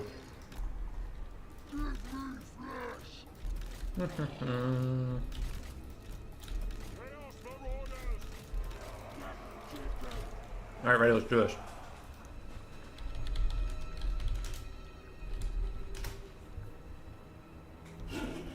I'll just get myself a sparkling water. Sparkling water is dope as hell.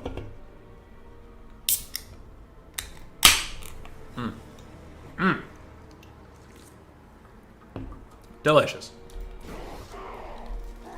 Advance. What do we got? Ark of Sotek, Revive Crystal, Golden Spear Riders, Jav Skinks, Saurus Spears. They are no match for my trolls. No match! What can kill my Marauder champions? Ark of Sotek and those Cav. Okay, I'll have to take them out, probably. Catching up. Catching up. All I wanna do is catching up. Chameleon Skinks. Lovely. Well, that's what Shielded Chaff is for, I suppose. Ooh, get the priest, get the priest, get the priest! Get him! Get him! And if he advances too aggressively, he can get Pit of Shades. No, not the Feral Manticore shooting guy. I don't give a shit about the Feral Manticore. Alright, trolls, try to deal with that. You guys, advance over there, advance up there, advance up here. Uh-oh. Uh-oh. Oh, that Skink Priest got out of here? Shit.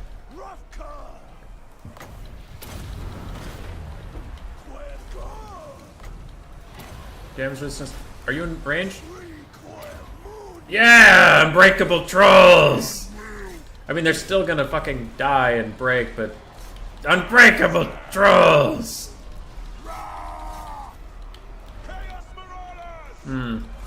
Well, everywhere else on the battlefield, this is not going great.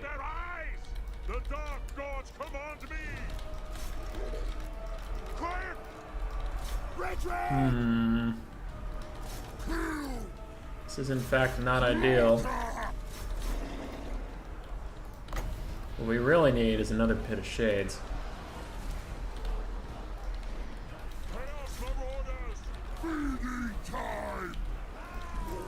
Go, Skinwolf Werekin, go! Feebling foe that bitch.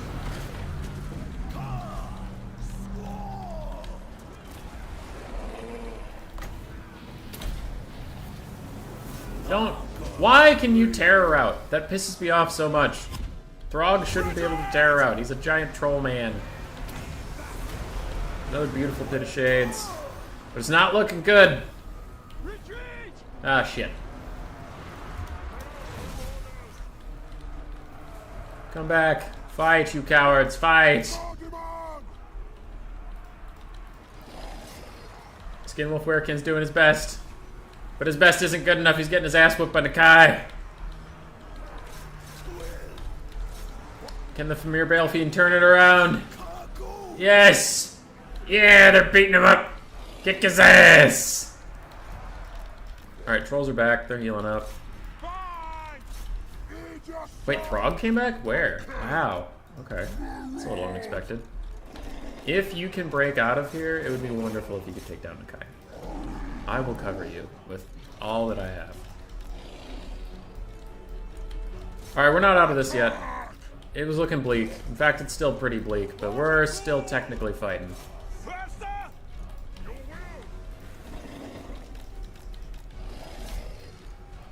Oh, you kids! You fucking what? I'll be a big angry troll man. Wah! Whap! Whap!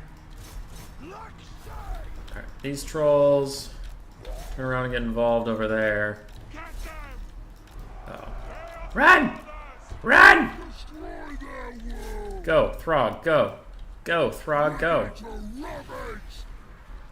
Unbreakable, because the Skin Wolf is going to break for some reason. Fucking coward. Go, son, go.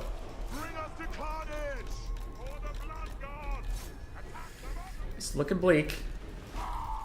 But bleak is not over.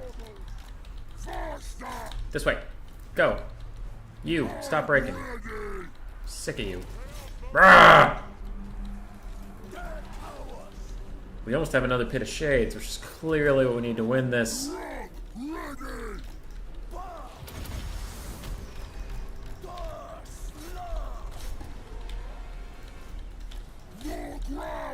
Rawr.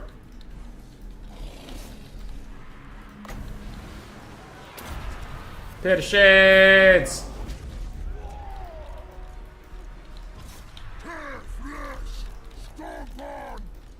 Get him! Get him! Kick his ass! Throg's coming! He's coming! Rah! Go, Throg, go! Oh god, that Skin Wolf freaking got fucked up.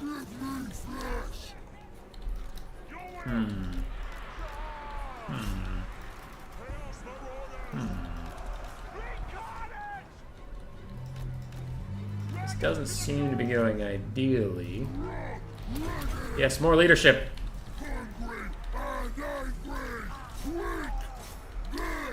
No, he's getting Revivification Crystal. No, Throg, kill him! Kill him! Fuck him up! We will kill the Kai if it's the last thing we do! No! He died! It's probably the end of it. No, army losses! Who would have guessed? Void was at 95% 2 minutes ago. Throg got almost 2,000 value, though. Good on him. 1,000, 1,100 for the hero squad. Chaff all got fucking whooped on. Runner Champions did okay. Javelins did okay. Trolls were a really bad choice. Trolls were a really bad choice. Nakai got 2,100. He technically outvalued Throg. Sorosel did quite well. Well, okay. That one. These two struggled a little bit, but the Spears did well. Chameleon Skinks were terrors, Cold One Riders were terrors, Ark of Sotek and Bastildon did their best. Ready. Not ready. GG, well played. Void is back. Let's see how this goes.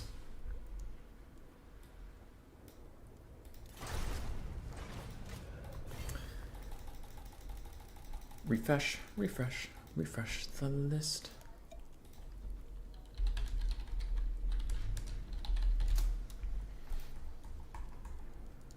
All right, chosen one, Void, spectate, 1, 2, 3.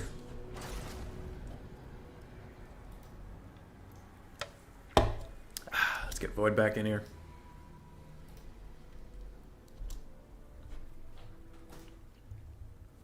When I said soon, I apparently meant very soon.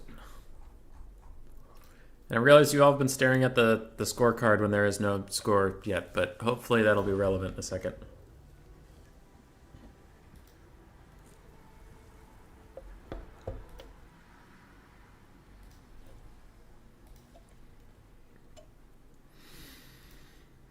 Okay.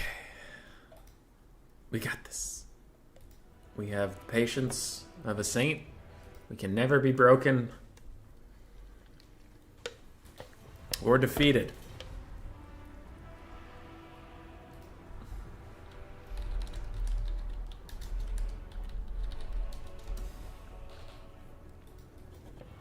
mean, when I type, I don't feel much lag, but we'll see.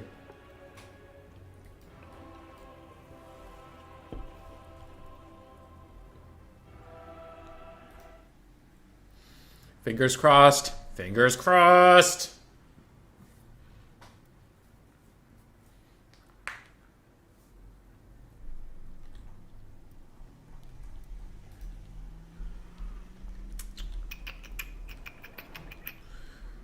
Fingers crossed. Fingers crossed. Dog, if you're even still here, your profile picture amuses me greatly. Just thought I would tell you that. I didn't realize what it was till now. I've been trying to figure it out every time I kind of glance over at the screen, but I just saw it. It's like a dog in a suit. Makes me happy. Void's load times today have been really good, actually. Where normally his loads are pretty abysmal. So that's good, at least. I mean, it looks like the players are moving okay. Things seem to be going okay. Not a lot of jittering. Ungors are going to get fucked up by Cold One Riders. It looks better from my perspective. We'll see what the players say. Business dog.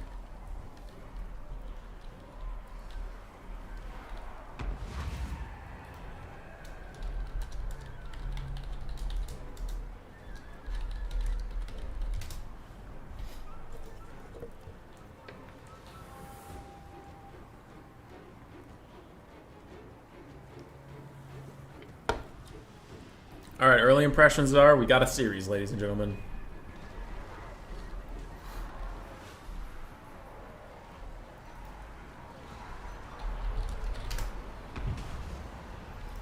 I don't know why no one's conceded yet. Uh-oh. Oh, okay. It lagged a little bit when Void quit, but I got it. Beastmen do seem to be losing.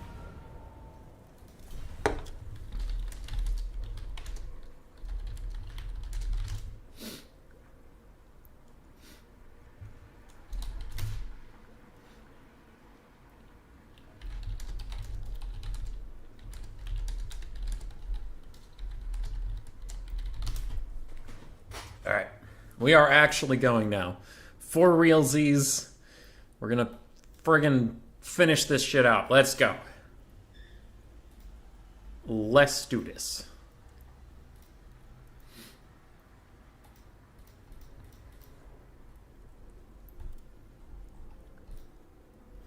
Altdorf Outskirts again.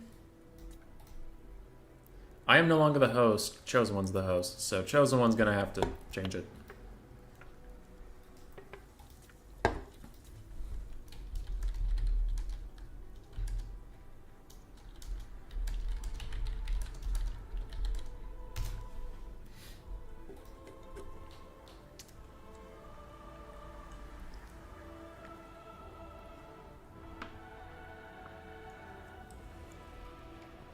I love sparkling water. Grace and I discovered its existence maybe 2 years ago. Never looked back. It's so good.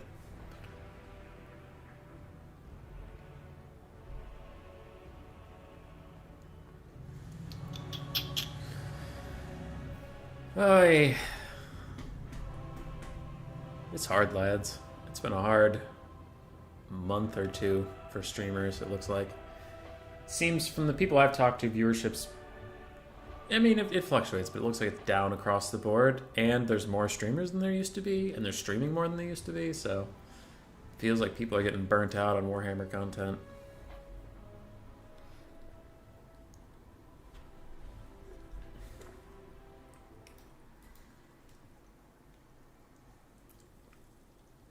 Oh, Hammond? Are we better than picking trolls?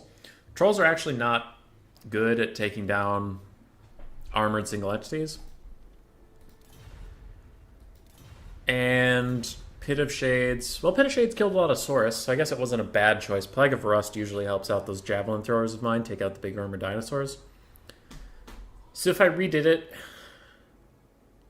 and I had a half serious build, memes aside, Chosen One and I were just having some fun. I mean, he took Makai, for God's sake. The parts of the build that were good was my hero core was good. I would keep that. Skinwolf is actually just good against Lizardman. He's a good character. Throg's actually good there. Wulfric can struggle a little bit against some of the armored dinosaurs, so Throg can hold his own, get regen, that sort of thing. I probably would have cut the trolls and used it on... I had 2 trolls, right? 3 Marauder Horsemen with throwing axes. And then I probably would have cut... The Marauder Champions actually did surprisingly well. So I might keep one of them, but not 2. And I could cut the other one and get 2 more Marauder Horsemen. Marauder Horsemen could deal with Pterodons. That, perfect world, I don't know the Pterodons are coming, but with the Plague of Rust I mentioned earlier, if I took that, I could Marauder Horsemen down some dinosaurs. Throwing axes are good against the dinosaurs. That sort of thing. But no, the trolls didn't really have a purpose. Trolls are good at beating down infantry and being a staying piece with regen, but against lizards, Saur Spears are really good against them. Dinos are really good against them. I took him because I was Throg, the Troll King, and I wanted him. Mobile range to take out Nakai. I'm just reading your stuff now. Yeah, you and I agree on that one. Skinwolves, I wouldn't. Skinwolves also lack good armor piercing, so they wouldn't have helped me with my main problem. My main problem was those dinosaurs. I couldn't kill them. Too much Warhammer content and no way enough excitement to fill it, at least for me. Yeah. Deadly Bunnies, I agree. I haven't watched very much content since I started making it because I have to sit here. I don't have to do anything, I should say. But, I sit here, I watch a bunch of games with people, and I talk forever. And the last thing I do when I turn off my stream is like, let's go watch some fucking more! Let's do this again. So I get that. I've thought about playing other games, but most of my community doesn't really want it seems, when I ask them. But then again, they became my community because I do Warhammer stuff, so it's tricky. I have some obligations I'm fulfilling, and then I'm probably going to either slow down or mix up my content. But this weekend just got a little nuts. I had a couple tournaments I told Anticity I would cast. Saturday... What should we do Saturday? Murphalurf's Clan War I told him I would cast. And then the Tournament 13th Finals has been coming for weeks. But we just got around to it now. It was hard to get all the schedules together. And then Logic versus Honeynut. Logic and I have a co-stream tomorrow. But then after that, I'm definitely going to go down to less than 1 stream a day. Because over this weekend that I took off from work, I've been doing 1 to 2 streams a day, and it's been a lot.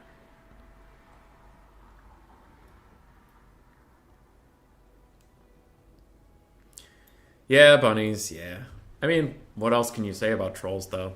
They aren't really good at rushes. They're just big, and they have regen.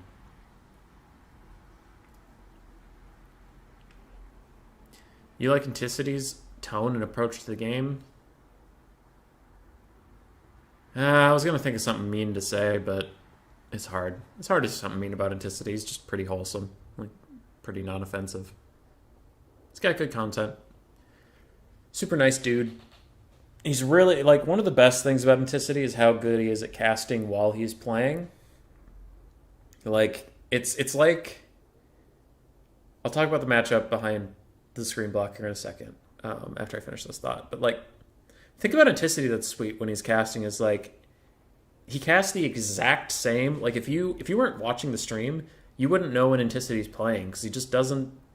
Nothing changes about his cadence, his voice. He's just very calm under pressure. Can handle a lot of things at once. It's just really good.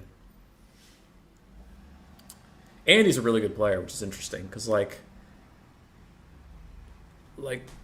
guess... me and some other casters, but let's just say me. I think I'm a B-tier player. When I'm on top of my game and I've been practicing for a long time and I'm super in shape and, amazing... I'd say I'm B+, A tier. I think that's kind of my cap. One of the fun things about watching Anticity is that he's an S tier player, right? I don't think anybody would argue that Anticity's not a top level player in our community. And it's fun. It's fun to watch really good people. But Anticity's also really good because he's a good caster, a good content creator, and he's really good at the game. So he has a really nice mix. And Anticities shows up now that I'm saying nice things about him. Alright. Well, fine. Alright. I got rid of the blocker, right? Yeah, I did. Good.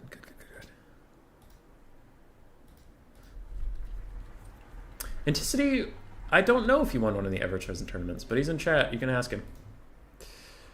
Alright. Chaos versus Beastmen. I don't know who's favored in this matchup. I've seen it go both ways. Chaos usually wins the skirmish game, but the Beastmen are really sticky in combat, especially if they have Bestigors. So we'll see. We have triple halberds for Chosen One, Chaos Warriors. Archaon the Everchosen looks like a mix of Marauder Horsemasters and Marauder Horsemen. I think I saw 4 Horsemasters, 1 Horseman, 2 Feral Manticores in the sky. Very nice army over there. Alright. On the other side, what do we have? Beastmen, Chaos Warhounds, basic Centaurs, and in the woods, I'm guessing we have some more Centaurs. Bray Shaman of Shadows with Pit of Shades and Enfeebling Foe. Void Laws approves of my spell choice. We have Chaos Warhounds in the trees as well. Down here we have the regenning ROR, Centaurs with Throwing Axes, and 1 Tuskor Chariot. Another Tuskor Chariot over there. We have a Jabberslythe, Torix the Brass Bull, a Gore Bull, and a Feral Manticore. Very nice, well, I guess I shouldn't say nice. Very awesome Beastman army. I don't know if it's going to be very effective, but it makes me hype as hell. Love seeing the Jabberslythe. Alright, let's go.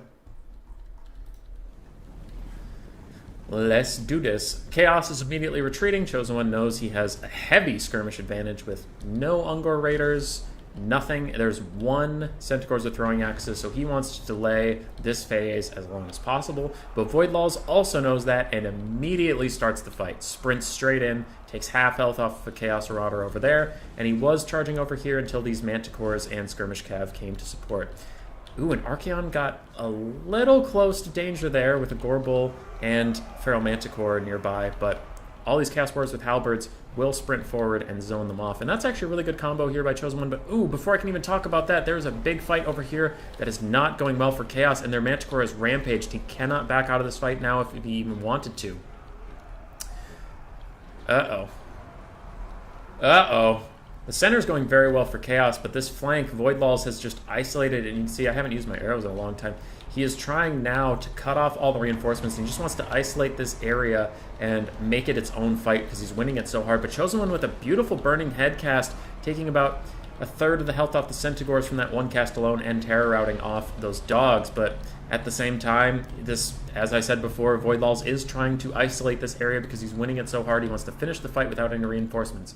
And all he lost in trade for the distraction was 2 Ungor Spearman herds, which is not bad at all for him. Now some dogs are getting gooned out by Skirmish Cav. Centaurs are taking a lot of damage. I think Chosen One has been doing very, very well in this early game, but we'll have to see how it's going. Beastmen are a little ahead on the bounce power, but I think they start out ahead on the bounce power these days, so we'll see.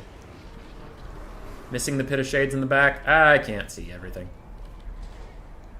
Ooh, these Marauder Horsemen getting charged is pretty bad. Now they are just Marauder Horsemen. They are the cheapest version of the Skirmish Cav that's getting caught, but still any Skirmish Cav getting caught is pretty bad. Marauder Horsemasters are also going to charge in. Chosen One being very aggressive with his Skirmish Cav right now. It's kind of surprising, but Archaon is going to run in and fight Torix the Brass Bull, though he's currently Enfeebling Foed, and he gives himself Cascading Fire Cloak, which is kind of it's a net neutral on the melee defense. It balances out, but gives him a little more armor piercing, a little less melee attack. He definitely wants to get out of here, though. He doesn't have Slayer of Kings active. He can't get through that brass body, and he is getting worked on right now. He needs to run. Feral Manticore is going to cover his escape, but that was a lot of damage onto Archaon.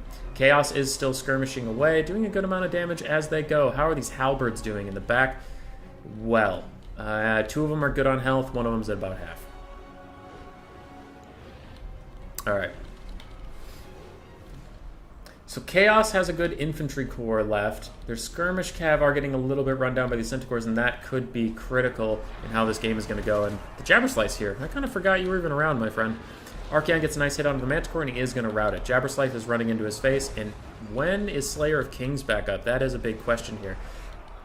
Big surround coming in, some halberds sprinting in. They will take care of Gorbel very easily, maybe even Torux. And the Feral Manticore is also doing really good work on him. Okay, this could be a big turning point for Chaos. If they can kill off Gorbel, rout off Torux, maybe they can turn this game around. Currently, they are a little behind. What is that coming in? Is that a Pit of Shades? If that's a Pit of Shades, that's huge. That is going to be excellent value. Just shracking down those Chaos Marauders, doing a ton of damage to the halberds as well, and Gorbel and Torux walk out. With that, that is a big loss for Chaos at this moment. But some of the skirmish cav is rallying, and we have a full health unit of Chaos Marauders over here that are trying to come back into the fight. Archaon is still a world beater and running around, doing very well. Chaos is down on the balance of power, but they have stabilized their free fall a bit. Jabberslythe is still huge. Gorbel's down to a 4th health, though. Torux is at about half, and this Manticore is going to try charge the Brave Shaman of Shadows. Jabberslythe has a Mortis Engine effect on anything low on leadership, and it's looking like a lot of this stuff is going to be quite low. Gorbel almost gets a free hit onto Archaon, but he does pull away in time. Chaos still a bit behind, but Feral Manticore coming in to try to goon out Gorbel. Gets one nice hit on him and then can't get any more, but Torux is now behind him. It looks like Archaon's turning around, then dodging. He does not want to take this fight with Torux, and I haven't seen Slayer of Kings popped all game. Maybe I just keep missing whenever it is cast, but he really doesn't want to take that fight without it. Now, for its sins, the other Chaos Manticore is taken out. Chaos Warriors with Halberds are rallying a bit, but they're so low in health that if they get attacked by the Jabberslythe, they will fall below their leadership threshold, and they will definitely take the Mortis Engine damage. Unfortunately there, a Fireball misses that Feral Manticore as it takes off at just the right time for Void Laws, and he is coming in for the final fight. Bounce power is very far against Chaos at this point, and I tend to agree. The Marauder Horsemen are nowhere to be seen. Their support is shattering all over the map, and it's really down to just Archaon, who is currently in a 4v1 and not loving it. Enfeebling Foe is active on him. He does get to pop the Slayer of Kings finally while on screen and Cascading Fire Cloak, but there is so much around him. He is completely surrounded, and I think that will be game 1 going to Void Laws.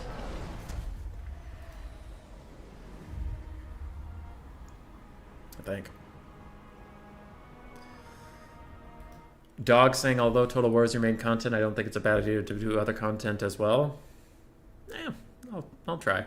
I played League with Contende a little bit at the end of one stream. That was fun. I haven't played League in a long time. For Chaos, their skirmishers overall did well. Their Manticores did okay. Archaon didn't get as much value as I would have hoped, and their front line got a little crumped. Torux got about 1,700. Bright Shaman got about 1,400. Gorbel struggled. Centaurs did fine. Tuscarora Chariots did really well. And Jabberslythe did okay. I mean, he still had plenty of health left. Alright, GG, well played.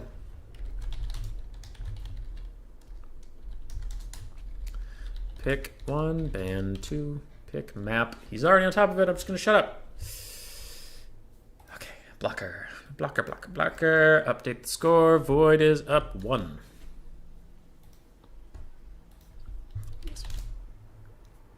Ban Chaos, Dark Elves. Okay.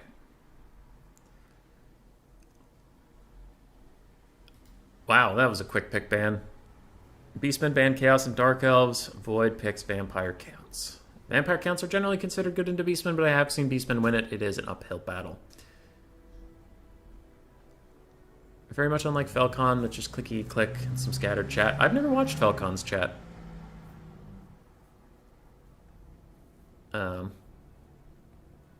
I'm just catching up on this stuff.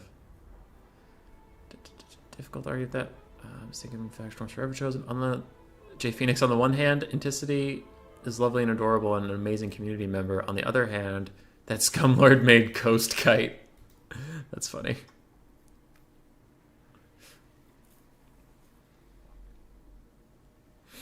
Yep, Pit of Shades, best spell in the whole game. I think it's been thoroughly decided. Chosen one behind the screen blocker that I keep getting really paranoid I've forgotten. Has a build ready, and he's even readied up. Void Lulls, what do you have to respond to the Beastmen?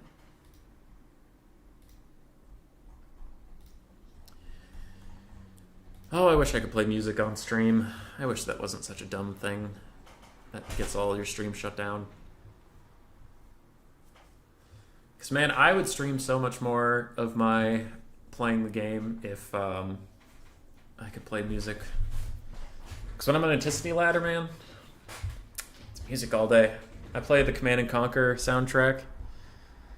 Super good. Hell March is really good. Bigfoot's really good. Gets you in the mood to win some RTSs.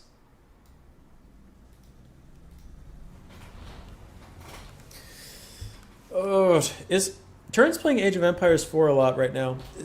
Can anybody join, or is it a closed beta where only certain people are allowed in?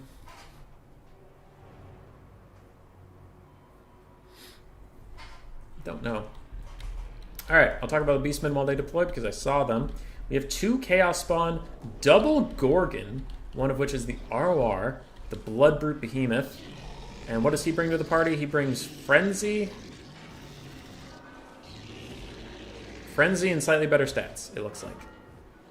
Oh, he also has scaling damage. That's right. It's not down here anywhere, but it's up in his unit card.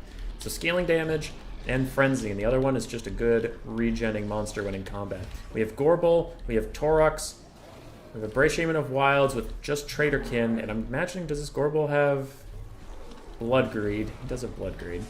Other than that, we have just some Gores and Ungores to cover. No ranged. All scrap, no ranged.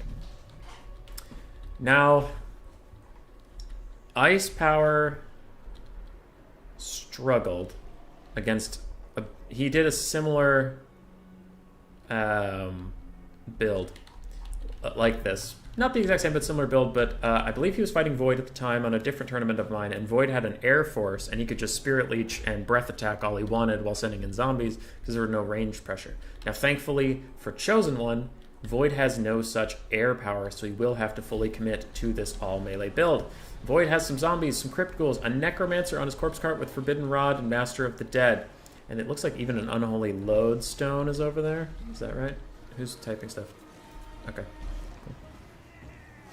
Vigor Mortis. We have 2 Vargulfs, another corpse cart, Helm and Gorst, Crypt Horrors in the back line, and Skeleton Spearmen in the middle. Interesting. Oh yeah, and this matchup was unwinnable for Beastmen back when the corpse carts were bugged, but now they're not, so hopefully they'll be okay. The Gorgon took a lot of damage, I'm guessing from a Gaze of Nagash. It does look like a Gaze of Nagash. It was Lunacy, not Void. Ah. I've been told that Void is one of the best VC players in the community. Let's go, Void. He is. Void is one of, by far, the best players in the community on any faction. I think is largely acceptable to say. But Vampire counts is very, very dangerous. I could use earbuds while listening, but then not anybody else can enjoy it with me. Anyway.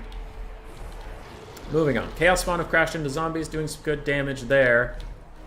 And it looks like the Gorgons are charging in and out. Now, the Gorgons have a lot they want to fight in here, and not a lot they have to worry about. Blood Knights in particular can be very dangerous for Gorgons. And actually realizing that Void doesn't have any Blood Knights at all, or really any Cav presence or air monsters, is going to be tough for him. I think, actually, this Beastman build is very well suited to what it's facing right now.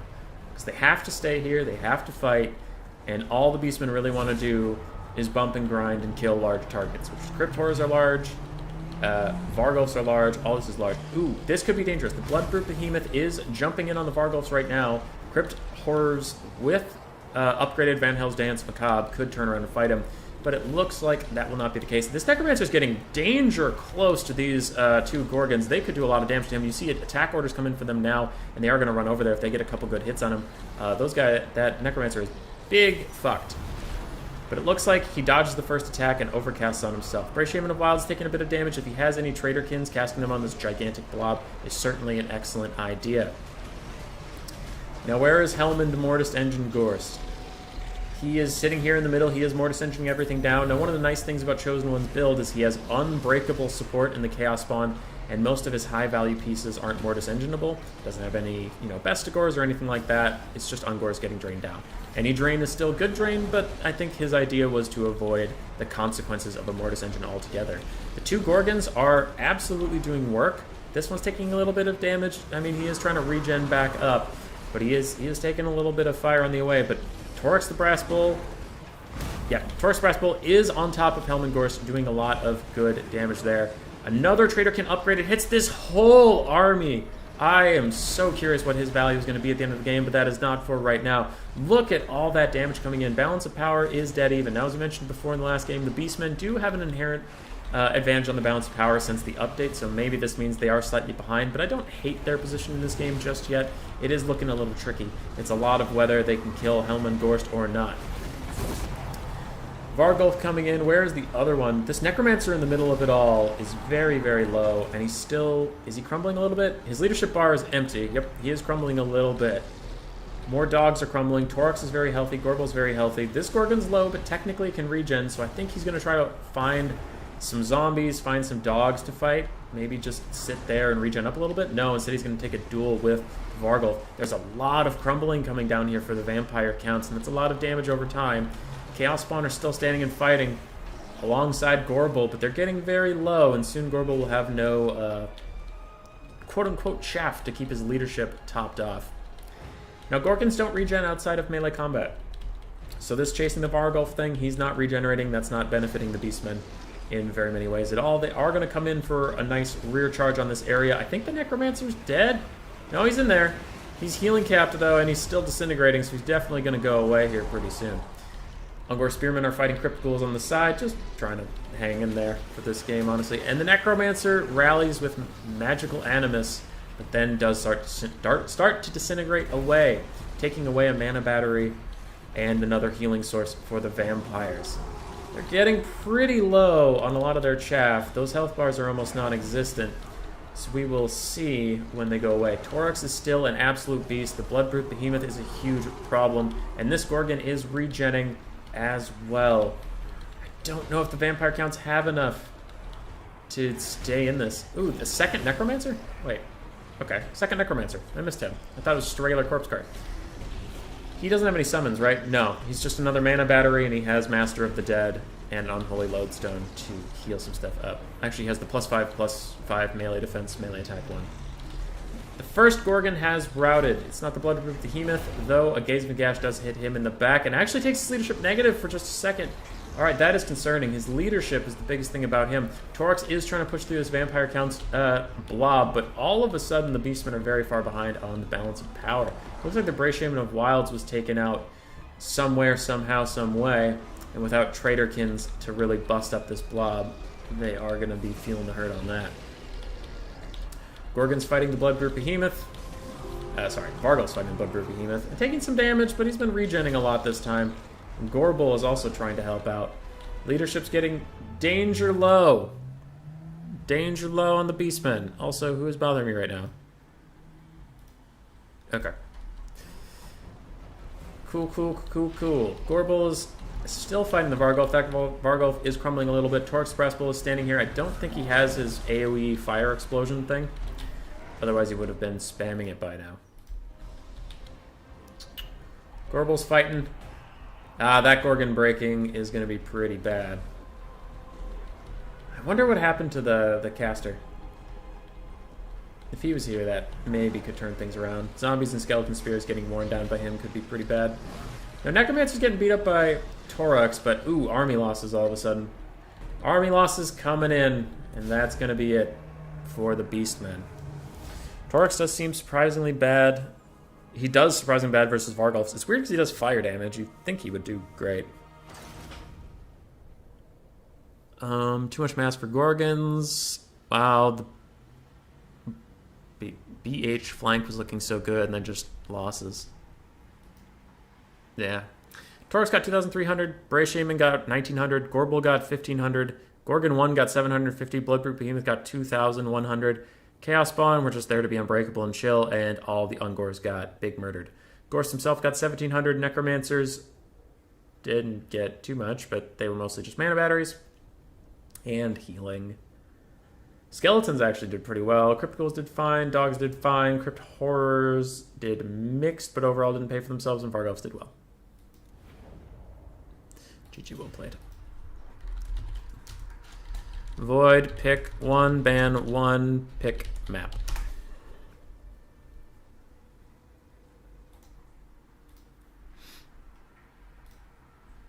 Who's messaging me in Turin's chat? It better be just Turin. Okay. So Turin, Murph, and Logic have all been streaming today. And apparently Dav. Someone mentioned Dav was streaming. A lot going on. Okay. Blocker. Score. Void 2. And this thing. If you don't know where we are, we're in the finals for the tournament of the 13. It didn't involve 13 people. It just was 4 tournaments because, I don't know, reasons. Currently, Void Laws and Chosen One are fighting for first or second place, $50 or $100. Either of them is leaving here with a good amount of money, but who gets slightly more? Yay, more. That's all I have. I am tired. Best of 7.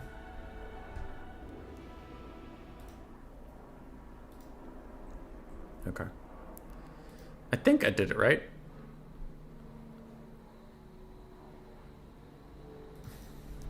If you can't repeat bans, it gets messy if you ban 2.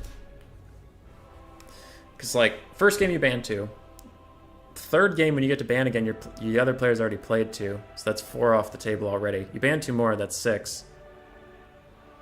And then 2 more games. So the next time you ban, there's 8 of the 15 factions off the table. So it goes to ban 1.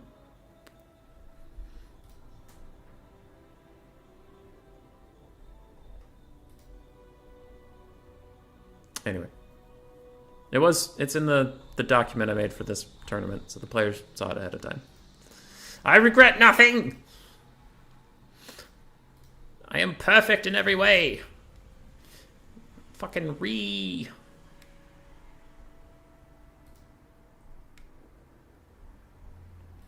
So Void is up 2-0 currently.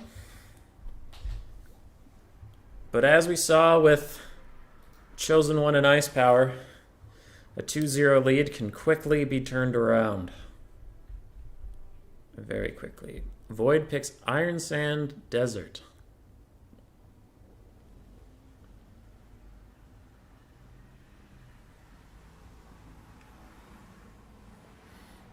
Chosen One is in control of the maps. There we go. He's on it. We have Iron Sand Desert. Pick 1, ban 1.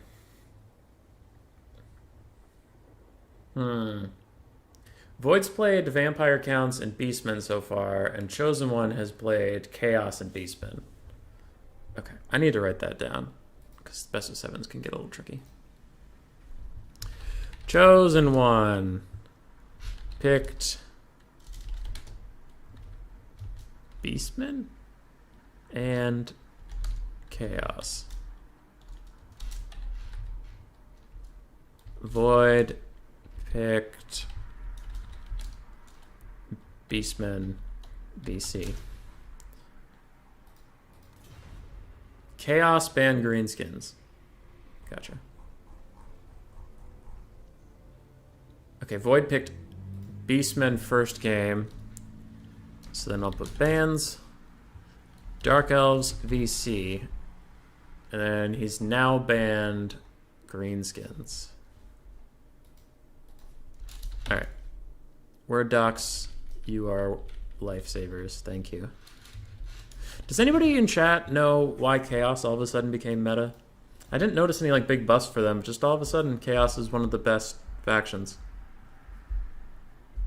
Which is odd.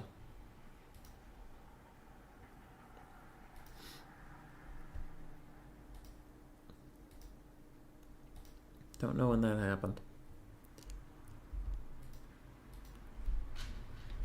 Okay. Ooh. VC. Alright, so far, both players have played Beastmen, Chaos, and Vampire Counts. Lovely. That's just how we're doing it. Chaos and Dark Elves have been banned for Chosen One. Okay. I'm caught up. can't believe both players have played the same 3 factions. That's really funny. And no Lizardmen. No Lizardmen. I guess neither of these players are well known for their Lizardmen play, but still, Lizardmen are super meta. You'd think... In the game earlier, Chosen One versus Ice, this matchup, Chosen One was the vampire counts, right? Yeah, he was. Let's see if he runs the same build or if he switches it up entirely. I was kind of shocked in his first build that he didn't have Blood Knights. So I would not be surprised at all to see a flip to some Blood Knights in here. Terrorgeist was good. I personally didn't like the Manfred pick as much, but teach their own. I don't know. Did he ever Spirit Leech anything? Not really. He Gaze of Nagash down Ice Power's Hell Cannon, and then that was it. Otherwise, he just used healing. Maybe because Greenskins fell out of favor? Maybe. Chaos are just very edgy men in massive metal armor. I like Chaos. They're fun. I just don't know what made them suddenly good. I don't think they were ever bad. They just... I don't know. It's also weird because it hasn't been Sigvald spam either, which people used to think was kind of the only good Chaos Lord, maybe Sarthoriel. But I've been seeing a lot of Archaon, and even a bit of Kolak. In my faction face-off event, where people have to play silly lords, Kolak actually does a ton of work. So it's been fun to see him. I think Kolak's my favorite lord on that roster. Whenever I play them.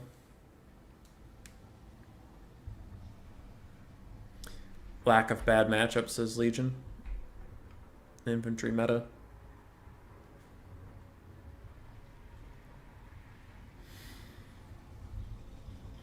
I miss when Kolek was the best. The best in the whole world. Chosen One's ready. The motorcycle outside is ready. And Void is pondering. Scheming. Halberd buff did them good too. That's good. 500 gold, great weapon infantry. Legion, that was true. In the beta, it's not as great anymore, but I mean, Norska has... What do they have? 500 gold, great weapons as well, and Norska sucks, so... Can't just be that. Do I paint Warhammer minis? Not Warhammer minis. I paint minis in general. I'm kind of a cannibal, I guess it's called, when it comes to board game minis. I'll buy whatever ones I think are cool, and then I use them in like Dungeons and Dragons with my friend and stuff. Like, in our Dungeons and Dragons... Okay, well, it's technically called Genesis, but you get the point. It's just a different version of D&D. Right now, I am a Skaven assassin, where all we did is there's no rat race, but there's a cat race, and everything seemed to apply to rats as well, so we just changed the C to an R, and I took all the stats from the cat race, because it's like, sees well in the dark. Your special thing is that if you're unarmed, your melee attacks do slightly more damage because you have claws. You know, your stats are largely agility based and not very brawny. So anyway, we did that. So I took a Skaven mini that I had painted, and that's my little guy. So yeah, I mean, I'll buy whatever minis I think are cool and paint them and use them in various games.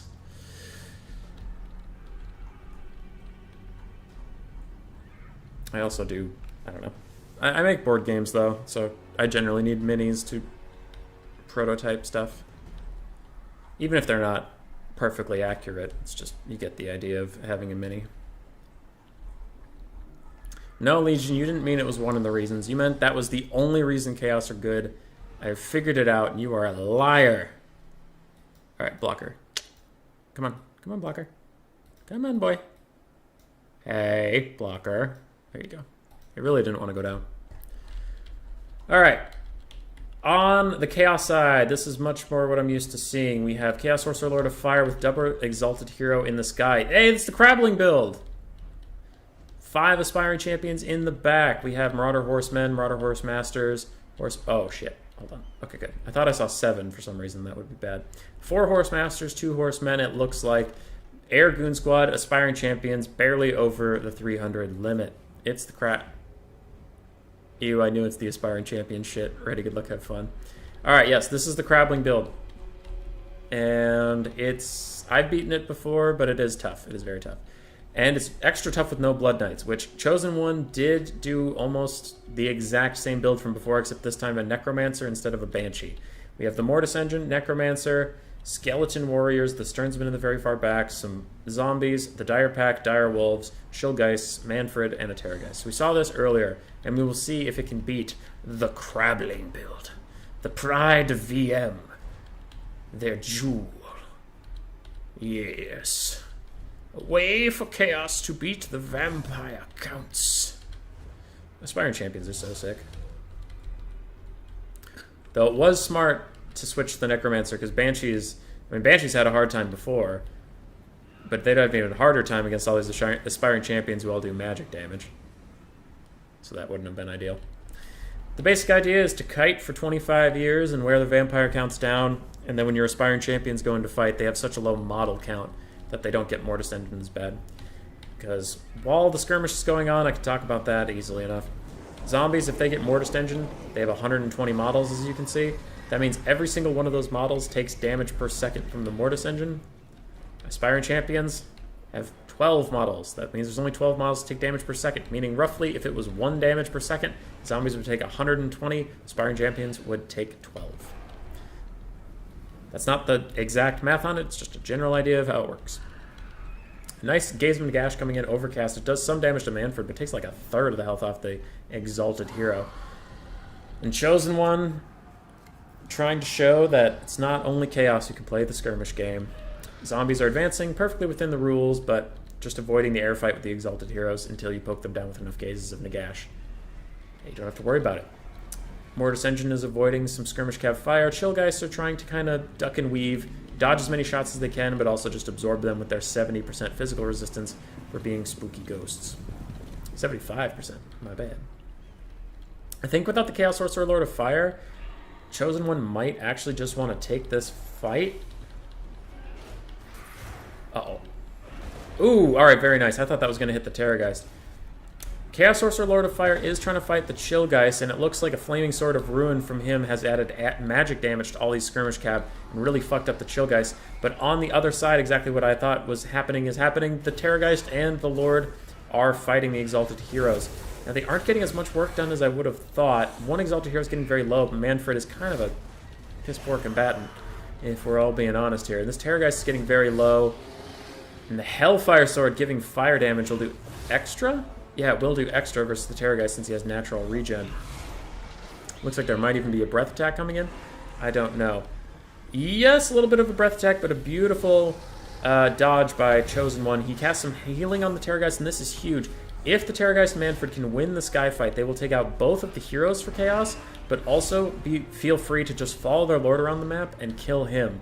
And while a Vampire Lord is more important than a Chaos Lord, Chaos still really needs their Lords to do some carrying. Skirmish Cav are coming around the flank. They really want to get onto either the Mortis Engine or help with the air fight, but it doesn't look like they will be able to. Manfred is just going to chase off the Chaos Sorcerer Lord of Fire, who also is kind of a melee combatant, but the Terrorgeist is going to spend its time chasing down the Exalted Hero. It's regenning and crumbling at the same time. I'm kind of surprised its leadership is so bad at this point. I thought it would have rallied by now, and there it's rallying a little bit, which is very good. Oh no, but a Fireball is coming in. Could change its rallying. No, it horribly misses for some reason. I would say that's a big win for the Vampire Counts overall. Taking out both of the heroes for the cost of a lot of Terrorgeist health, but it does have regen. It'll slowly come back. Also, Invocation of the Hex thing. Also, standing over the Mortis Engine's a thing. Dogs are still zoning out Horsemen like we saw with Ice Power earlier. And the Chillgeists are very, very wounded, but they run over to the Necromancer and over to the Mortis Engine. They have Master of the Dead, which also gives AoE regen. Another Fireball coming in for that Terrorgeist, but his health is decently high. I mean, 1800, not percentage-wise. And he has plenty of leadership. And again, that Fireball just misses, like, honestly, for kind of no reason. That is very unfortunate for Void. I'm surprised how cautious Manfred has been, but now that I think about it, that is a wise decision. Doesn't want to get caught out with all these skirmishers. Very nice by a Chosen One. I would have made a huge mistake there. Chillgeist get in a fight with Marauder Horsemasters, but we've seen this song and dance before. Another Flaming Sword of Ruin comes out, and the Chillgeist need to pull out very quickly. Looks like the Dire Pack will come in to get even a little bit more involved, and the Terrorgeist has finished running the Exalted Hero off the map so it can come back and regen up to its heart's content. Chillgeists, very, very injured, crumbling down a bit, and now the Dire Pack have gotten a little over-engaged. They are very... Ooh, they're in a super bad spot right now. Can Manfred get in position to get a nice breath attack? Maybe he can. It looks like he's going to try for one. No, he's canceling it. There are some terror routes coming in for the Marauder Horsemasters, and some are even naturally routing, but it looks like the dogs will pay the price. Maybe they can rally and get back to the Mortis Engine. Maybe. The Chill guy somehow rallied. But Manfred's actually going to kind of look at the Chaos Sorcerer Fire, see how he's doing today. Terrorgeist is coming back. Dogs still crumbling. It doesn't look like they're pulling back just yet. Now they are a bit. They desperately sprint towards the Necromancer and Mortis Engine. Really want some healing there. I would honestly maybe even use an Invocation of the Heck just to make sure they make it through this hard time. But the mana is precious. I understand the hard choice. It looks like they're immediately going to charge out again, forgoing the fact that the Dire Pack will definitely die. They try to pin these Marauder Horsemasters against the edge of the map and make sure they can catch them. Chaos Dragon flies very high, but is eventually going to come back down. Dire Pack sprint back to the Master Necromancer and the Mortis Engine. They are healing up a little bit. I wonder if it can overcome their pretty bad crumbling. It doesn't look like it. They're probably going to finish dying. Terrorgeist takes a fireball on the top of the head. Does a good amount of damage. Diving that deep into the Vampire Count's cookie jar for a 50-50 fight. It was risky. It was risky. How are we doing on Skirmish Cav? Their ammo is fine on the whole, and their healths are mixed. Terrorgeist fires a nice little cast. Now, the Chaos Sorcerer Lord of Fire has no healing access whatsoever, so him being at a half health is actually kind of a big deal. Aspiring Champions, they just waddle. That's what they do. They waddle. The Dire Wolves and the Chillgeist are sitting on top of the Mortis Engine and Master Necromancer, and the Terrorgeist, it looks like he also is using his own natural regen, dodging that fireball very nicely, and he is chilling by these two to get massive regen. Look at that regen. Look at it go. Holy shit. Look at him go. That's really funny. All right, another Overcasted Gaze of Nagash comes in, takes a ton of health off that Chaos Sorcerer Lord of Fire, and this is looking real bad for Chaos at this point. Mortis Engine is still very, very healthy, and while it won't do that much damage to your Aspiring Champions, it does some damage to them. It gives more mana for Manfred, I believe. Yeah, it does. Come on. It gives increased power recharge rate. It will drain down all these Marauder Horsemasters in the late game if they run out of ammunition. The Terrorgeist takes another fireball, but he's largely okay with it. And I think the Vampires are very, very far ahead. They even get a nice little route onto the Marauder Horsemen. And why the Chillgeist, I've just realized, is because of their slowing aura, they can actually help the dogs and such catch up to Marauder Horsemen and Marauder Horsemasters. So good stuff there. Mortis Engine getting a little aggressive, just trying to cheek out some ammunition because its healing cap is way past this health bar. So at this point, the Vampire Counts want it to take a little bit of damage, and then it can fall back and heal up. They don't want to get to the late game, because the worst thing for a regen faction is if something gets focused. Like this Terrorgeist is running out of healing cap, you want to spread out the damage as much as possible. And Manfred and the Mortis Engine have tons of healing left to go, so Chosen One is trying to get some of the Marauder Skirmish Cav to hit anything but the Terrorgeist. Another fireball goes wide from that Chaos Sorcerer. Chosen One has been dodging like a monster, but a couple of them just were unlucky. Chosen One has been dodging like a monster, though. Zombies advance. Graveguard advance. Skeleton Spearman advance. Mortis Engine's coming too. And Manfred gets a little breath attack. It tickles the Sorcerer of Fire, but he largely dodges it as well. Void Lul's equally adept at dodging skill shots, it would seem. Dire Wolves are in a fight with way too many Skirmish Cav for their liking. They will be crumbled away and killed, most likely. And a Burning Head coming in here could be huge. Gonna do a lot of damage. Oh, that damage. Oh, that damage. I don't think it'll change the course of this game, but that was a very nice cast. How are we doing on ammo? One's out. Two are very low. Two are fine, and one's kind of lowish. Aspiring Champions? How are we doing? One's fine. One's dying. Three are fine. Okay. Void is scrapping to the end. I think this might be another Vampire Counts win. Possibly. as Skeleton Warriors battle. The Terrorgeist and Chillgeist are both approaching their healing caps, but man, they are just regenning so much from this Mortis Engine and Necromancer. Bullmore said it earlier, but I really would like to see damage value calculated as healing too, just so you could see the helpfulness. Like in Overwatch, when you play Mercy and you get a medal for healing people, it's worth it. You just want to feel good for helping out. Manfred somewhere down the line took a lot of damage, but as we mentioned earlier, there's plenty of regen sources for him, so he's fine wasting some of that ammunition. It's not wasted if he dies, but if he heals back up, it is considered kind of sort of wasted. I don't know if Manfred has any breath attacks left, and most he has one. And I wonder, does he have any Gaze of Nagashes that he cares to spend on that Chaos Sorcerer Lord of Fire? Maybe he doesn't. Maybe he values Invocation of the Heck more? He's Spirit Leech too. What's a Spirit Leech for? Can anybody explain that to me? If you already have Gaze of Nagash for sniping, what's Spirit Leech for? Anyway. Chillgeist, Manfred, chilling around. The Mortis Engine to heal up. Terrorgeist is healing capped, so it doesn't really need to chill around this area anymore. It can if it wants to, feel safe and happy, but it doesn't need to. Another Marauder Horsemaster routes off. Ammo check. Out. Half-ish. Low. Very low. Very low and routing. Breath attack coming in. Onto the Terrorgeist, who dodges, making the Aspiring Champions take some of it. Oh, the Chaos Friendly Fire. They're still going. Mortis Engine still draining. Manfred and Terrorgeist running around. Rear charging some Aspiring Champions. Bounce powers almost honestly to army losses point. And every second it creeps up because of the healing and creeps down because of the ammo usage. Ooh, a big attack onto the Chaos Sorcerer Lord of Fire from Manfred. A second big attack. Manfred's whooping his ass at the moment, even though their combat stats aren't that different. That was just some RNG goodness right there. We start to have units shattering. That will trigger army losses, and Chosen One is back, baby. 1-2. GG, well played.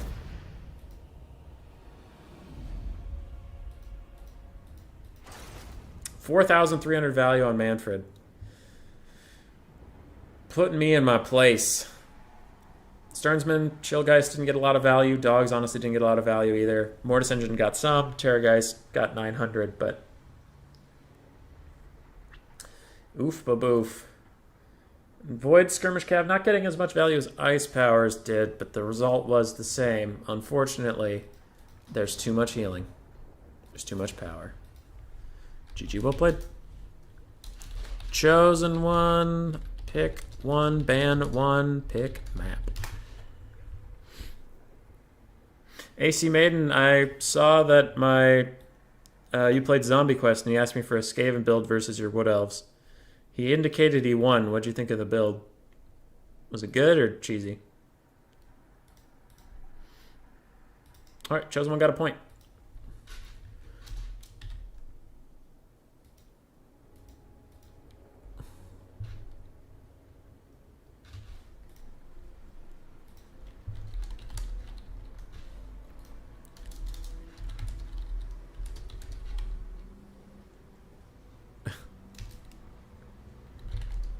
Some were dodged, but many misses. Yes. I personally don't think it would have changed too much of that game, because as we saw at the very end, it was RNG, but Manfred could hold his own against the Chaos Sorcerer, and he had healing left, and the Chaos Sorcerer didn't. So I don't think the fireballs hitting would have necessarily changed the game, but it would have been closer for sure. That was kind of nuts. Especially, like, Chosen One was dodging like a madman. I am not taking a single thing away from him. But those two where the Terrorgeist was just walking in flying in a straight line at the Exalted Hero, he really should have been able to dodge that. One or two, he did. Yeah. It's not worth fighting. First two fires were supposed to kill the Terrorgeist. I did some more often than not. You son of a gun! Ah ha ha. Ah! Did you like the build though, Maiden? What was... Am I allowed to ask what your build was? Like, obviously not... in the YouTube chat, don't go through literally every unit, but like, did you try to Waystalker Kite or did you try to rush him? Because I've been curious about that build myself. I haven't tried it because I ban Wood Elves all the time, but I did like it. Skaven! Yeah! Let's fucking go! Skaven, baby! Yes! Oh, I'm so excited! I'm so excited to get fucking Skaven from Chosen One!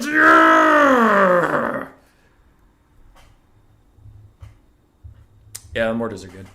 The build I'm referring to with AC Maiden was 6 Wolf Rats, 2 of which give magic, do 4 poison, 2 magic, so you can fight the Lost Sylvan Knights, 2 Poison Wind Mortars to punish Kite. Or I said a Poison Wind Mortar and 2 Poison Wind Globes if you worried you're going to get sniped too hard. And Gracie on a Bell with Dreaded 13th and another summon, or Dreaded 13th and Howling Warp Guild, depending on which lore you like better. And then Zombie Quest really wanted to do Double Assassin, and that wasn't my idea. He did that on his own. Deepwood Scouts are normally very good, AC Maiden. They're normally very good. Like, they'll wreck Rat Ogres, but the build I was mentioning with him doesn't usually have Rat Ogres. Maybe it had 1 or 2. I don't remember. Because obviously Zombie Quest, I'm not saying I'm not saying like, oh, I won the game for Zombie Quest. I did it, not him. He had a bunch of changes to my build, and he did his own thing. And obviously he played the build, but yeah, I was just curious about that general thing. Air build would have destroyed that, you feel like? Oh, yeah. No. Hawks would definitely defeat it, 100%. But you can't prepare for everything in this game. Like, I've mentioned it before. And when I say I hate that line of reasoning, it's not like, I hate it and you're dumb for using it. Wah. It's just like, I personally don't like that line of reasoning of, there is a build that I can think of that beats your build, and therefore your build isn't good. And it's like, well, any static build of any faction can be beaten by something. You know what I mean? Or like, even the worst matchups, Dwarves versus Skaven, let's say, if you know literally the exact build I'm going to bring, like for some reason I'm locked into that build and you get to do whatever you want, I bet even Dwarves could win that matchup because it's like, you know, min-maxing against something. So, Skaven in an unfavored Wood Elf matchup, you do have to take some risks. In my opinion. And it's like, the dogs can trade okay against Wood Elf Cav Rush, and especially if you get chaff in between, like the Cav charge the chaff, Wolf Rats countercharge. They can do well. Poison Wind, the double Poison Wind Mortar can do well versus Kite. Also, dogs can chase down Kite. And it would struggle versus like a Tree Man Treekin Rush, because it doesn't have a lot of single entity killing power. And it would struggle against Hawk Rider Cheese, but it's like, I guess a better way of saying it is, on the same token, I could be like, yeah, but Hawk Rider Cheese lose to Howling Warp Gale and triple Rattling Guns. So it's like, we could go on and on and on forever about countering each other's builds. You know what I mean? I think the best builds are ones that can win against everything, even if they're not advantaged. And I will not pretend that my Skaven Wood Elf build is one of the best builds, but I've found it wins me more games than truly balanced builds do, in my opinion. But it's like, you know, it's a bad matchup for Skaven, so they gotta roll the dice. You're already down, might as well go for it. Alright, Void Laws is going Greenskins. And Void Laws has stomped me into the dirt in this matchup many times over the patches. So I am curious if Chosen One can break my curse of watching Void Laws' Greenskins kill my pathetic rats. We will see. Because once in a faction war... in a faction war qualifier, I had to fight Void Laws. And I had already qualified as the Skaven contestant because I was the furthest in the tournament of Skaven, but man, that game was rough. It was on Iron Sand Desert.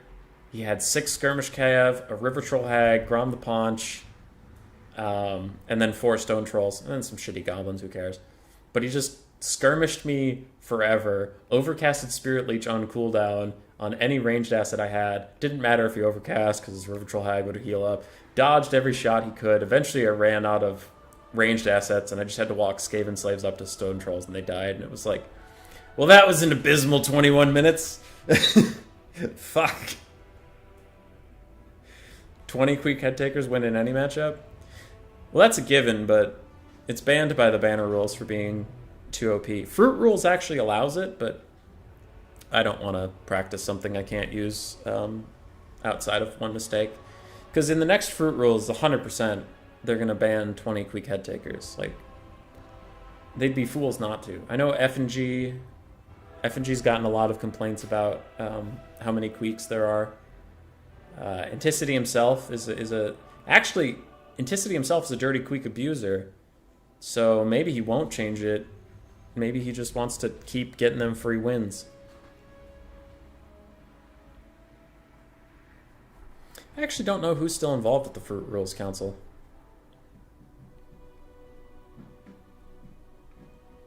I know it like used to be Satsuma, F&G, maybe Butcherbird, Anticity, F&G, Satsuma, Dactyr I think is on it. I don't remember. All right, Void's ready.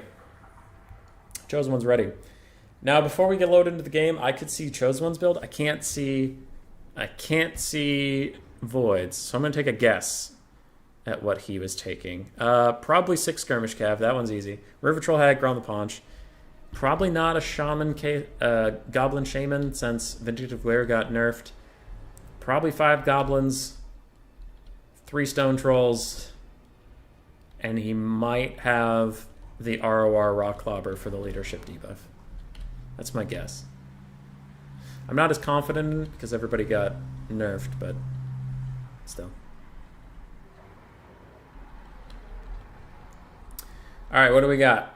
Goblin Wolf Riders. Forest Goblin Spider Riders, Goblin Wolf Riders, Forest Goblin Spider Riders. So only 4 Skirmish Cav, 2 regular Cav, Forest Goblin Spider Riders, Savage Orc Biggins, 2 Stone Trolls, a Night Goblin Shaman with Vindictive Glare, and Staff of Jet. Wand of Jet? Yeah, it's a Wand of Jet.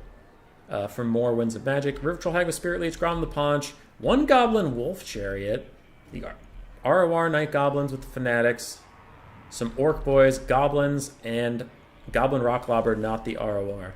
That was close, but he's made some variations since I've last played against the good old Void Lulls. On the other side, for the Skaven of Chosen One, we have 4 Wolf Rats, all of them with poison.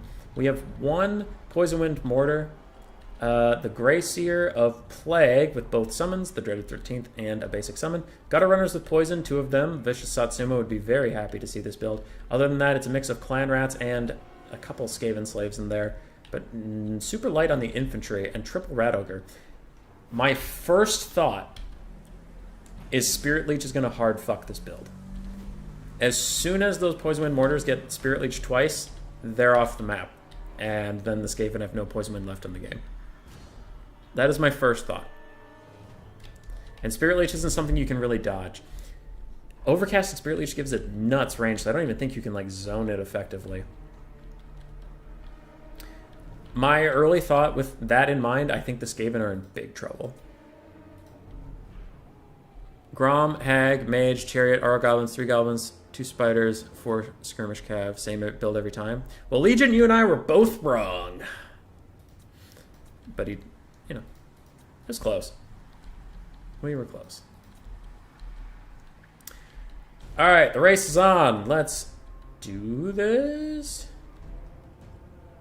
Oh, thank God. For a second there, I was like, oh shit, these are 360. He has 7 360. No, not a rule break, please. But I forgot 2 of these Spider Riders are just Spider Riders. They aren't archers.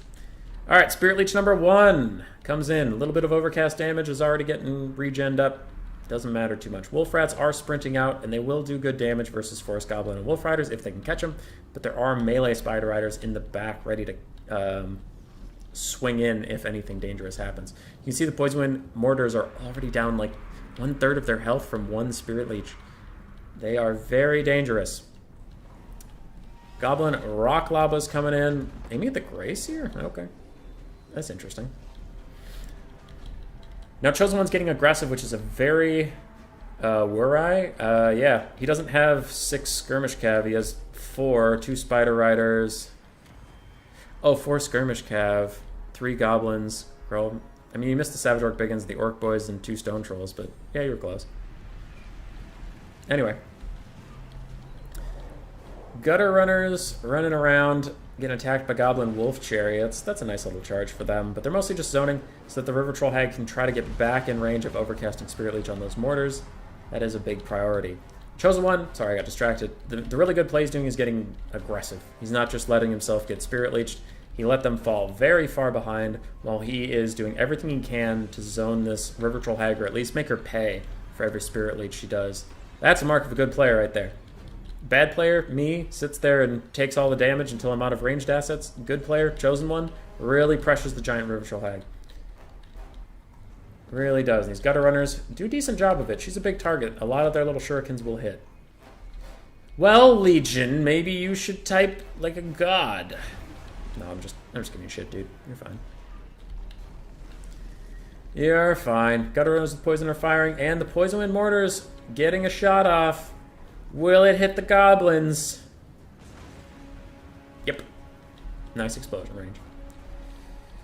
River Troll Hag, where are you? She is walking. I wonder if she gets another hit onto those guys. Otherwise, Grom the Paunch is kind of rolling dirty.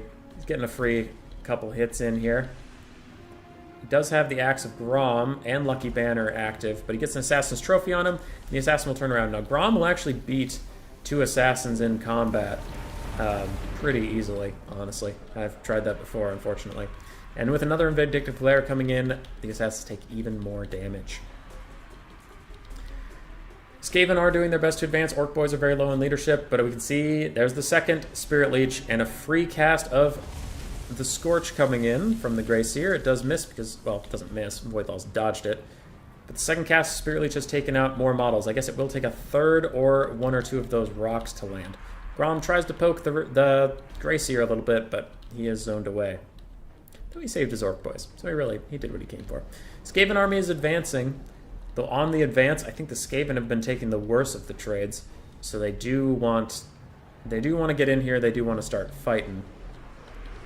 And the Greenskins don't really mind that either. They have plenty of decent infantry. They have Biggins around. They have Ground Paunch and some Stone Trolls, so they're pretty okay with this fight starting as well, as long as those Poison Wind Globes can't punish blobs. They do get one really nice volley here onto some Skirmish Cav, but maybe they aren't long for this world as more rocks come in.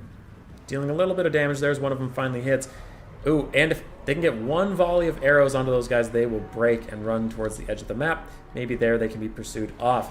A Dreaded 13th comes down. It's going to nuke down the Goblin Rock Lobber, and as soon as they turn around and get a couple melee attacks off, they will immediately destroy it. Wolf Rats, though, very nice play from Chosen One, coming up and around to zone off these Skirmish Cav, chase them off the map. That is an excellent play up there, and Void might be in trouble. In the center, he has a bit of something going on here, but it's not looking favorable for him. He got a lot of good damage onto the Gracier, but the Gracier is tanky. Another Overcast Spirit Leech officially takes out the Poison Wind Mortars, and they will be running for the hills. They're down to 3 models and routing. Spider Riders are fighting Wolf Rats. If these Forest Goblin Spider Riders come up there and shoot a little bit, they will rout off the Wolf Rats, and that will be very good. But in the center, we see Stone Trolls routing on one side, an Assassin's Trophy coming in, nerfing everything in this little zone, and Grom the Paunch is not enough to carry all that. The Storm Vermin Summon is running down the hillside, trying to get a little bit more damage before it routes off. And the Wolf Rats of Chosen One are chasing off tons of Skirmish Cav and Stone Trolls. Now, they do have Wolf Chariots on their butt, but if they turn and fight, they'll actually do a surprising amount of damage versus those Chariots. Though if they turn and fight, the Stone Trolls might come back, so it's a bit of a wash there. Skaven seem to be faring very well after their initial struggles, I will say. All these Wolf Rats are sticking together. Generally, it's considered bad practice to blob, but with Wolf Rats and their ridiculously low leadership, if you don't keep them together, they'll tend to get isolated and killed, so generally Wolf Rats, unfortunately, do have to blob. Now the Gracier of Plague is in a little bit of trouble. Again, it doesn't matter as long as he has some health. He's not a melee combatant, so if he has some, it doesn't really matter. We can see the Goblin Wolf Chariot getting eaten alive by these Wolf Rats, as we mentioned before. If somehow Chosen One's Lord gets sniped, this could turn around wildly for the Greenskins, but other than that, it is currently a very close game. Now the Skaven have made good advances across the board. We can see they're also running out of juice. Ooh, and a big breakup here. A lot of Wolf Rats routing off due to a Spider Rider flank charge. That is pretty bad for them. Savage Orc Biggins are getting worked down. And where is the River Troll Hag? She escaped. Her healing cap is in sight, but she did escape. She's going to Spirit Leech down some Rat Ogres even. Grom the Paunch is taking a little bit of damage, but he can pull out pretty much whenever he wants. There's not enough mass there to stop him. And the Greenskins are pulling very far ahead on the bounce power now. With those Wolf Rats around, it was looking pretty promising, but as soon as they routed off the map, the Greenskins are free and clear to do whatever they want in the ranged department. One assassin is very low, the other assassin is also quite low. The Gracier is low, but doing okay. There's a lot of chaff left for the Skaven, but Skaven chaff is worth a lot less than any other chaff in the game. The Gutter Runners are almost out of ammunition. One of them literally is, and one of them almost is. Poison Wind has officially shattered off the map, and that's about it. Now, on the other side, the Greenskins pretty much just have Grom the Paunch and the River Troll Hag. These Stone Trolls are very low, and while they can regen up, if they keep breaking, they definitely won't. Skirmish Cavs running out of ammunition, and they aren't exactly world beaters. But these Stone Trolls are pretty healthy, and Grom the Paunch himself could probably kill both Assassins and the Grey Seer.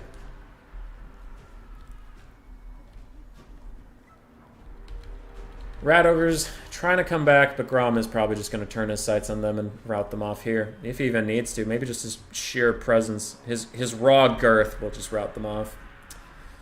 And Void Lulz knows he has won now. He's just letting some Skirmish Cav get some pokes in, letting the Stone Trolls kill a bunch of stuff and regen. Goblin Wolf Chariots are poking in on these Rat Ogres, taking them out.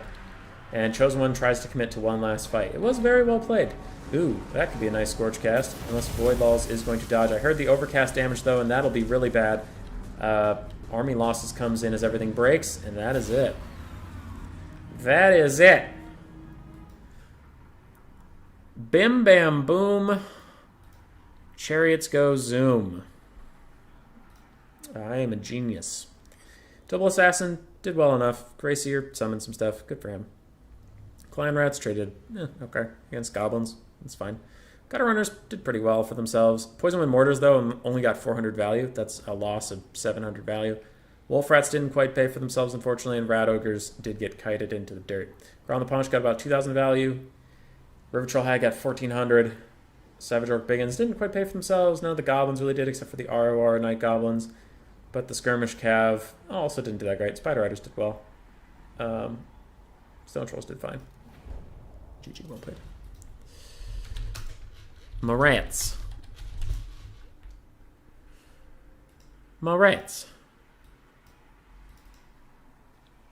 Void's up 3. Void, pick one, ban one, pick map. You have already banned Dark Elves VC and Greenskins, and Chosen One has played Beastmen, Chaos, VC, and Skaven.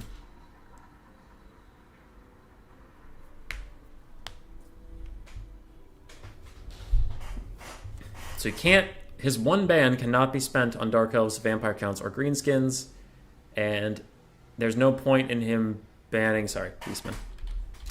Beastmen, Chaos, Vampire Counts, or Skaven. Void has already played Beastmen, Vampire Counts, Chaos, and Greenskins. So he can't pick any of those 4. The Chosen One's still in it. He's hanging in there.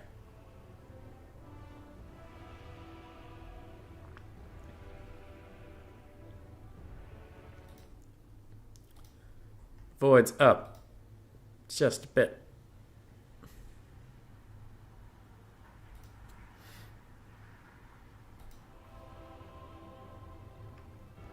We will see what he picks. Now, out of what I've seen Void Lulz play a lot of, I haven't seen him play very many elves, and when he does play elves, he plays wood elves. I would be very surprised to see him pick High Elves or Dark Elves. He could. He obviously could. We saw him play Lizardmen versus Dactyr. So Lizardmen, Wood Elves are both options here. I haven't seen him play Bretonnia, but I bet he does. I haven't seen him play Empire or Dwarves. Those seem unlikely. I am going to guess that he will play Wood Elves. And I'm going to guess that he will ban Bretonnia. That's my guess. Out of 11 factions left and 12 factions to ban, I'm putting it all on Wood Elves, ban Brett.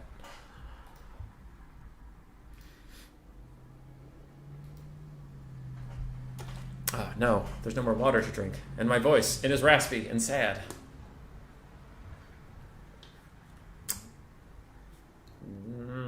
Sad. Golden Floof is playing Humankind. Is Humankind good? Has anybody in the chat played Humankind? My friends wanted to get it if it's good, but we don't know anybody who's been playing it.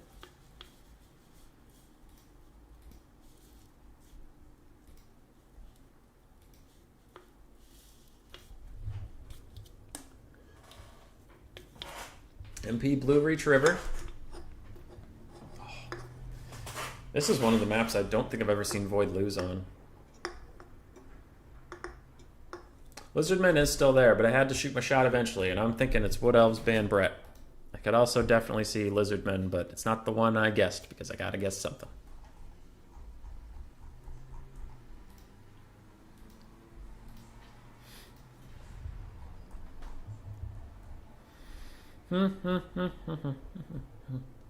Does Void play Vampire Coast?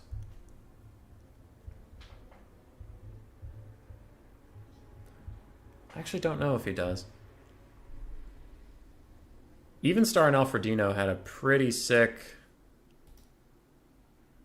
Evenstar and Alfredino had a pretty sick best of series in the Warhammer World Cup finals, and I remember there being a Vampire Counts Vampire game that was very cool.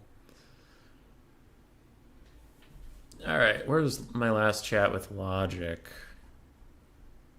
I should set that up. Oh, Logic, where art thou? There you are.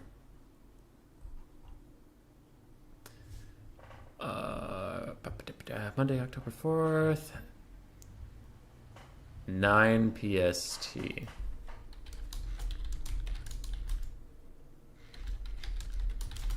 Okay.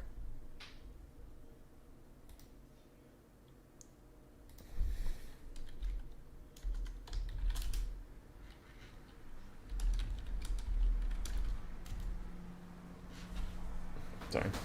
Lizardman's he's hovering Lizardman. Is anyone watching football? Football or soccer football? There's two footballs. A lot of foots hitting balls around here.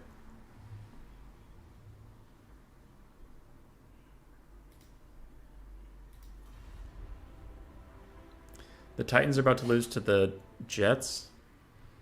Okay.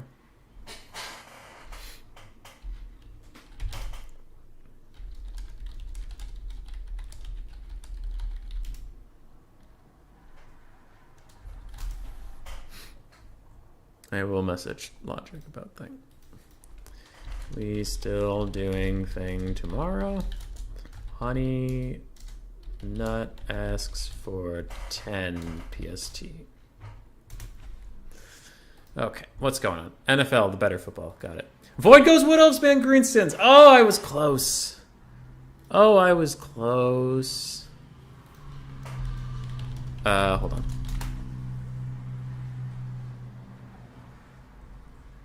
I just need to alert Void. He already banned Greenskins. It's okay. In a best of 7, it's really hard to keep track, which is why I made a Word doc for all of this. Greenskins VC Dark Elf already been banned. So he has to ban something not in that thing. Oh, that's what Chosen One meant. Chosen One is allowing him to change factions if the greenskin counterpick being up means anything.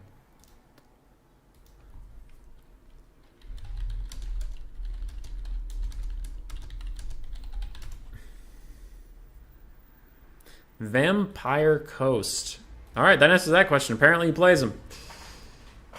So Void has now played Vampirates, and he has now banned the Wood Elves. And a respectable ban. I feel it. I feel it in my bones.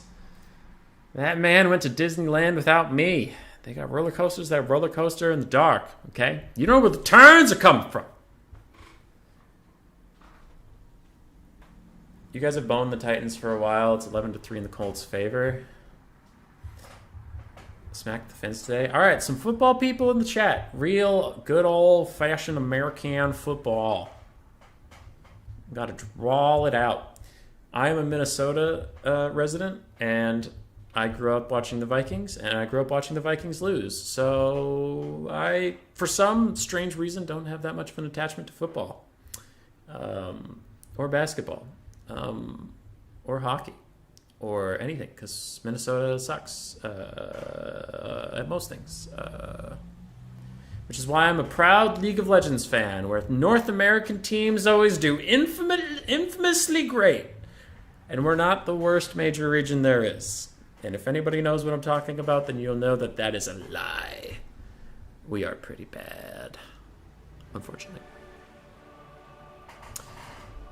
All right, game 5. Chosen One on the ropes, but he did put a point on the board. He's not out of this yet. Ladies and gentlemen, he's just warming up. Oh, football fan from Poland. What up, dude? What up?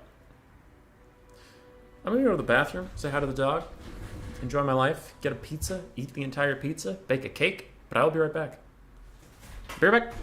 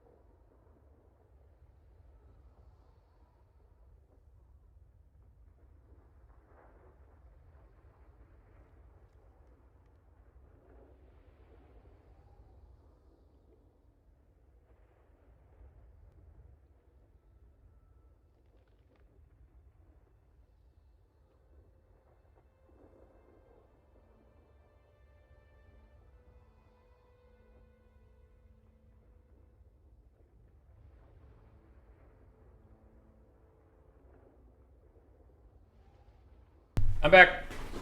I'm back. Everything's fine. Okay. Human Boy, yes, the Vikings are a great team right now. I thought we started out the season 0-2. What are you talking about? Are you lying to me again?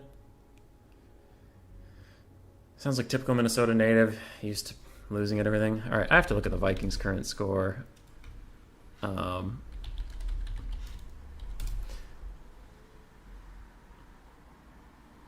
We're 1-3. You liar. DeRoss, you are a liar. Anyway. NA is the best in LoL. They'll make it out of play-ins for sure. Yeah. Dude, all right, we'll make it out of play-ins. I don't know if we'll make it out of groups. Some of those groups are looking pretty spooky. Especially because China and Korea, there's 4 groups, and they each get 4 seeds directly into the groups. Well, they get 3 seeds into the group, but their 4th seeds are probably going to make it out of play-ins. Come on now. Let's be honest. I don't have high hopes. I'm hoping 100 Thieves can do well. My brother really likes Liquid. I don't know if Liquid are going to do great. And C9 is a dumpster fire. If they do anything, I'll be surprised. All right. Focusing. Chosen One picks High Elves into Vampire Coast. I will add that to the factions he's already played. And we do, in fact, get to see some Elves. Because it's so far been 2 picks of Beastmen, 2 picks of Vampire Counts, 2 picks of Chaos, 1 pick of Skaven and Greenskins. And finally we get an Elf. The world holds its breath. High Elves versus Vampire Coast is generally considered High Elf favored, but I've seen Anticity win it, so It's possible. You may have started 0-2, but did you watch the game? Each game has been one score made in the fourth corner, and the Vikings are top 5 in the league in yards per game. I have not watched the games. No. I have not. But a loss is a loss. I had to kid Jack or Jill about the NFL, but greetings from the Vikings, lads. Herman, does that mean you are in the Minnesotan area, or do you mean literal Vikings that's in Scandinavia, or do you mean neither of those and I'm just way off base? Because I don't know, man. I don't know what's going on. Oh, are these two about ready, or should I announce other stuff? Maybe. We'll see. Well, if any of you... I've seen a lot of new names here. Like, I haven't seen the Adrian around. I haven't seen Herman around.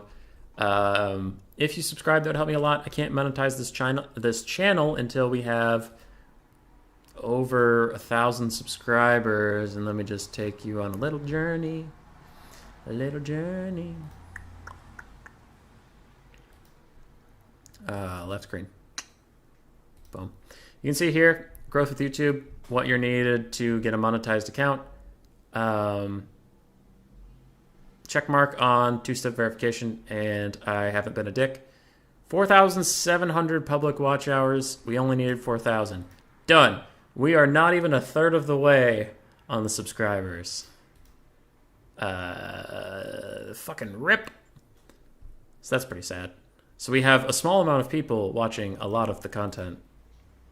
And we gotta bump those numbers up. Those are rookie numbers. Maybe, possibly.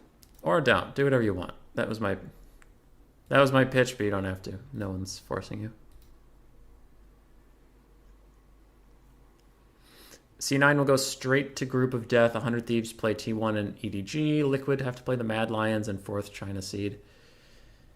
I don't think Mad Lions is that hot, dude. I watched a good amount of EU every year, but this year I also watched plenty, and the whole region was just coin flipping.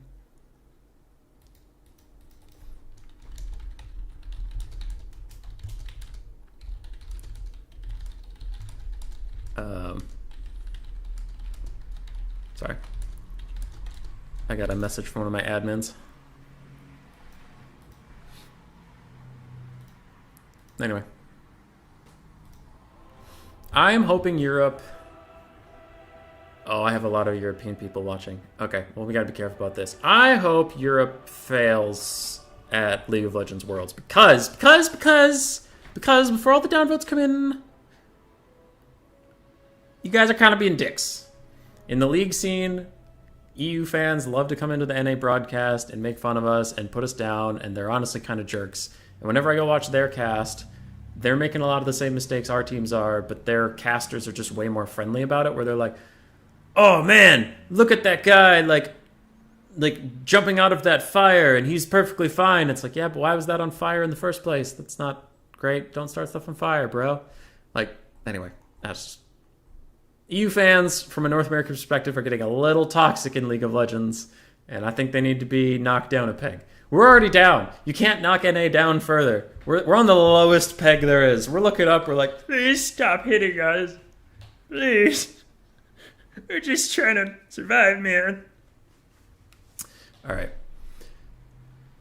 Dara Singh can go to the Super Bowl with an 8-8 record. Not very likely it's possible. That's true.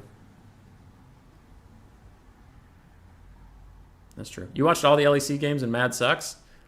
I agree. I love Mad as a team, but analytically I don't think they're super good. Chosen One's ready. Void's mad chillin'. We good? Just making sure we are progressing forward in some capacity. The Void, alright. I shouldn't be so blasé about it. Void, if he wins this game, gets $100. So he's probably trying to close it out. League of Legends is one of the most toxic games, period. Yeah, it's tough. It's a tough game. I played it for like 7 years. I got up to Diamond 2. I really enjoyed the game. I did not enjoy the people at all. I yeah, the people in most average League games are just toxic as shit. And also team-based games in general. Why I came over to Warhammer is team-based games in general were just pissing me off. Like I was playing Overwatch between League of Legends and this, and there were so many times where my DPS characters, like you have 2 damage characters, 2 tanks, and 2 healers with the new setup. My damage characters would almost always have less damage value than the tanks, and they'd like, oh, I'm going to pick Widowmaker every single game, and I'm just going to sit off to the side and miss all my shots. Oh, we lost the game, and I'm like, huh, kind of sucks when you have to count on your team to do stuff. So it was fun to come to Warhammer where it's like, all right, I pick my faction, I build my army, and then I play the game, and no one else is playing for me, and if I lose, it's my fault. And that just felt better, because I got so mad, dude. League of Legends games where you're like winning top lane, you look down, the rest of the map is like 0 and 17, and all these guys with tons of gold are running up to come kick your ass, and you're like, oh, feels good. Oh, this is a fun gameplay experience. Yeah. I don't know. Team games can be fun with friends, but I have a really hard time taking team games competitively because of how toxic it makes me. It just, I get so salty. It's so salty. I will say, like, I've had 1 or 2 toxic rants in League over 7 years, but overall I mostly just didn't type at all. What I mean by salty is I left the computer just like, well, that was a waste of time. Like, I am angry, I came here to have fun, and I'm now pissed off and mad I even played this game. Like, it wasn't a valuable use of my free time. Hey, Void's ready. We're getting into game 5. Let's do this. I like the mechanics, though, a lot. League has very good mechanics. The characters are super smooth to control. They're interesting. The powers are cool. Just couldn't do it. Herman Deft, 5-man pre-made LOL, still good? Definitely. I had fun playing it with Contende and his friends, because then you don't give a shit. You're just there to have fun.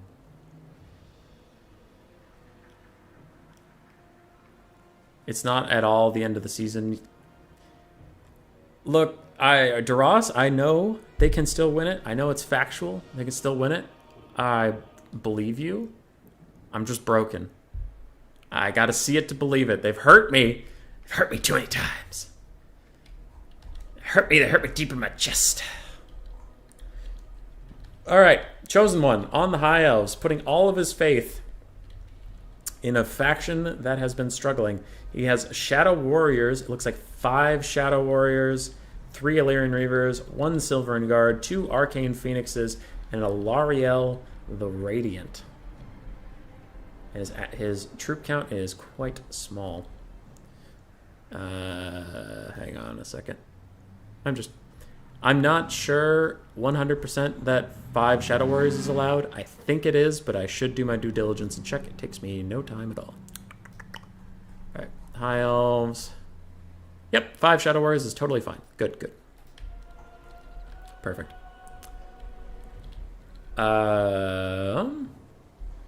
For Void Laws, we have 2 Sirens, 3 Sirens, one of which is in the trees. We have a Vampire Fleet, Captain of Vampires, Luther Harkin up in the sky, 3 Deckhand Mobs in the front, 3 Bombers. On the far side, we have double Scurvy Dog. And the Rotting Promethean's ROR, the Lamprey's Revenge. The Coast roster is always more expensive than I expect. Ooh, actually, there's more dogs right up here, and they're going to be right on top of the Shadow Warriors as soon as the game starts. That's not going to be great, especially with these Lyran Reavers right here. These dogs are going to get fucked up.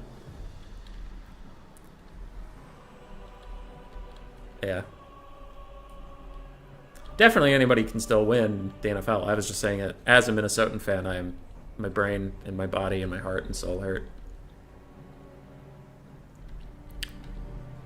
All right. The dogs have now discovered they are surrounded by Shadow Warriors. They can do decent damage, but with the Lyran Reavers here to support and running straight forward, that is probably going to be very bad for those dogs. The Shadow Warriors will want to kite back, but I still think this will overall be a good trade. But maybe the dogs can actually do okay. They do get an invocation into Heck, and Luther Harkin is immediately going to jump in. That is a bold strategy, Cotton. Let's see if it pays off for him. Shadow Warriors firing into the trees. Now, trees block a good amount of arrows, but not every arrow. And those dogs are taking some decent damage. Shadow Warriors are pulling out of there. Their flag is still way back in trouble, but most of their units, you can see them all running out here. And with Triple Phoenix nearby, I do think it will be a fine time to be a High Elf. Silver and Guard are hanging back. They were mostly here for the model count, I think, just to drag this up into the winning sphere. It looks like these two Scurvy Dogs will actually rout off these Shadow Warriors. I'm kind of surprised these Arcane Phoenixes haven't gotten a little more aggressive in here. Haven't jumped straight down yet onto Luther Harkin. We get one Vortex off, does a little bit of poke onto the Sirens, and another one is largely going to be dodged out from those Sirens. Leon Reavers are going to collapse on top of the Scurvy Dogs, and I know from playing this matchup a few times that doesn't go well for the Dogs, except if Luther Harkin jumps down. Though Harkin's not going to help his Dogs, he's going to try to kite off the Shadow Warriors, then he will pull back for a very nice rear charge, but the Dogs are crumbling. The Shadow Warriors that were run off do rally. They are very, very injured and have lost a lot of models, but they still rallied at all, which is still a positive. These dogs have taken a lot of damage. Their heal cap is already within sight, and they've actually received a lot of healing to get even that close to it.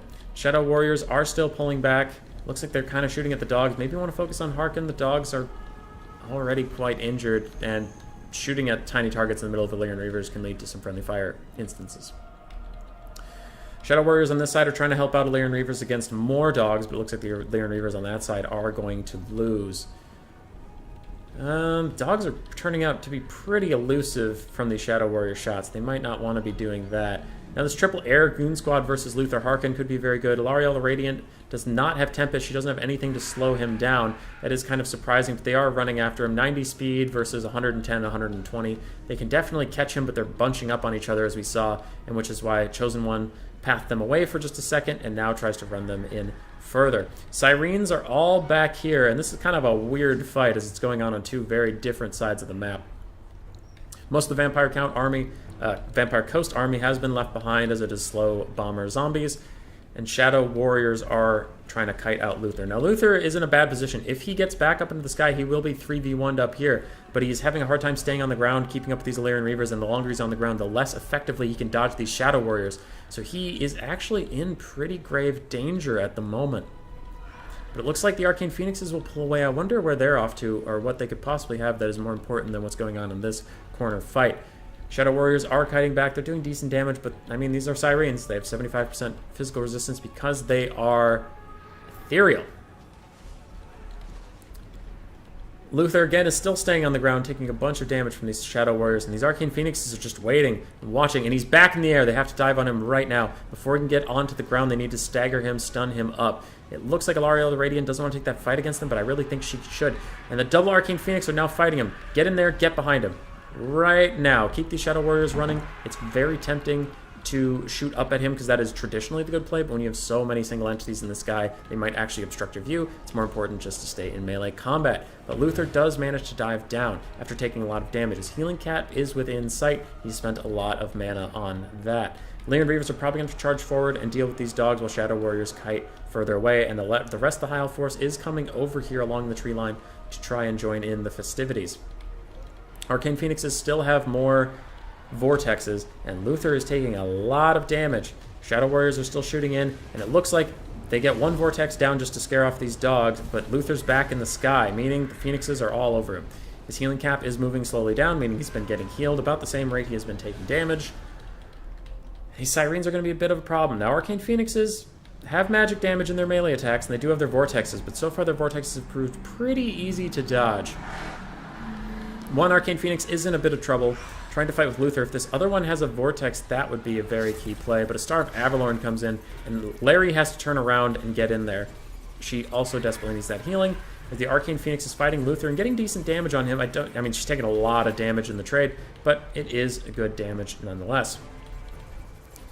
It does look like Larry is a bit stuck. They aren't going to rear charge Luther. They don't really want to get down in all that muck, but they are having a bit of problems outside of it then. And the Phoenix is going to rout. That could be a bit of a problem. I really think either Larry and the bird have to rear charge Luther or something. I don't really know what they are planning to do. They will move in a bit now. Looks like they're going to try to catch him up in the sky again as he chases off their friend. But the Shadow Warriors are running out of ammunition. The Sirens are still very healthy, and Larry doesn't have like Burning Head or anything that can clear out mass amounts of Sirens. Luther takes another hit in the back. His healing cap is very close, but unlike most Vampire blank games, the Vampire Lord for once is not the caster. Luther Harkon's just a combatant. His actual caster is way back here, full health, fine and dandy. Now Luther is probably going to die, and that's a big pick for Chosen One if true. But I still wonder if they can do it. Now, the single entity killing power without Luther is pretty low. Sirens, Rotting Prometheans do okay. Sirens really don't. And Luther's trying to get a rear charge of some Silverin Guard, which actually they can help Larry finish him off. I definitely think Chosen One should commit to this fight right now, especially because the only infantry in here to help are the bombs. All right.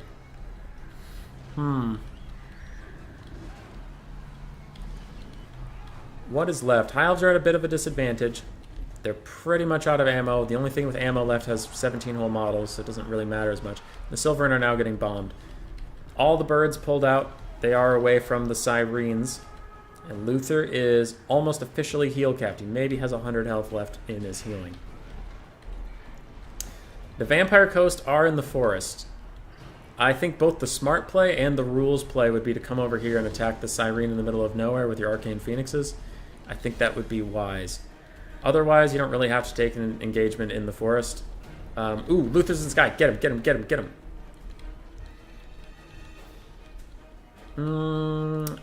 I'm a little scared of this indecision at the moment. It seems like Chosen One is having a bit of trouble picking what to do. Now it looks like he's going after Luther, and he can catch him. These Phoenixes are very fast compared to him. There is some shots coming in from the ground, but not too much that they really have to worry about. Shadow Walkers are on the outside just chilling, and Luther's probably going to die here. Good thing we have Jax in our division. It helps. All right, they get a nice, wonderful single entity surround here, and they are just beating the absolute brakes off of Luther. He will go down and die, and that'll really help with the crumbling happening over here. It'll make sure their leadership doesn't come back no matter what. And some Silverin Guard come back. Very useful stuff. Sirens do magic damage. Silverins have magic resist. They are quite tanky against those boys. How many vortexes do the Phoenixes have left? They use them very aggressively, but in dodgeable positions. I am curious about that, but I don't know how many they have in the first place. 3. So I think they both use 2, maybe. But these Phoenixes do magic damage, and they're hopping down onto these Sirens, doing a lot, and an Overcast on Larry does some damage. Now, the Vampire Caster is maybe overextending a little bit here, but with the Lamprey's Revenge nearby, it looks like Chosen One is going to pull out of here. These Phoenixes do have the possibility of a regrowth, I think, right? Arcane Phoenixes have that too? Stop it. Yeah. They do have a potential for fire rebirth, and it even does magic and fire damage. So if they're surrounded by Sirens and they get their rebirth, that could be a lot of damage. High Elves are currently using Silverin to attack, and now it looks like they're going to retreat and regroup towards their Shadow Warriors. This is fine. This is fine. And the Coast are also fine because they are currently chasing off Silverin. Though their Sirens are crumbling, so actually this state of affairs kind of helps the High Elves.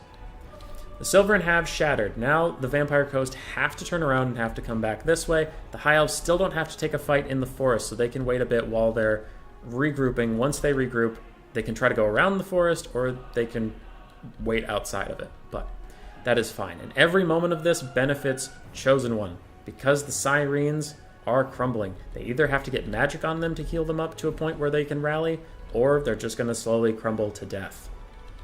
That is very good for Chosen One. The balance power is creeping back towards the middle without Luther.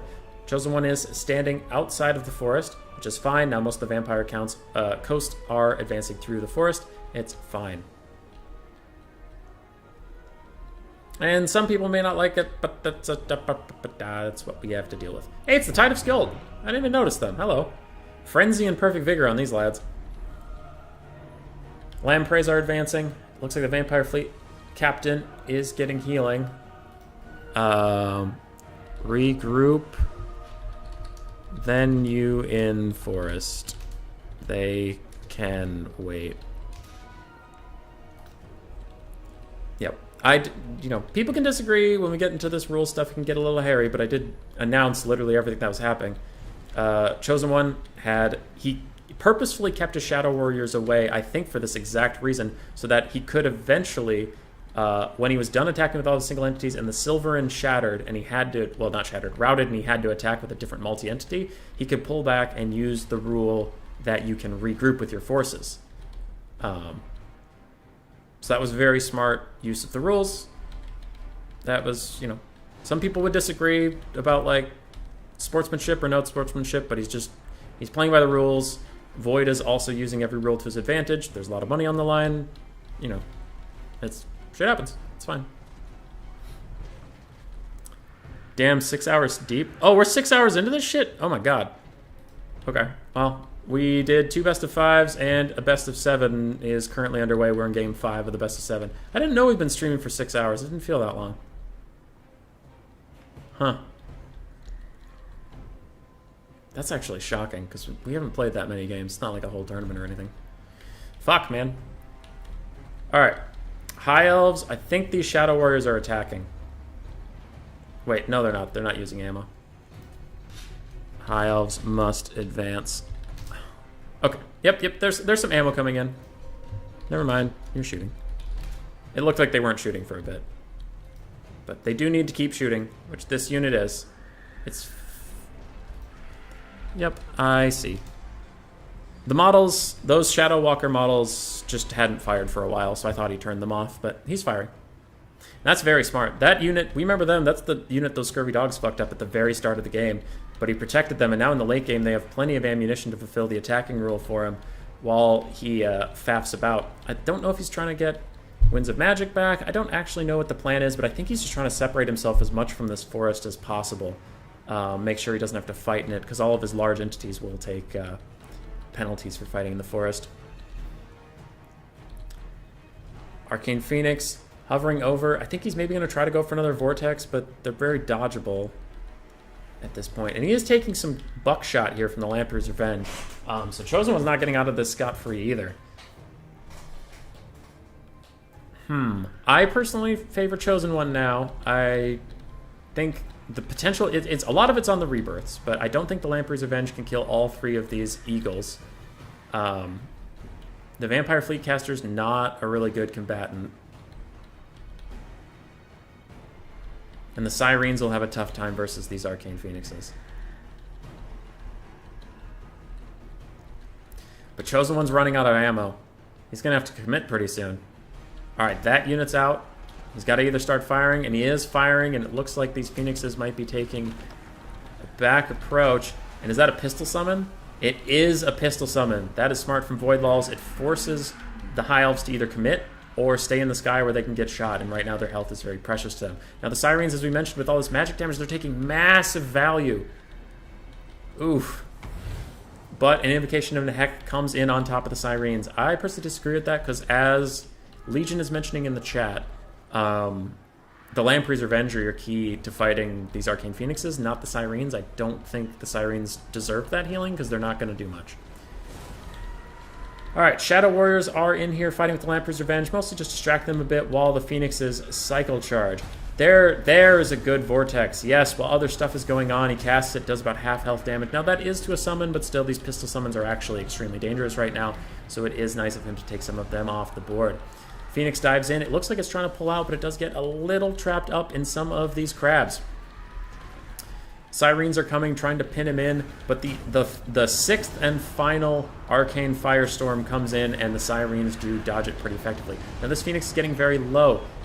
If it gets its rebirth, it apparently does an explosion, but the Sirens aren't in position to take damage from that yet. So I mean, Chosen One never wants his Phoenix to die, but he definitely doesn't want it to die right now. Now it can. If it dies, that might end up being beneficial if it can kill a bunch of these Sirens, but an Overcasted Earthblood is actually going to take it to its healing cap, so it doesn't really matter if it does rebirth.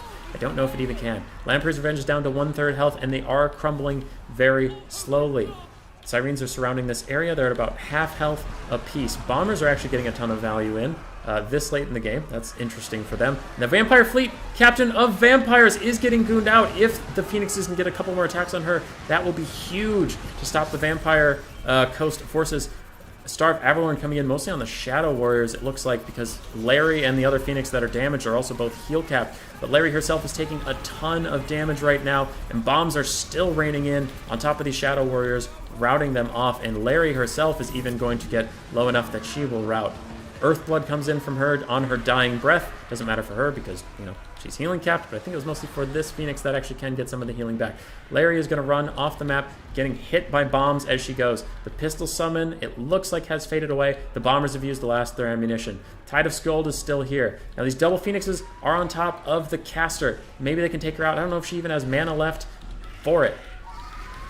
Ooh, beautiful, gigantic hit there. Warriors are rallying on the far side. They can come back, and Larry might even come back as she pulls off. She does. Larry does come back. High Elves are ahead on the balance of power. The Vampire Fleet Captain is slowly crumbling. This Arcane Phoenix is going very low, 700, 600 health, tanking down. Its leadership is barely holding on. The other Arcane Phoenix is a little trapped up here. And it gets its rebirth! It gets its rebirth and does so much damage. It was even at its healing camp, but it gets its rebirth off. It gets its rebirth off like 3 times! And it explodes over and over again, doing so much damage to all these clustered up units. The balance of power spikes down, and the Arcane Phoenix dying animations did so much damage. What time in your time zone did this tournament start? 9 a.m.? 10 a.m. for me. Yeah, it went from 10 a.m. to 4 p.m. and we're still going. Larry got 1,100. 3,600 for one Arcane Phoenix, 2,100 for the other. Shadow Warriors did mixed damage, but okay. For Void Laws, Luther struggled a bit. Bombers, one of them got 900 value towards the end of the game. Sirens did okay. Dogs did really well, honestly, and the Lamprey's Revenge got 4,700 value! 4,700 value on the Lamprey's Revenge. That is insane. Not a bad cheese. GG, well played. All right. Here we go. Chosen One making it a banger. 2 to 3. 2 to 3. I gotta pull up my Word doc. All right. Chosen One. Pick one. Ban one. You have played Beastmen, Chaos, VC, Skaven, High Elves.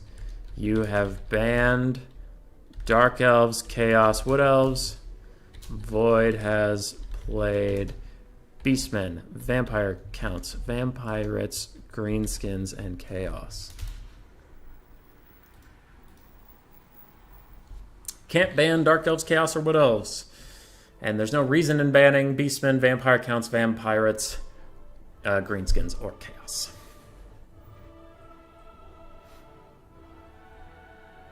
We're going into Game 6. Chosen One wins this. We're going to the match point.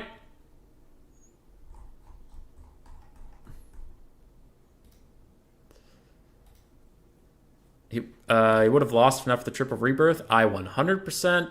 Well, I don't 100% agree. I agree that was a huge clutch factor, but that was, yeah. It was very even until the triple rebirth. 3-2. Correct. Void match point.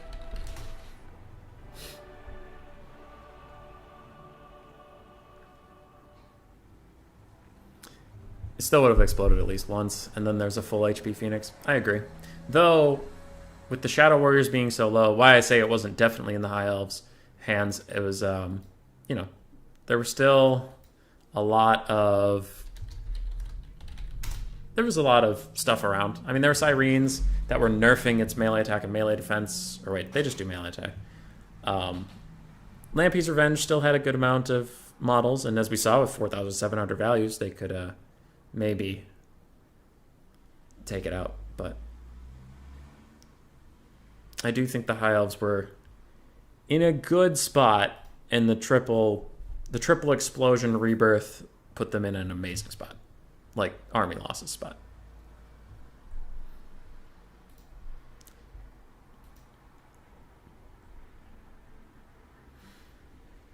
Chosen One hovering Lizardmen, certainly a strong pick now. And there is a explosion outside. Hopefully the dog is okay. Grace can take care of herself, but hopefully the dog is okay.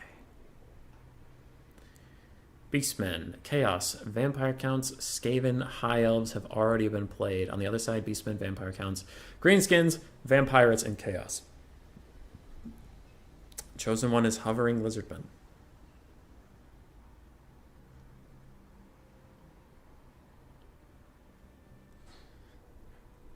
Let's all hold our breath until pick and ban and army compositions are done, and we'll all be dead.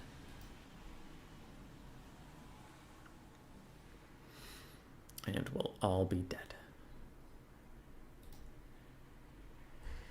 Who's messaging me? Who's pinging me? What's going on? Oh, Logic's hosting some Vermintide too sometime soon. Nice.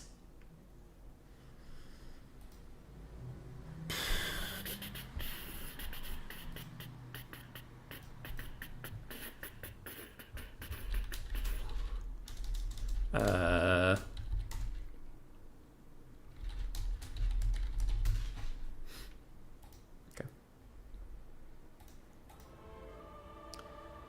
Cool, kachul.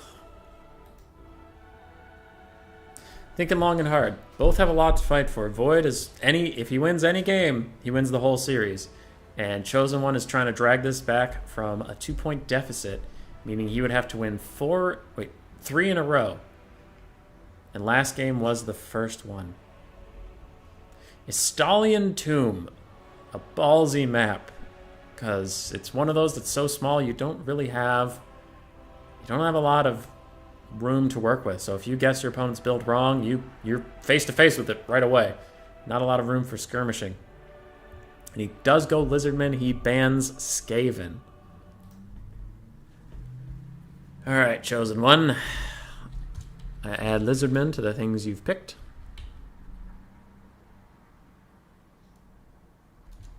I add Skaven to the things you've banned. What does Void pick? Although, actually, the things he banned doesn't matter anymore because Game 7 is... Game 7 is... The winner of Game 6 picks 2, bans none, and then their opponent picks 1, and then they pick from there too. Or I can ask both players if they want to do like standard pick 3, ban 1. That's fine by me, if both of them hate this. AC Maiden... That is the exact comment, and you did nothing wrong. That is the exact comment why I did this system, because previously when I was hosting finals, if someone lost, they wouldn't blame it all on me, but they would say like, man, what a shit map choice, and I felt so bad. And I'm like, you know what, for this tournament, I'm just listing all of the maps that are tournament viable, and you people pick your own maps, and I'm not getting blamed for shit. Also, it's nice because you can kind of pick maps you want for your own. You pick maps you want for your own faction. So you like me especially. I do run into the problem sometimes when I'm like, all right, game 2. It's my turn to first pick. I can finally play Skaven, and then the map is like Troll Country, and I'm like, oh shit. Guess I don't get to play Skaven this series because in game 3 it's definitely gonna get banned. All right. Void going Wood Elves against Chosen One's Lizardmen. This has been a very even, very contested matchup recently. I am excited to see it. Though both factions, I think Lizardmen benefit more from the map here, because Wood Elves usually like to... Well, okay, maybe not. Wood Elves don't really kite, though. They just bring in a bunch of Glade Guard spam and try to get in range of the solar engines and just shoot them to death. So I guess Wood Elves are fine with it being a small map. The Lizardmen are fine with it being a small map, because then their Saurus don't have to walk and get kited as far. Okay, I guess it's just going to be both sides are happy and both sides are sad for different reasons. Let's go. Let's go. Ba-ba-da-ba-da. I'm torn who to vote for, because I do love Game 7, which would make me want to vote for Chosen One. But, bum-ba-dum-ba-dum, I also want to eat some goddamn food. The last time I ate anything was a granola bar and breakfast at 8:30. So, we haven't eaten for 8.5 hours. So if Void wins, I get to go get food. If Chosen One wins, we get a fucking banger series. And I'm torn. But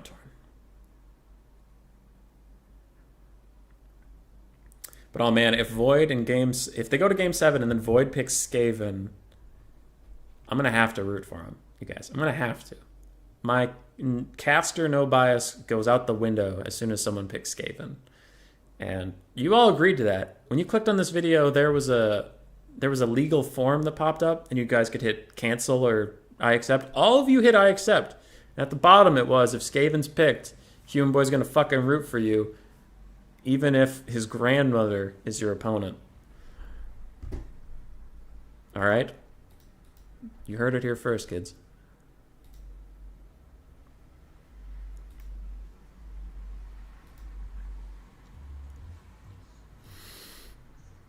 Have we seen any Skaven? Yep. Yes, Chosen One played it into greenskins. If Void wins, you can go to sleep, so you root for him. Hey, man, props to you for hanging in there. Sticking it out in the long game. You need to up your on-stream snack game. I find it unprofessional, Bowmore, and I am the pinnacle of professionalism. I never sing on stream. I never wander off into the ether. I never take bathroom breaks. I never swear or do anything unprofessional, sir. Legion, no. And that's why Dactor originally brought it up, that in a best of 7, by the 7th game, I had listed as just pick 3, ban 1. But Dactor mentioned that, like, hey, if 6 games in, what was it? 6 games in means the person doing the pick 3, all right, they have picked 6 factions up to this point. So they're down to 9 possible factions left. They've also banned 4. Yep, 4. Wait. Yes. They've banned 4. So out of the 9 factions left, they banned 4. That means they can only ban one of 5 factions. If they can't repeat their ban. So that kind of sucks. And then for their picks, I mean, they only have 9 left, and they have to pick 3, and then their opponent can counterpick ban 1. It's just like, you run out of factions really fast. And not everybody plays every faction. So the pick 2, the form Dactor proposed and I liked was pick 2, ban 0.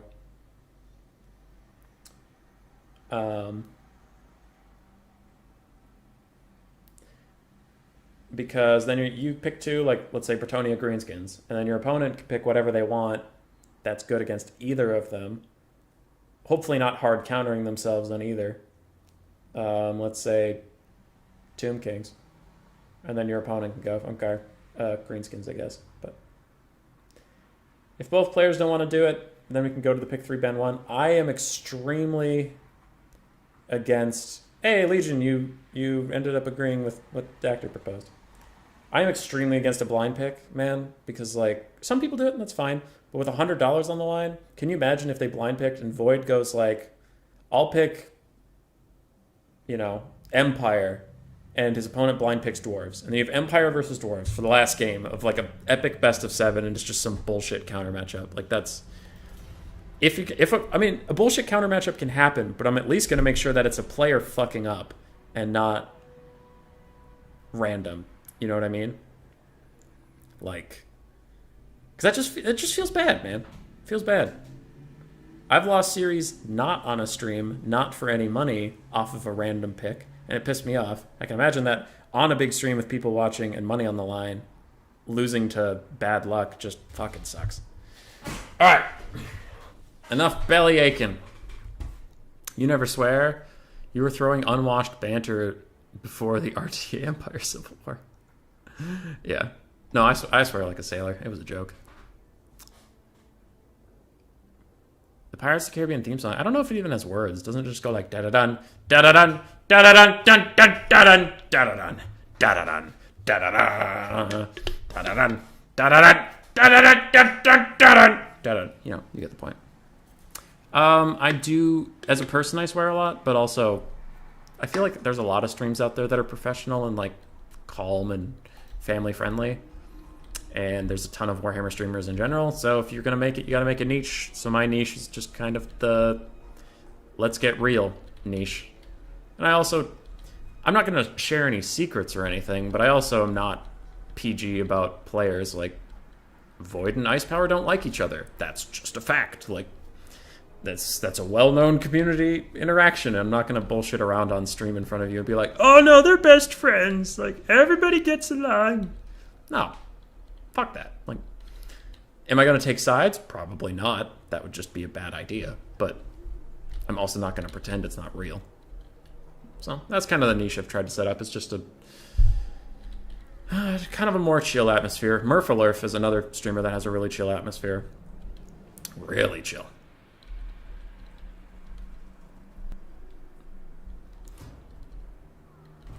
Yeah.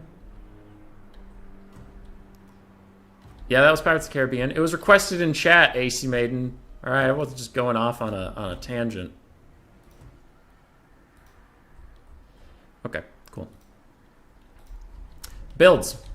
Builds. So for the Wood Elves, oh god, they're all over the place. We have 3 Dryads still standing around. Branch Wraith with Earthblood and Scroll of Protection. Orion?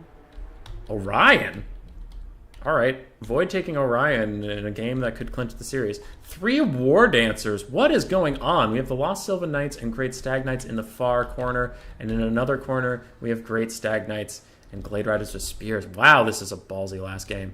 So we're basically Skaven and Warhammer caster community? I guess that's true. That's probably true. Saurus Spears, Saurus Warriors, so it's a big old Saurus front line with a back line of 4 Jab Skinks, and then more Saurus on the hills with some Cold Run Spear Riders.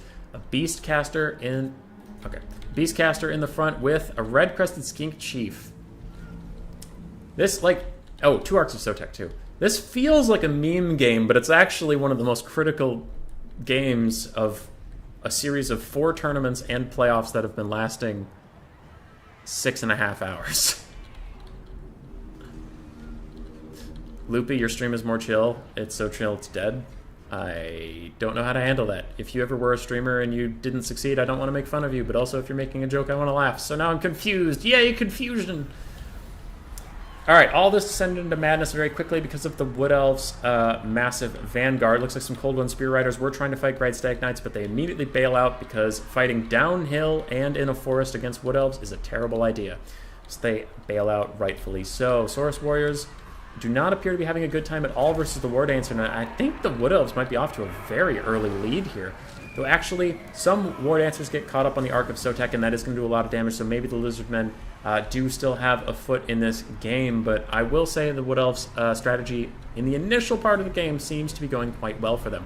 Now, Manticore Summon comes in to fight Orion, I think, is in there with a whole bunch of Cold One Spear Riders. The Cold One Spear Riders are actually getting messed up, and they are going to Terror out. I didn't know Orion caused terror.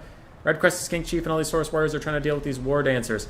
Regular Skinks are throwing a ton of volleys at these Great Stag Knights, and they are getting messed up. Lizards are pulling ahead on the balance of power now. It looks like the Wood Elves are having a hard time staying in the fight. Orion is still fighting this Feral Manticore and actually giving it the business, but the rest of the Wood Elves are struggling. It looked so good at the start for them, and then all of a sudden went a bit belly up. Coldwood Spear Riders are going to chase off Great Stag Knights, though I worry when they leave their comrades behind, they might actually just break themselves. Chosen One is pulling over some other Spear Riders to maybe seal the deal on that one, but it looks like these guys actually will rally a bit. Orion's getting attacked yet again. Maybe he can fight his way out of another bad spot. This Arc of Sotek is getting slapped down by double Great Stag Knights who have incredible armor-piercing values, and the ROR Great Stag Knights do have ethereal to deal with these Saurus Spears. Red Crested Skink Chief and his friend the Caster are wandering around wherever they are needed, and a big old blob right on top of Orion. If he had Hawk's Talon or something, maybe he could try to bail himself out there, but he doesn't. Cold One Spear Riders, for some reason, somehow the Great Stag Knights rallied, but immediately are grumped down by the Spear Riders. One Arc of Sotek is dead, pretty much. Yeah, taking a bunch of damage. It's either going to shatter or die. Other Arc of Sotek is going to run in there. Their snakes don't do magic damage, so they won't nuke down the Great Stag Knights as you might assume. Orion is still fighting a metric fuck ton of lizards. It's not going great for him, but he's also holding on just fine. Lost Sylvan Knights do get caught up in the snakes a little bit, and War Dancers are desperately fighting to their last. Lizards are still ahead on the balance of power, and I would agree. Branch Wraith's quite injured, and she now goes into the forest herself. Another nice downhill charge coming in through the forest for the Wood Elves, doing great, but there are a lot of Saurus to kill, and their caster I don't think has Pendulum. No, she only has Earthblood. So it will be hard to kill these Saurus. Orion, the Wild Hunt Master himself, a little low on health, a little worse for wear. Great Stag Knights are fighting against this Bastillodon, and all these Saurus, so many unwashed, I almost said peasant bodies, unwashed lizard bodies pushing up, and I think that will be a GG, and I think we're going to Game 7. I think. It's not over yet, but I think we are. That's hype, but I also really want dinner, so kind of fuck, but still Loopy, why don't you stream? I would watch her stream. It'd be all Cav builds all the time. Branch Wraith is fighting on the high ground versus just so many. Look at all these lizards. Look at all these lizards. Oh, a lot of lizards. Look at them all. Being lizards. Roaring. This looks like something out of Lord of the Rings. Ba-da-bum. Bum-bum-bum. Ba-da-bum. Ba-da-bum. Bum-bum. Boromir, no. Boromir, I love you. Gandalf! Gandalf! I deserve an Emmy. Alright. Orion threw the last of his spears, and from the hills they come. And Void will understandably concede at that point. Chosen One is dragging this up to Game 7. From being down 1-3, slamming his way back into contention for the series. Orion, Branch Wraith, all chilling, doing good. War Dancers really struggled. I thought they would do better against Saurus than they did. The Great Stags all actually did really well. Orion was very tanky, but those War Dancers really didn't pull their weight. Yep. Okay. I was doing the thing. Uh-oh. Everybody's shouting and scared. Oakenhammer's safe. Cliff of Beasts is safe. We already did Oakenhammer today. Let's do Cliff of Beasts.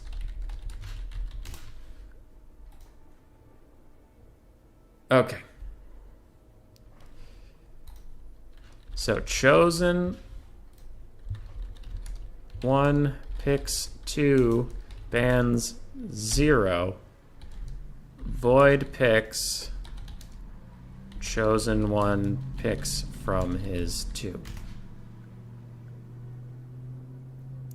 Nope. Void's asking if blind pick. That is what some tournament hosts do in Best of 7. I personally, as I described before this, I hate it. I hate blind pick for something that matters.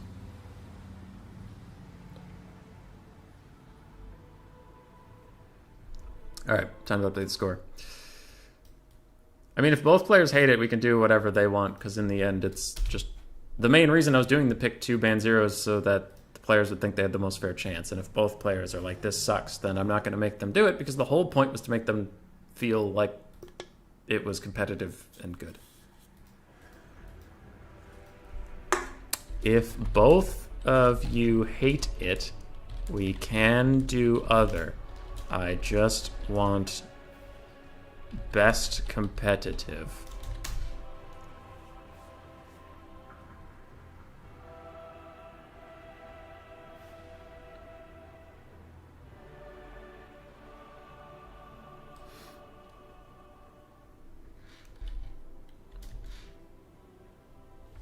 We'll see what they say. If they both want a blind pick, I guess I'll go along with it, but then they both signed up for it. So if they both do a blind pick, we end up with a hard counter. It's not my fault. It's not my fault.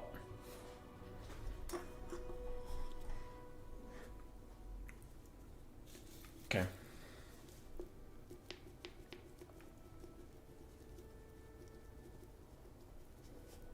Void wanted Game 7. He knew Adrian was trying to go to bed and just decided to get him one last time.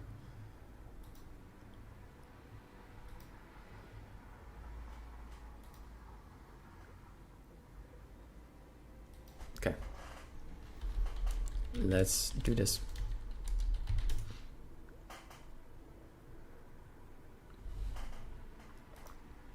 If he wants to put himself in a disadvantage with a pick 3, let him.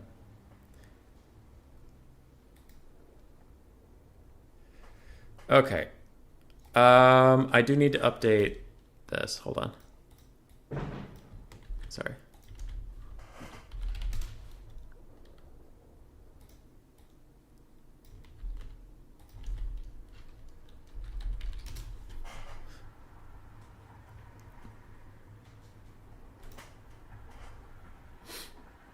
I just listed their played stuff so they don't repick.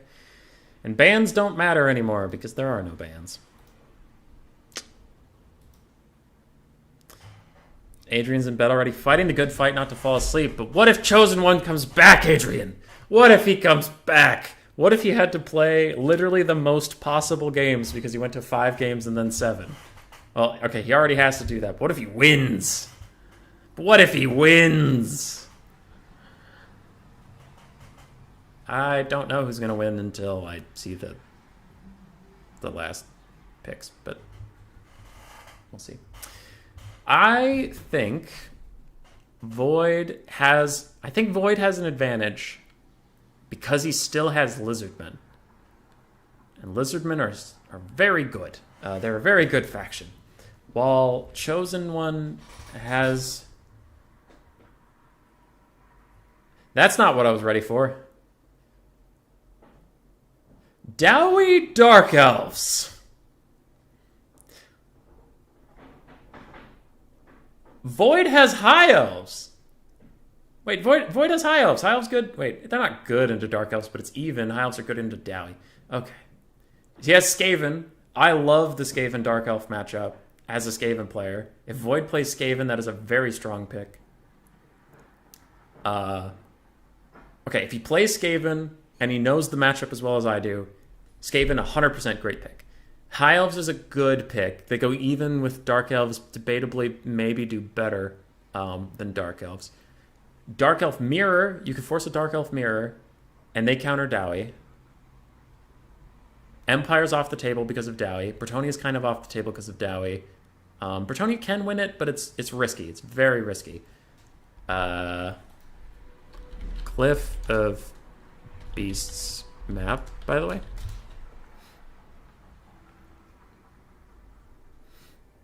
All right. So what else are we doing here? So High Elves, I think would be good, but it's debatable. Skaven would be very good. Okay, good. Was bugged.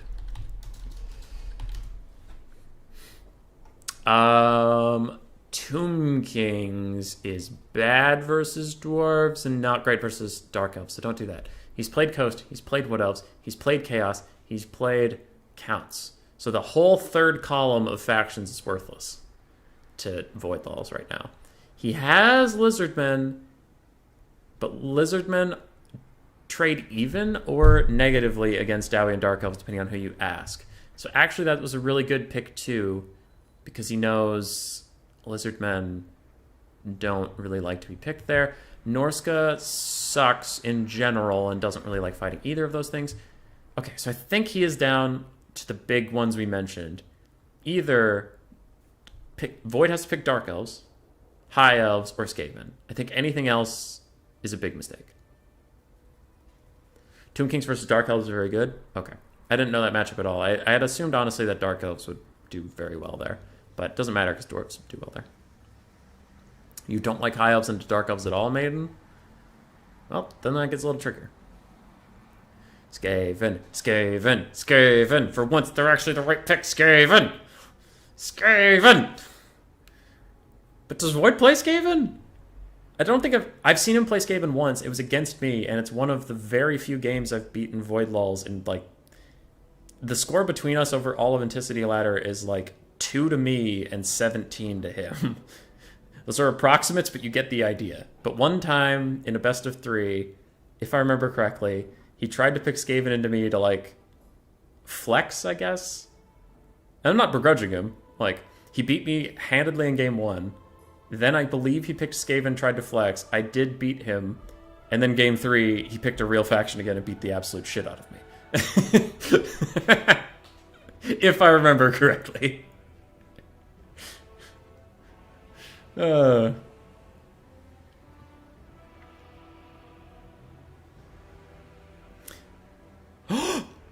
Here it is! He's hovering Skaven!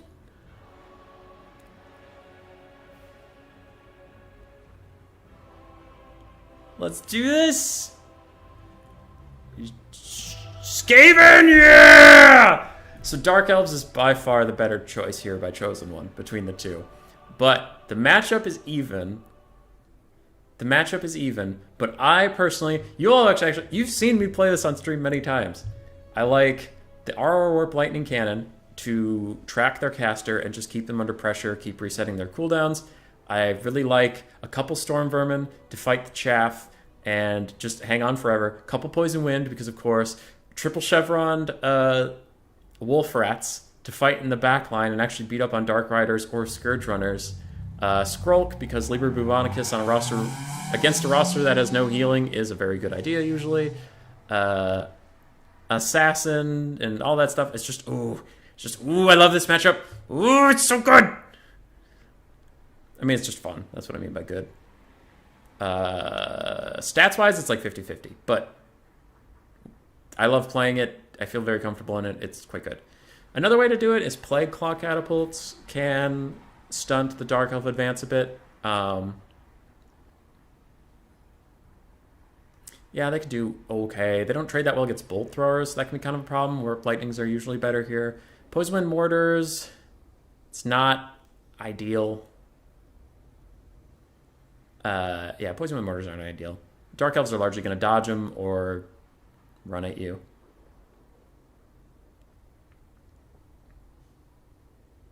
Rattling Guns are cheesy. But if you can get a good Howling Warp Gale locking down Marathi or something, then Rattling Guns can do well, but they're too finicky. They're too finicky to use in a game 7 setting, but we're doing it! It's Skaven! Skaven appeared in the finals! Yes! I'm so happy! Chosen One played them before. They lost. Let's see if we can win on them. Oh my god, this is awesome! Yeah! Caster bias intensifies!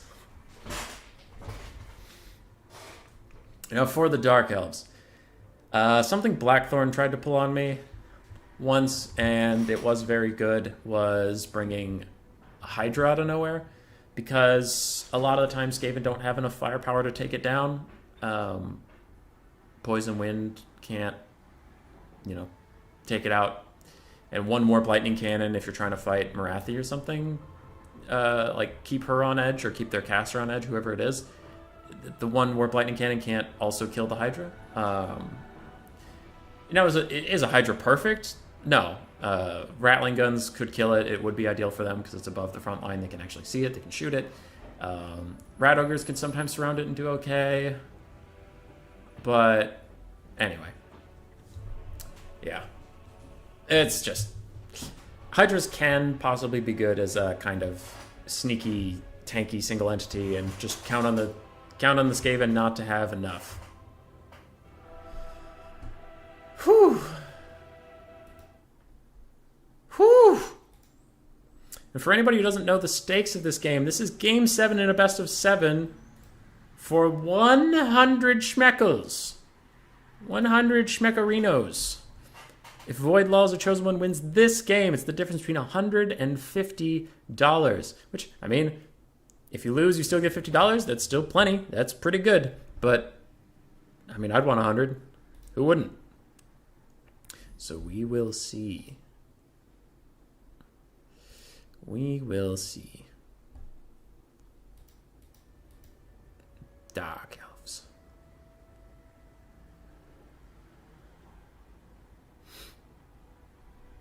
I'm excited. Chosen One's changing up his build.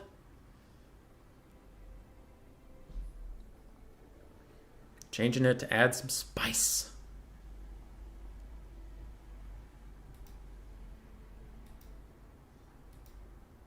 Alright, I like this. This is a good build. Oh, it's all coming together.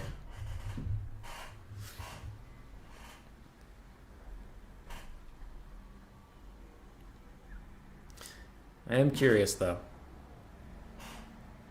Switching lords around.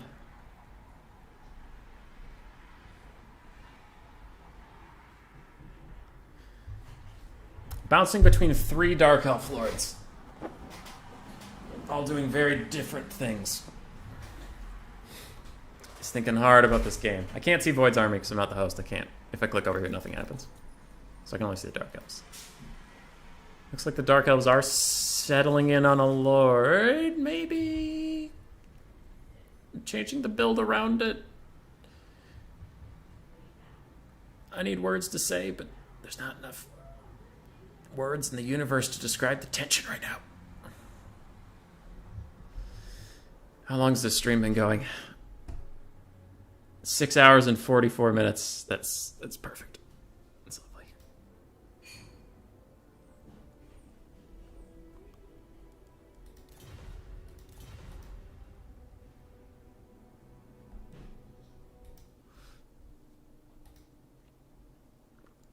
Everyone's being very careful. For Void Laws right now, it's around midnight, so I'm sure he is ready for this last game to be over and done. And man, if I was Void, I would be nervous. Pinning all your hopes on the Skaven, which in lore, in Warhammer, in real life, has just never worked out. If there's ever a Warhammer story that goes, and it all relied on the Skaven, shit's going down very quickly. Oh. Nagash learned that the hard way. Though, I mean, it could be said for the other side that Skaven come up in unlikely places. And they can turn the tides of battle. Let's do it! Chosen One versus Void, Game 7! Yeah! I'm also ready to be done streaming. 7 hours is a long time.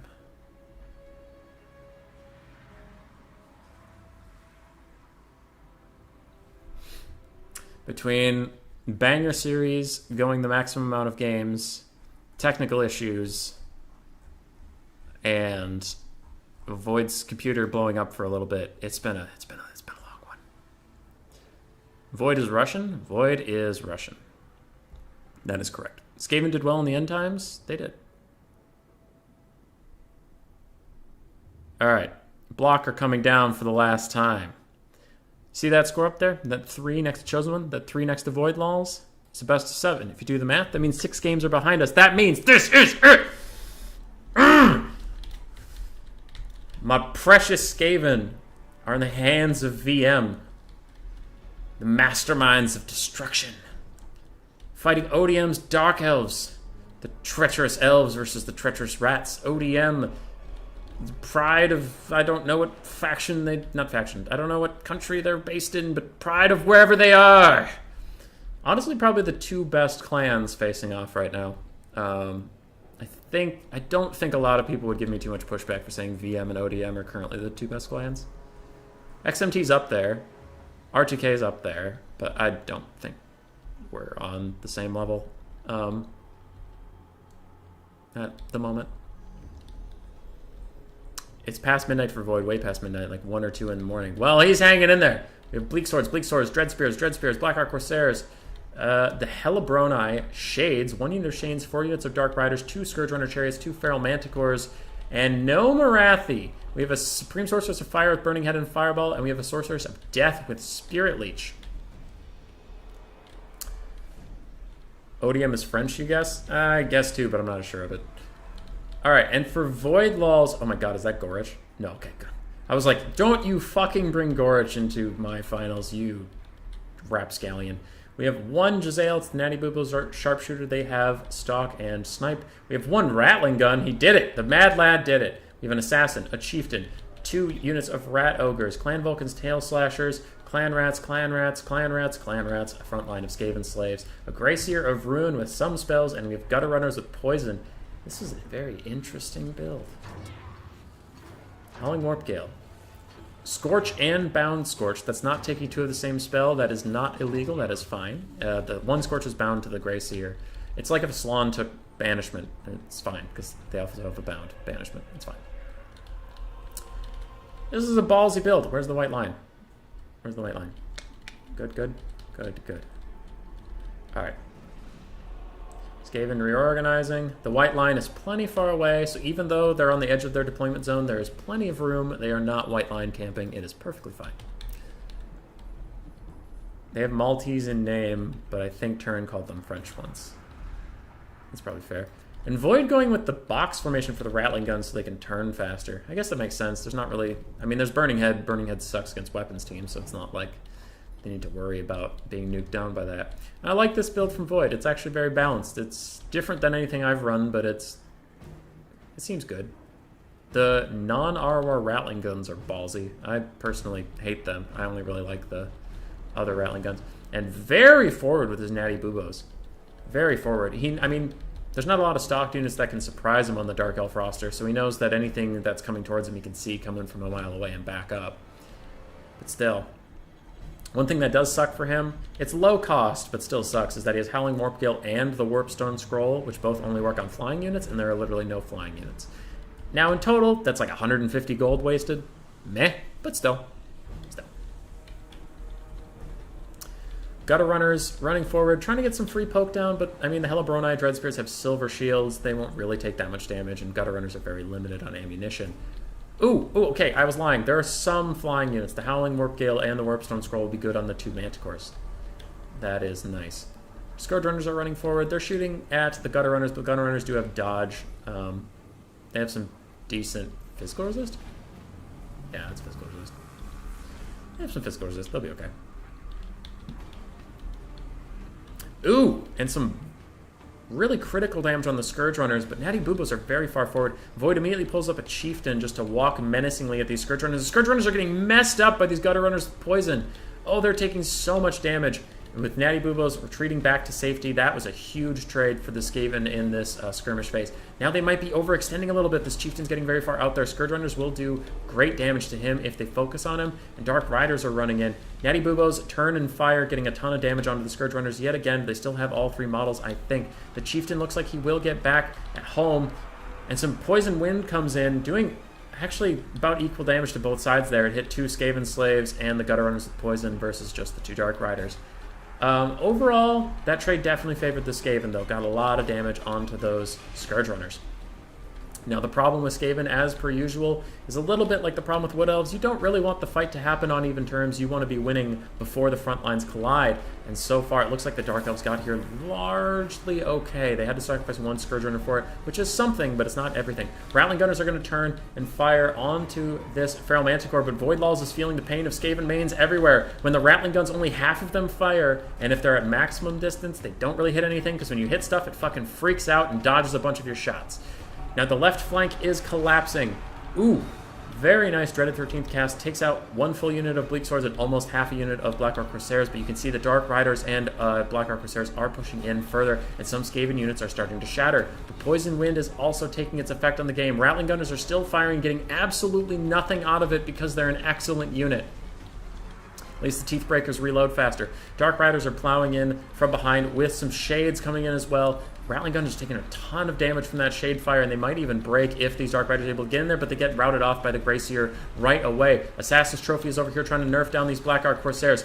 It looks like Scourge Runners are coming back into the fight. This one still has all 3 models. Even though it is wounded, it could be used to chase off some things, but it looks like Void Lawls and Chosen One are very focused on the fight over here. Rallying units aren't coming back as fast as they usually would between 2 players of this caliber. Natty Boobo Sharpshooters are somehow still full health in all this mess and are pulling back. The Chieftain is at about half.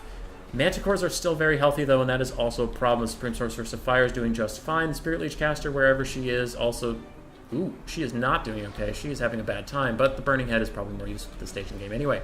Chieftain and Rat Ogres are getting on top of the Manticore. Rampages right away, and maybe a Burning Head is going to come in and bail them out, I would probably guess. But no, it looks like the Burning Head's going to go on the other Gutter Runners instead. Probably would have used it on these clustered up units myself, but teach their own. The Rattling Guns do finally break with these Dark Riders behind them. The Dark Riders should probably go on to Natty Boobo Sharpshooters really quickly here instead of chasing out the Rattling Guns, because they're just going to take a bunch of damage in the back. Where are the Scourge Runners? Scourge Runner check. Ooh, these Scourge Runners are very damaged, and those are the ones that we saw that were just healthy a moment ago. And the Skaven are actually pulling very far ahead on the balance of power. You can see Supreme Sorceress is not Marathi. She doesn't have a bunch of debuffs to help in the late game. She doesn't have Soul Stealers to turn this around. The Dark Elves are rallying the last of their forces to push in on the Skaven, but man, that Chieftain is scary. The Grey Seer is very scary, and there's another Dreaded 13th somewhere, some way, just lurking and waiting. This Assassin is running forward into the Scourge Runners. They will accidentally run into him, and they will probably win that fight, but overall, this looks to be going to the Skaven. Now, unless there's some massive shift in leadership around here, the Skaven do look like they're actually going to take this one home. 2 Rat Ogres, damaged but still alive, and a Natty Bubo Sharpshooter with plenty of models left, and over half ammo by a little bit. Scourge Runner Chariots are getting picked off in the late game by those Natty Bubos, and there's Scorches left that we mentioned. Some are bound, some are free casts. Ooh, and that is some devastating fire on the Scourge Runners, and if they go, a lot of the stopping power for the Dark Elves go. Their infantry is falling apart, and I think Voidlaws and the Skaven might be taking it home. Maybe. That Scourge Runner unit is down to 2. The other one, it looks like, is entirely dead. Supreme Sorceress of Fire, regular Sorceress of Fire is back. But the Skaven have too good of a conclave here. These Natty Bubos are not under threat at all. They're shooting whatever they want. Balance Powers is further going against Chosen One. Rat Ogres are standing back to defend Natty Bubos, and it looks like the Grey Seer is just running around to bully people with his leadership debuff. And even a Dreaded 13th coming in, it's definitely going to cause army losses. That is an army loss, Dreaded 13th coming in, and Voidlaws will win it in an amazing best of 7. Going all 7 games. Very well played to both players. That was hype. Yes, Legion, I saw the 2 Manticores. Son of the Mountain are your homeboys, pack of noisy, arguing all the time poles. That's pretty funny. Woo! All right. Adrian, you can go to bed. You got this. The casters had a hard time getting their value in. Burning Heads against Skaven can be devastating to the front line, but they also don't get the most value. Shades actually did excellently. Scourge Runner Chariots got shot down a lot by the Natty Bubo Sharpshooters, who did just manage to pay for themselves. Rattling Guns got 84 value. Yeah. Gunner Runners did great. One of the Poison Winds did excellently. Other than that, Clan Rats were trading up. That's interesting. Clan Rats were trading up. Rat Ogres almost exactly paid for themselves, and the Grey Seer and the Assassin did a ton of work. GG, well played. And Voidlaws is our winner. He has won the Tournament of the 13, closely followed by Chosen One. Chosen. I won't finish it, because I didn't think about that before I started that sentence, but I did say I wouldn't do that anymore. No! No! Go, go, go, go, go, go, go, up. There we go. Voidlaws with the 100. Chosen One with a respectable 2nd place. And while it is 2nd place out of 4, you must remember that Chosen One is actually 2nd place out of everyone who competed in the Tournaments of the 13 at all, which I think each of them had about 30 players. So let's say about 50 players. Chosen One was 2nd out of about 50 players. 100% big props to him. Huge, huge performance here. And he was down 1-3 at one point, and he won 2 games in a row to come back. You love to see it. You love to see it. And that'll be it for today.